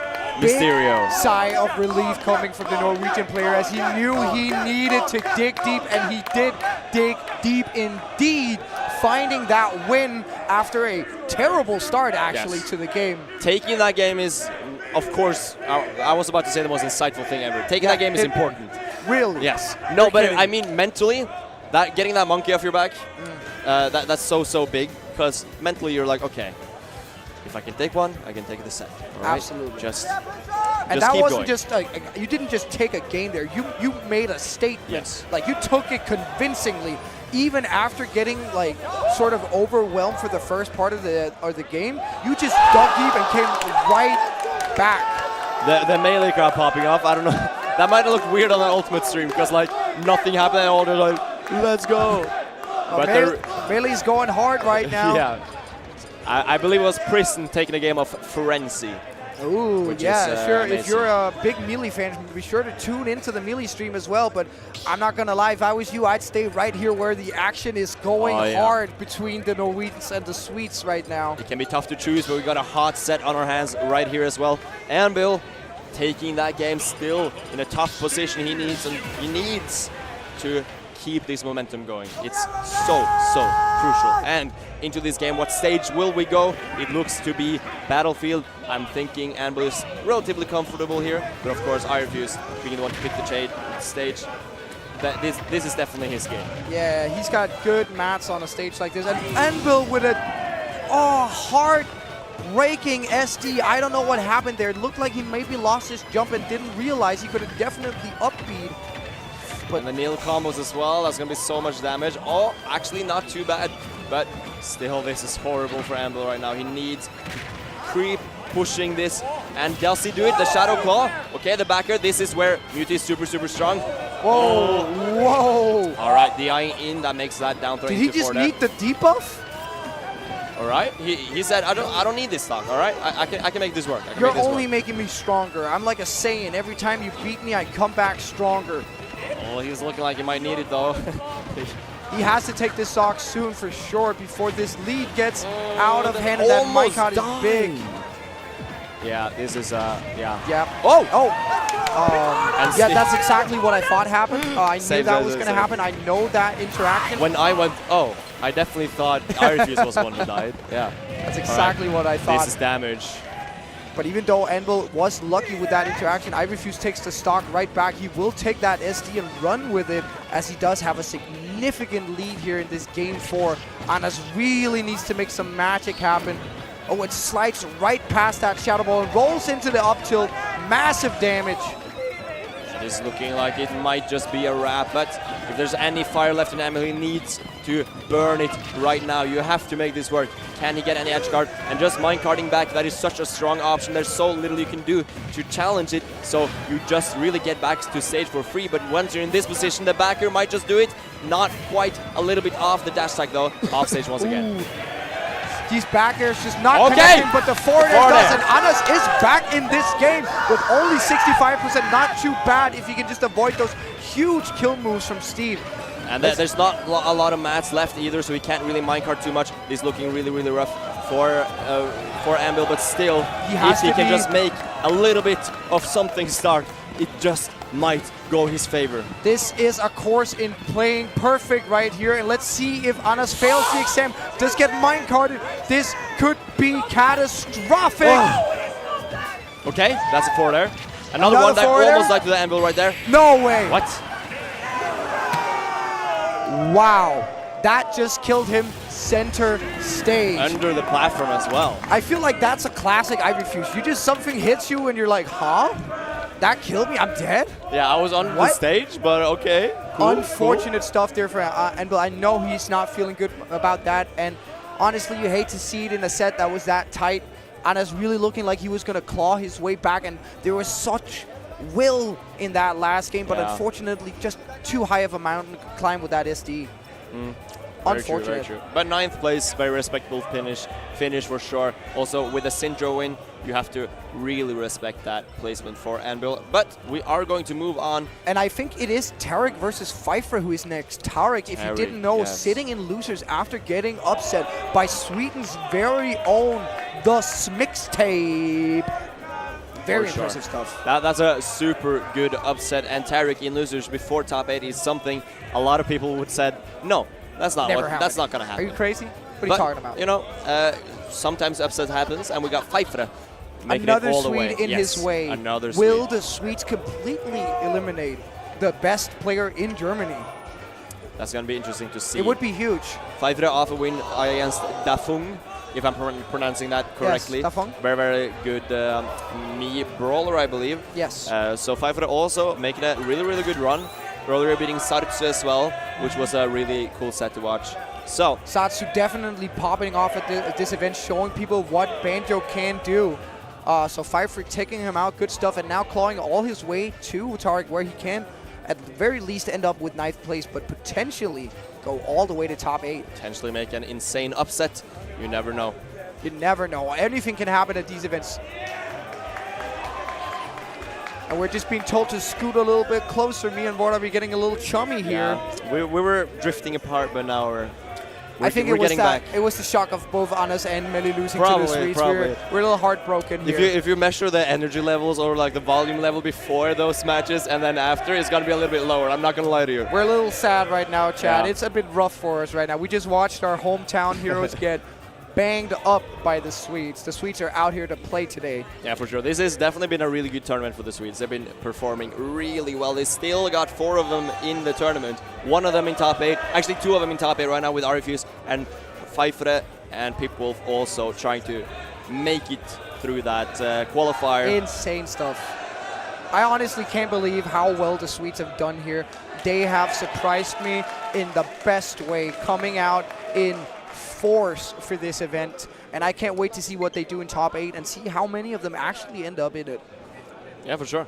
They've been popping off. They do be kind of popping off. This is definitely going to be an interesting match, though, because, you know, Tariq, very, very strong player. I believe he got ranked super high on the recent global ranking. I believe did. It was like top 40 or something. He did, and he is cracked. Oh, I guess we're getting Mezcal versus Nibodax first. All right, we're Well, getting... I won't say no. This is a hot set, too. For sure. We were talking about it earlier, that Ridley versus the Bayo, who we will finally get our answer. Who is getting comboed? Who is getting comboed? Impossible to say. Could be anybody. Honestly, chat, what do you think? Yeah. Do you think they're speaking French up there? Do they speak French in Belgium? I believe they do in parts of Belgium. Like a version of French. Yeah. I don't think Belgian is a language, so it's like Flemish or something. I don't know. Oh yeah, Flemish. Yeah. I'm not Possibly. I'm not positive. Possibly a little native communication going on. Could be what's happening. And we did say there were no, the French didn't come out for this event. Not entirely true, because Mezcal, the best Ridley in Europe, possibly in the world, really good, is here, and he is making moves. Super, super talented player, and only falling to I believe Lancelot. Was that in winners? Yes. Yes, falling to Lancelot in game The 5, GOAT. and Lancelot also being top 20 in Europe. That's super, super impressive. As Ridley to challenge that all the way to game 5. But Nibodax as well here to say, you know, you're not the only one who can make upsets, who can push someone with a higher seed to a game 5. Nibodax with that Bayonetta. There Super, are super few difficult. things I enjoy as much as watching the top talent in Europe duke it out like we've seen so far. And we've got another one of those great sets coming up right here, so make sure you don't turn off the channel, because it is Nibodax versus Mezcal on small battlefield. Ridley versus Bayonetta. Let's get into this game 1, Bordavi. All right, the Witch Twist not quite gonna combo at that point, but we are seeing them once again. It doesn't even matter where you are on the stage. That's gonna hit Ridley, bro. That's gonna scoop him up. I can't believe we were saying all those years that Rob is big when Ridley is right there. This dragon is huge. Massive dragon for sure. And the melee crowd popping off. As Prison takes a set, but you know the ultimate set is equally as hot right now. Nibodax versus Mezcal. A really good start for Nibodax, I would say. Like even if it's a little bit of a lead for Mezcal, I think Nibodax has been proving that this matchup looks very, very good for Bayonetta, and getting those scoops could be really, really big. But of course, those big hits, you don't need as many combos if you have like a big up smash that kills you super early. And I feel like that's one of the things that Nibodax will have to watch out for in this matchup, even though I do think Bayonetta does pretty well against the big Space Dragon. He does have the moves where he can call out some of the more, what do you say, autopilot options that Bayo has. You know, oh, I want to play neutral, I'm going to side B, or I'm going to do up B or whatever. He does have the opportunity to call those out with big options that aren't too risky for him, like that up smash, and that could prove trouble for Nibodax if he's not careful. That's a very good point, especially if he just overcommits a little bit. If Nibidax, or if Mezcal rather, is really solid with that SDI, be super scared to overcommit. But that's not, of course, not going to do it. But 148% on Ridley. That up smash with Seed, once again, is super good. I love that up smash. Just does the heel kick on him. Full somersault. No Are you way. edge guarding Bayo? Okay. No way. Ain't no way. But If maybe you ask we'll me who's edge guarding who in this matchup, I would not have said Ridley. Well, edge let's guarding see Bayo. who combos who. I want to see some combos here, Mezcal. Prove Come on, me wrong Mezcal. right now. Do something. Oh, and we are seeing an edge guard on the Bayo. Mezcal, what are you made of? Back here once Boom. again, super even. We got that last stock situation. Who will get that first hit? We are possibly not quite, but yes, we are continuing in that combo, that advantage state to Ooh, make. just swings and grabs him. Get over here. That Off the stage. That is so raw. I love that move so much. This man is fearless as he should be. Kicks. Covers every single option. You can get up attack. You can roll. You can do whatever you want. You will not get away from that up smash. That up smash is inevitable. Skill issue, honestly. Real. But we're getting the combos. Nibidax has actually been dropping this entire last game, looking really unfortunate. But 128% though, a little bit of an F tilt, and it might just be it. Does not get it though. I don't know what it is about that F tilt. He's so cheeky. Like, it's surprisingly strong, and he just takes the tail and he step. That hurts, bro. Big stab. That would hurt. That would hurt. I would die in real life by that move. That would be Nah, like. I'd live. Nah, I'd win. Who would win between Anvil IRL and Ridley? Anvil would win. Beat him up. Easy. Put the hands on him. Anvil's a big guy, bro. He can swing some weight around. Oh yeah, for sure. You hit that. Like, have you seen how skinny Ridley is? Yes. Like, he's got those fragile old dragon bones, bro. He'd use the same argument that he used with Wolves. I could just like grapple him and like hold him a bit, smack him around. Oh, I don't know what it is about it, but bitch slapping Ridley, something is really funny about that image. What? That would make a weird noise, bro. That would be like, yeah, that'd be like on scales. I don't know. That'd be like on a shoe. All right, slapping as a we shoe. are going to the greens of Pokemon Stadium 2, we see here Mezcal coming in, swinging, but Nibidax swinging right back. Does have a game to make up for as Mezcal took that first one with the F tilt, and I think that F tilt will prove pivotal in Mezcal's game plan as he uses it to keep Nibidax on that ledge. Yeah, we're getting the juggles right now. A lot of damage, but no kill, of course. We are seeing, the juggles might be a really big card because I can't imagine really having amazing landing tools, and especially being as big as he is and as relatively slow as he is in the air.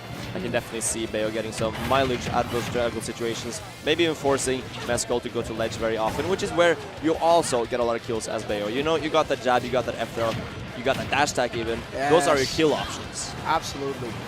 And I feel like it's so weird seeing Ridley, like, winning in a matchup like this. I know right now Nibidax putting in the work, but Mezcal taking that previous game, I feel like I'm so used to seeing somebody play Ridley and be like, oh, come on, you can do it, please. Yeah, but yeah, Mezcal, he really can do it. Should have just put a period after Ridley winning. Like, it's so weird seeing Ridley winning. Oh. Ooh. Oh, shielding, a little unfortunate. Wanted that extra percentage and does take an F tilt for not dying quite yet, but maybe he should have let it rip right there. That might come back to haunt him. Forward throw, will it be enough? Might do it, but not quite, as Ridley is still, might not be a super heavy, but he's still a heavy guy. Honestly, he got robbed for that one. He should be heavier. I'm not gonna lie. I know, like you said, he's skinny as hell. I don't care. He's like 3 meters tall. That's true. That's true. He's literally the character who didn't get put in the other games because he's too big. Yeah. They're like, he's way too big for this game. Let's make him like just not a super, just a little bit heavy. Just a little hefty. Let's make Kazuya heavier, huh? Yeah. Why would you do this to me? Ooh, good weight on the no tech there for Nibidax, getting up and just barely avoiding that up smash. Like you said, can be really hard to avoid it because it is so big. 100%. As we have this still very even game, I do think these players seem very evenly matched right now. The back air, really important reversal to just get Bayo off your face. And, at that point, you don't even need to worry about the ledge jab. You don't need to worry about the jab, the F tilt, everything. Or Snatched him. F throw, rather. Oh, the mischief is coming up there. These guys are just pulling out all the punches right now, literally. Oh, for sure. And the grab as well, completely ready for that counter. Oh my god, that was the worst thing I've seen in my life. What the hell? He just did that. He just did that. That is how you know that this guy is not just a good Ridley. Oh. He's different. It's him. He's up there on Mount Rushmore of Ridleys. It's him and Smub and some other guy, probably some Japanese player, who knows. Ladies and gentlemen, if you do look down in the corner of your screen, you will see that at Mezcal, it does say he is him. And I promise you that's not for no reason. This man is raw. Sure, that S-Smash super satisfying to watch, and to get hit by that, I don't know, that's a morale breaker if I ever saw one.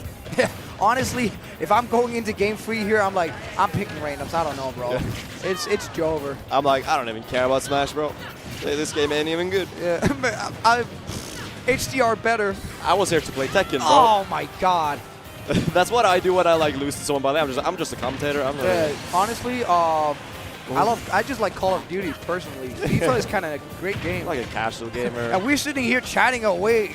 Mezcal already taking this first stock on the game 3. So much momentum on his side as he just nares away at this witch. Ooh, tries to get the back air off the down throw. That would have been huge, but Nibodax reversing now with a witch twist. Yeah, there's no time to yap right now. There's no time to yap as he's getting body down stage with the up angle down. I'm sending you to the depths. Stay down there. I'm feeling it right now. Holy moly. What a statement. You told me this guy lots of lands? I don't believe it. He is cooking something right now. Whatever life there is left in Nibodax right now, he has to make it count, because I don't know, Mezcal is looking like he doesn't even care. He doesn't even care about the match. He doesn't even care about this witch. He's saying, I mean, we used to burn them witches, didn't we? So an F smash might be thrown out at any point. Honestly, no way. Wow, this is just all Mezcal's show. There will be no other movies in the theater tonight except the one that shows Mezcal! Destruction! Woo, with an up smash to finish it off, a clean 3-0. I was thinking this would be a close game 5 set, yes. Judging off that beginning first 2 games, but Mezcal simply being too good. That adaptation game is different. He's different. Have you ever seen a Ridley like that? Tell me. Have you ever seen a Ridley like that? No, you haven't. This is a guy who makes me look at my gameplay and be like, I wish I was him. I want to be him so bad. That was the raw stuff. If I did that like on stream, I'd come down like, you know, just waving to the crowd. Yeah, I'm that guy. What's up? Mezcal's like one of the few European Smash players that like can say I am him and not be coping. 100%. Like even if that guy loses, he's still going out like a buster.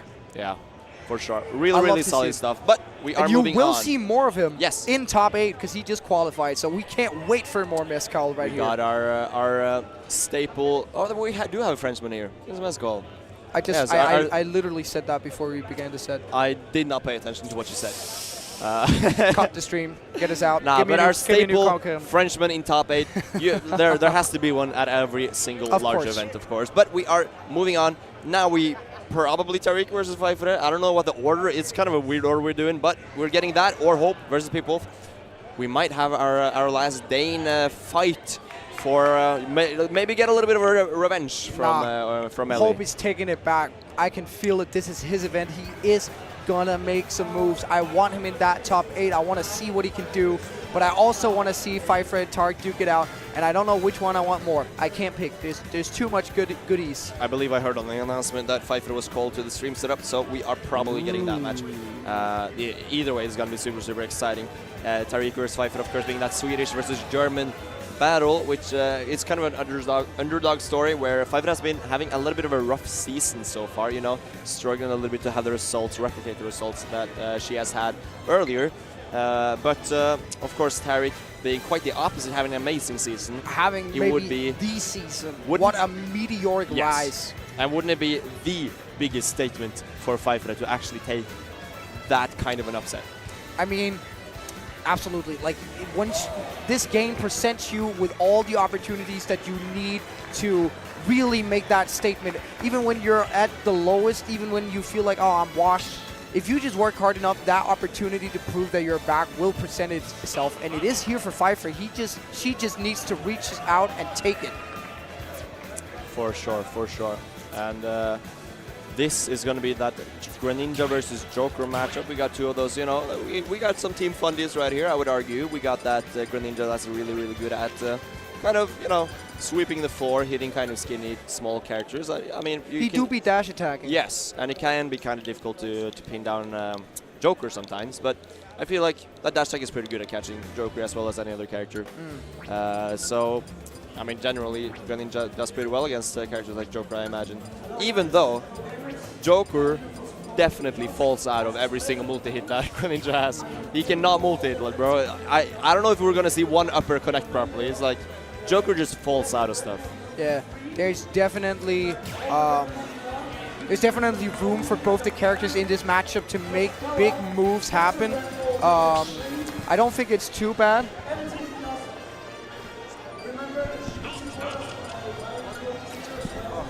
I'm sorry, we're just having a big announcement over the microphone right now, so we're a little confused what's happening. But I think we still will get into this set. Something crazy is going on in the venue right now, people. Anyway, we are ready to get into this game. There are no breaks on this top 16 train as we do get into Tarek versus Pfeiffer on the greens of PS2.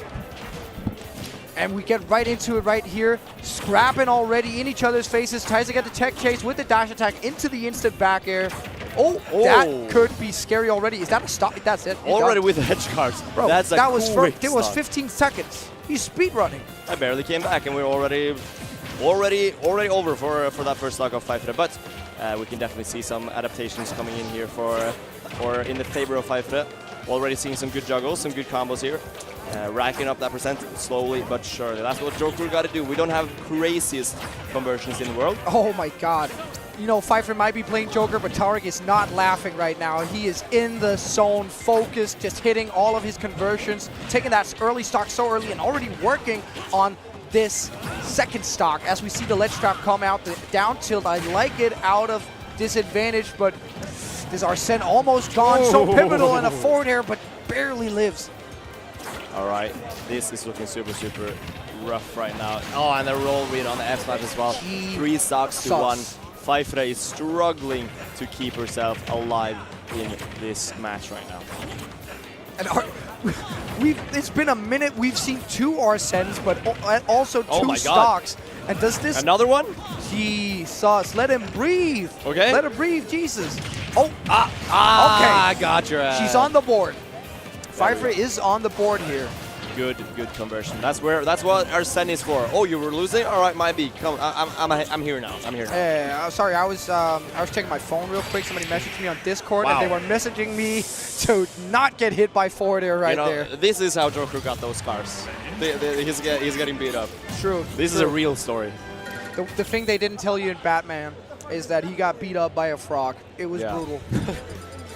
That's the canon story, actually. Yeah. Go read some comics.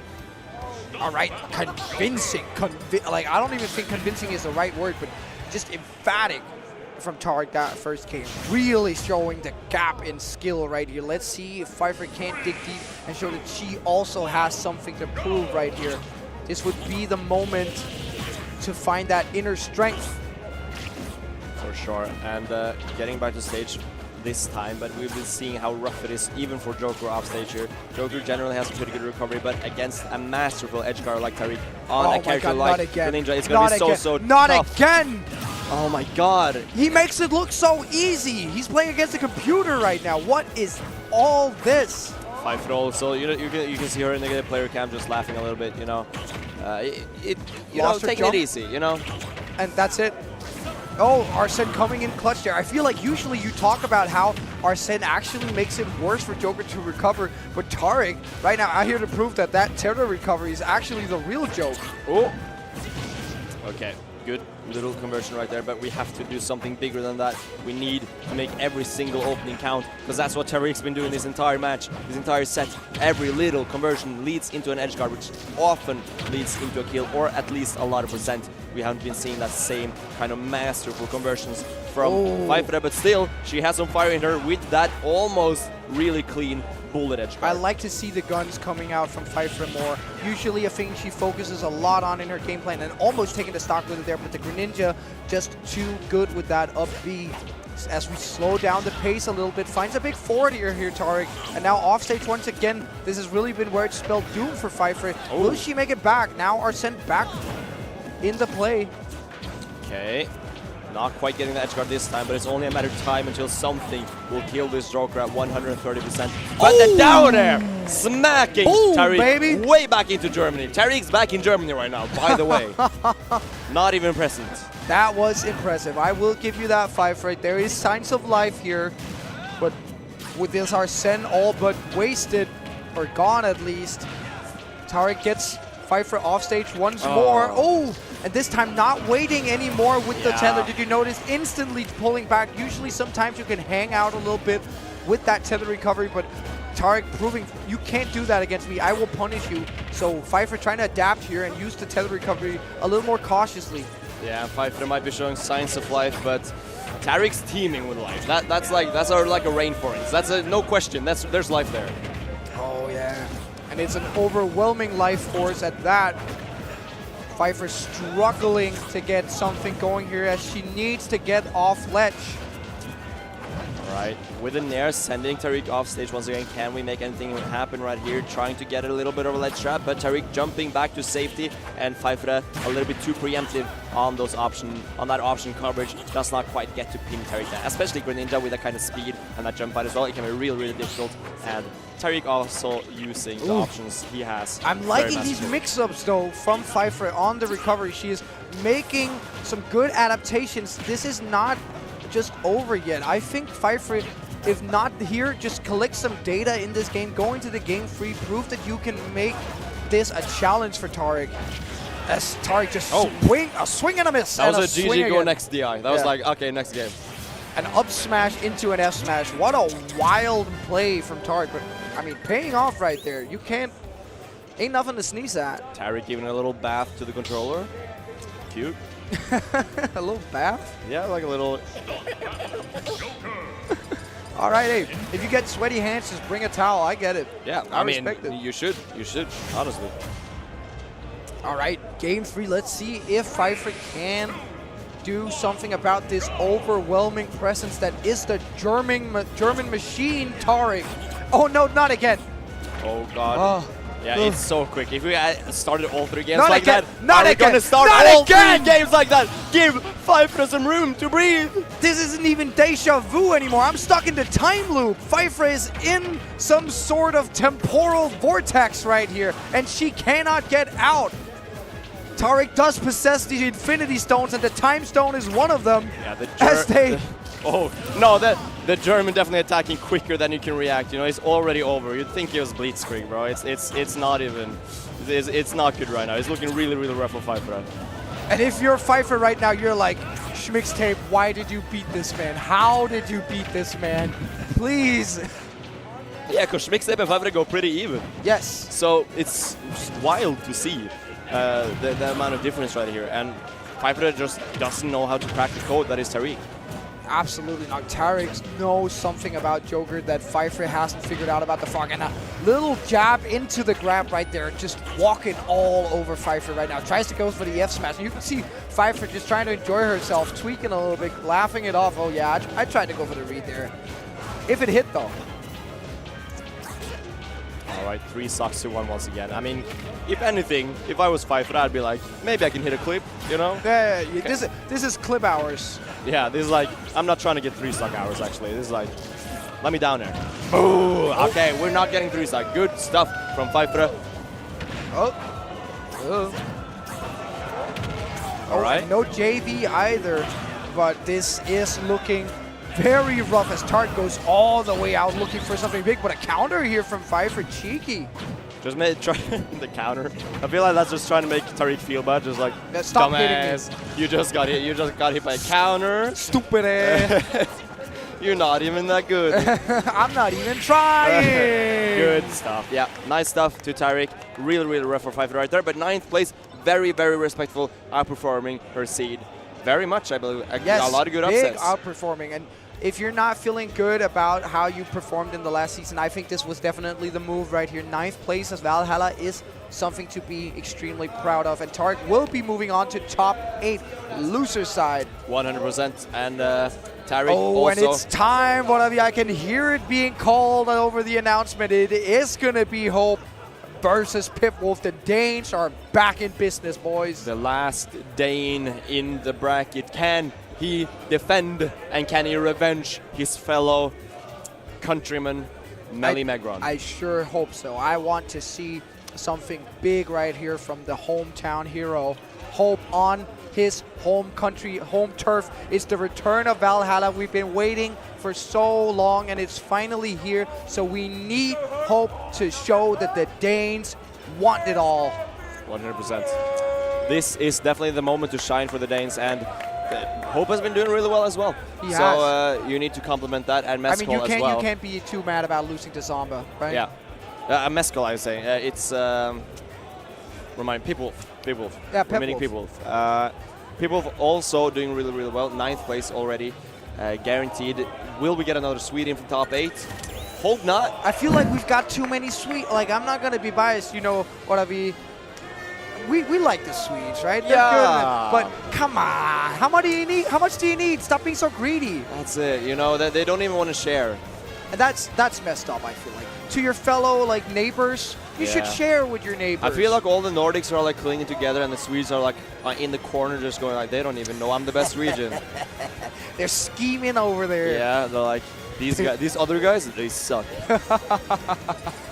I feel like that is the Nordic countries. Like, if you had like a room with a Norwegian, a Swede, and a Dane, like the Dane and like one of them leaves, like the Swedish person leaves, the Norwegian and the Dane like that guy, he sucks. Like it doesn't matter which combination. Yeah, you got. exactly. It's And always then the this Norwegian comes, fucking like the guy. Swede comes back, then the Dane leaves, the Norwegian and the Swede. Like, I hate that guy. That guy is the worst. I know, right? I have specific memories of being with like Danish people and going like, we can relate on one thing, that's that we hate the Swedes, and then like the same thing with Swedes and the same thing with Finnish people. No matter who it is, I feel like the Finns are just chilling most of the time. They're under the radar a lot of the time. But that's why the rest of us hate them. Yeah, true. So True. But we all like Iceland, I feel like. Yeah, Iceland's chill. Iceland is nice. It's like a cute little brother. Speaking of cute little brothers, What? I don't Bro, that was not the transition right there. I'm sorry. You wanted it too bad. That was not it, that was Chief. so like automated commentary brain. I was just like, let's just say whatever.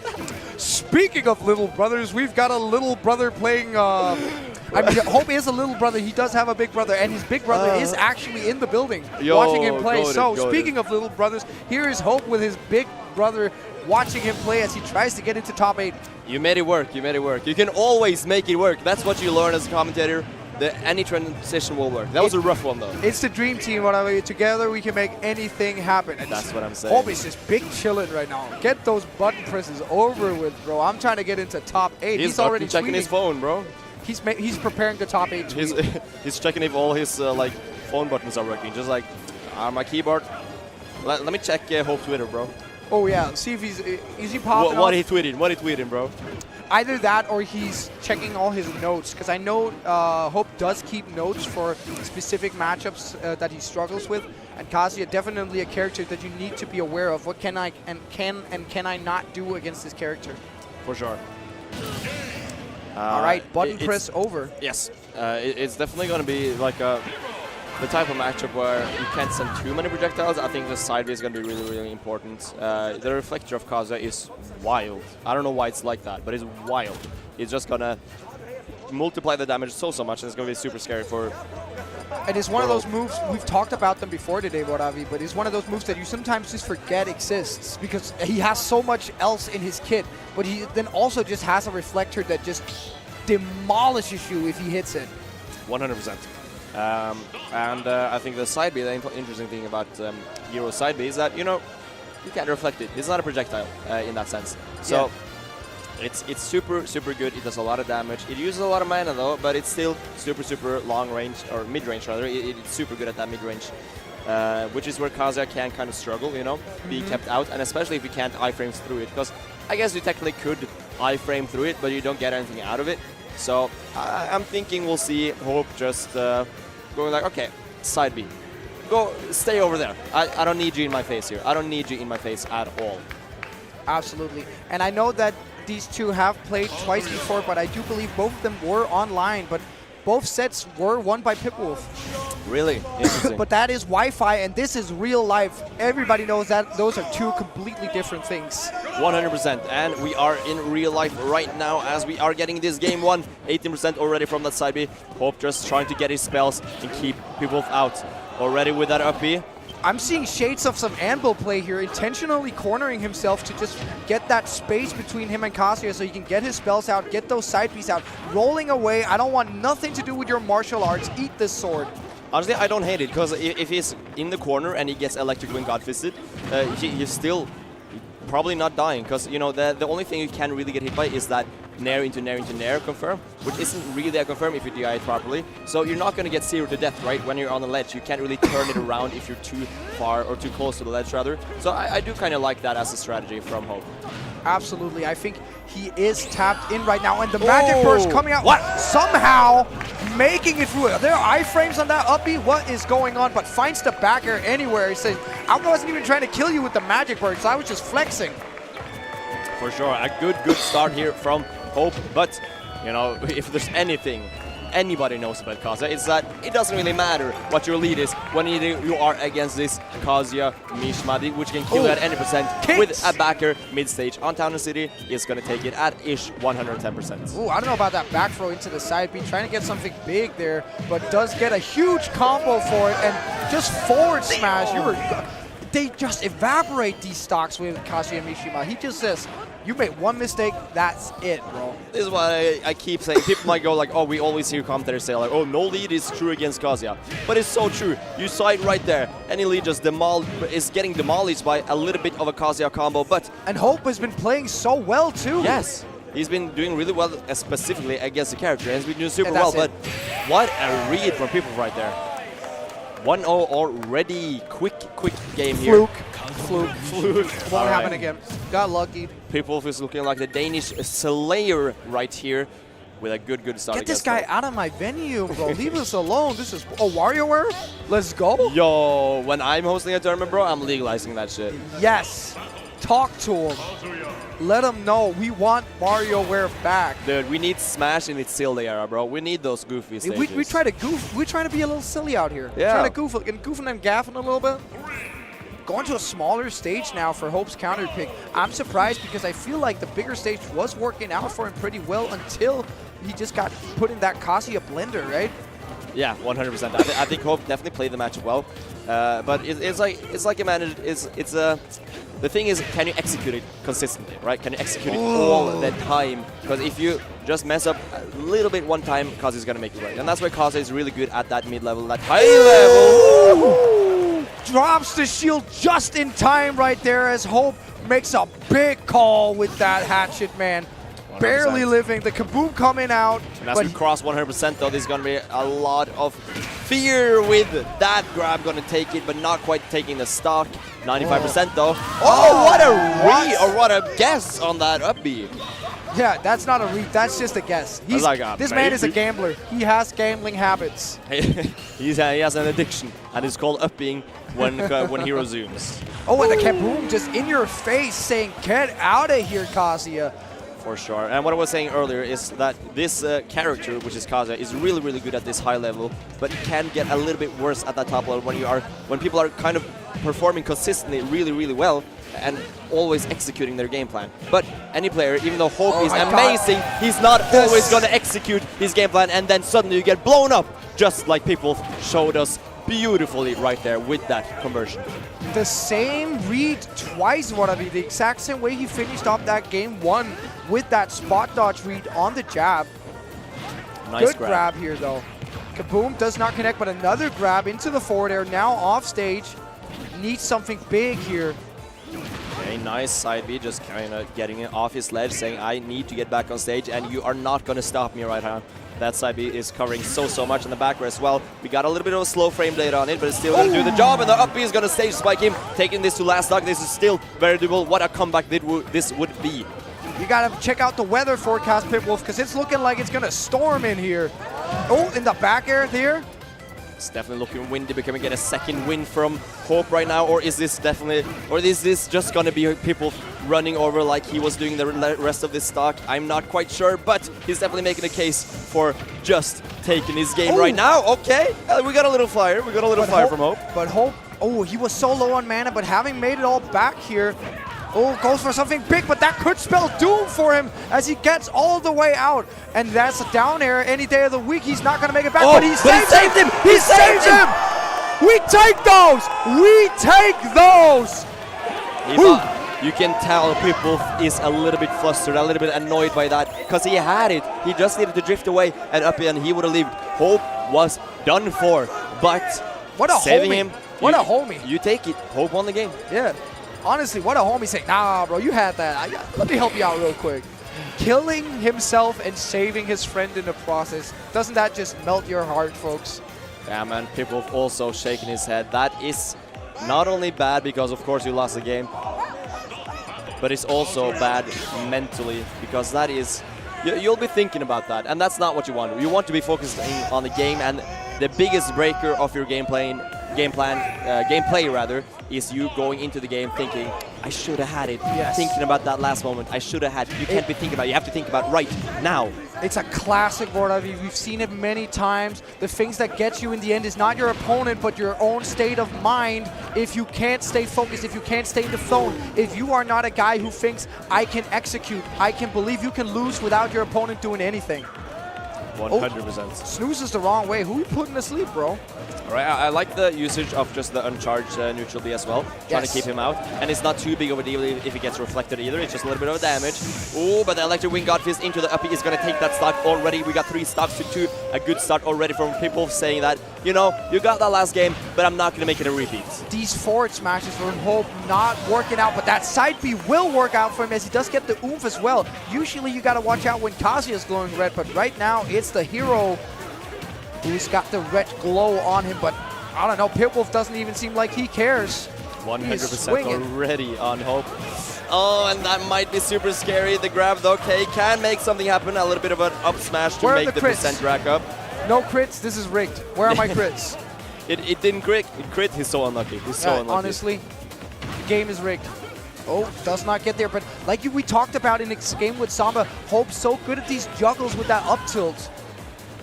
And it is a big up tilt. I completely agree. And now with the Psych Up, does not get anything out of it. That's a really, really good up B. Like you said, a really good call out on the jump. It's super wide, so you can cover a lot of stuff, but still, you have to commit so much. I really like it. Oh, with Accelerattle, can he get the edge guard? Looking a little bit too far away. Oh, no. Oh, no. All right, he needs a little more damage, and then that red glow can disappear. And I like this stalling from Pitwolf off stage. He knows that Hope likes to go for that up B to sort of push you into that tech scenario that not a lot of people are ready for. So what he's doing is he's stalling off stage, and Hope really not like ready for that timing mix-up. I completely agree, and now Pitwolf as well, super even here, but he knows what he wants. He knows what he wants, and that Hope just gives it to him with that, and the up is not going to take it, but it's going to be a lot of damage, 100% once again. Last hit situation, can Hope keep his cool? He does not, but it does not matter quite yet. He's still alive. People knows he cannot make the same mistake as last game. I thought for sure he was going to do the down air there. I think that could have taken it. Hope has to play so careful here. Whiffs the grab. Oh, that should be it. EWGF. That's gonna make that stock disappear very, very quickly with that up B. 2-1 in Pitwolf's favor. That's a really important game to take. Because now, of course, you're a bit more reassured. I lost that game, but of course, I'm out playing. I'm the better player right now. Yeah. And Kazuya, definitely one of those characters where as soon as you just hit another Electric Wind Guard Fist or one of those combos where you just demolish your opponent's stock, you can reset yourself mentally way easier than with some other characters because you get that confidence boost of, oh, I just did that. Like, I just took that stock that easily. Okay, I can still win it. Like, it doesn't matter. I'm still him. You got that Durya just to boost your own confidence. It's Exactly. definitely very efficient. And people right now 1 game away from being the 3rd Swede in top 8 right now, Come showing their on. dominance in the Nordic scene. Surely not, right? Surely not 3 Swedes at top Not 8. 3. Can we get a Dane in, please, for the homies? Honestly, I don't want a Dane either, because then you'll say they were better than us. But Oh, that little punch my to the ground, God. stunning Hope. And you can see Hope looking so dismayed at that. He is not having a good time fighting this Mishima right now, as Pitwolf's just looking for the dirty stuff right now, trying to do my man wrong. Yeah, it's looking really, really rough. Only 2 stocks, but if he can close this one out, it's still very, very doable. You know, 2 entire stocks is still a lot to work with, as long as you keep your percentage low, right? You don't need to close it out right now, but you do need it relatively soon. This ledge trap situation is a prime example of a situation you need. But as Hope is gone right there, it's looking like he's Cope right now, because I don't know. He is not looking hot on that player cam. It's looking like he's given up a little bit as Pitwolf just starts up the engine again, and Hope needs this stock so fast, so bad. And he needs it in a way that gives him a little bit of confidence. All right, down throw, not going to lead into anything. Kazuya just getting back to stage. He's been getting back to stage quite a lot, or back from juggle situation as well. It's not... Whoa, the backer taking people from ledge. 58% though on this last stock. Can he make it happen, or will the defender fall before top 8? Get him. Woo-wee. Sonic.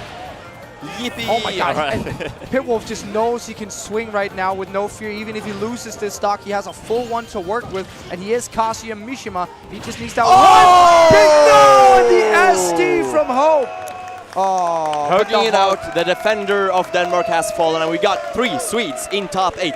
What a dominating performance right there from people playing really, really well. I know it hurts. I know it hurts. He got the spike, but he died? Huh? He made a statement. He made a statement. You know, if Denmark's going to fall, it's going to fall with a roar from the crowd, and that it did, as, you know, he's a fan favorite. I can respect it. Of course, if you're going to go out like a buster. Yes. That's a Danish motto right there. Good stuff to Pitwolf, good stuff to Hope. So many good games here tonight. And honestly, I can't even wait to see what else comes on, because it's been fantastic so far. We'll tell you what comes on, because we now have our entire top 8 ready for you. It's going to happen a little bit later today, but we have Zamba, Lancelot, Lugi, and Schmixtape in winners, of course. And then in losers side, we are having iRefuse, Tariq, Pitwolf rather, and Mezcal. So, what a top 8 we're getting. What a top 8. Stacked, I'm telling you, people. And this is all in Denmark, right here in your little hometown of Copenhagen. It touches my heart. What a beautiful tournament, and thank you to VGBC for allowing us to stream this wonderful tournament. If you are not already, remember to like, follow, and subscribe on all of VGBootCamp's platforms. You have Twitch, Twitter, YouTube, and such. You should absolutely go follow them. They make so much good stuff having for the Smash community. And this is the place to stay tonight. There's so many more good sets of Melee and Ultimate happening at VGBootCamp, so you should definitely tune in. Yes, and remember to subscribe for only $4.99 a month, or for free if you got Twitch Prime. Of course, you get a lot of perks like the emotes like you saw on screen just now. But until next time, I have been Varavi, and this is my wonderful co-host, Mysterio. It's been a fucking pleasure, man. It's been great. It's been great. We had an amazing block. Wonderful tournament. Can't wait to see you guys at some other event. Bye. See ya. Get ready for the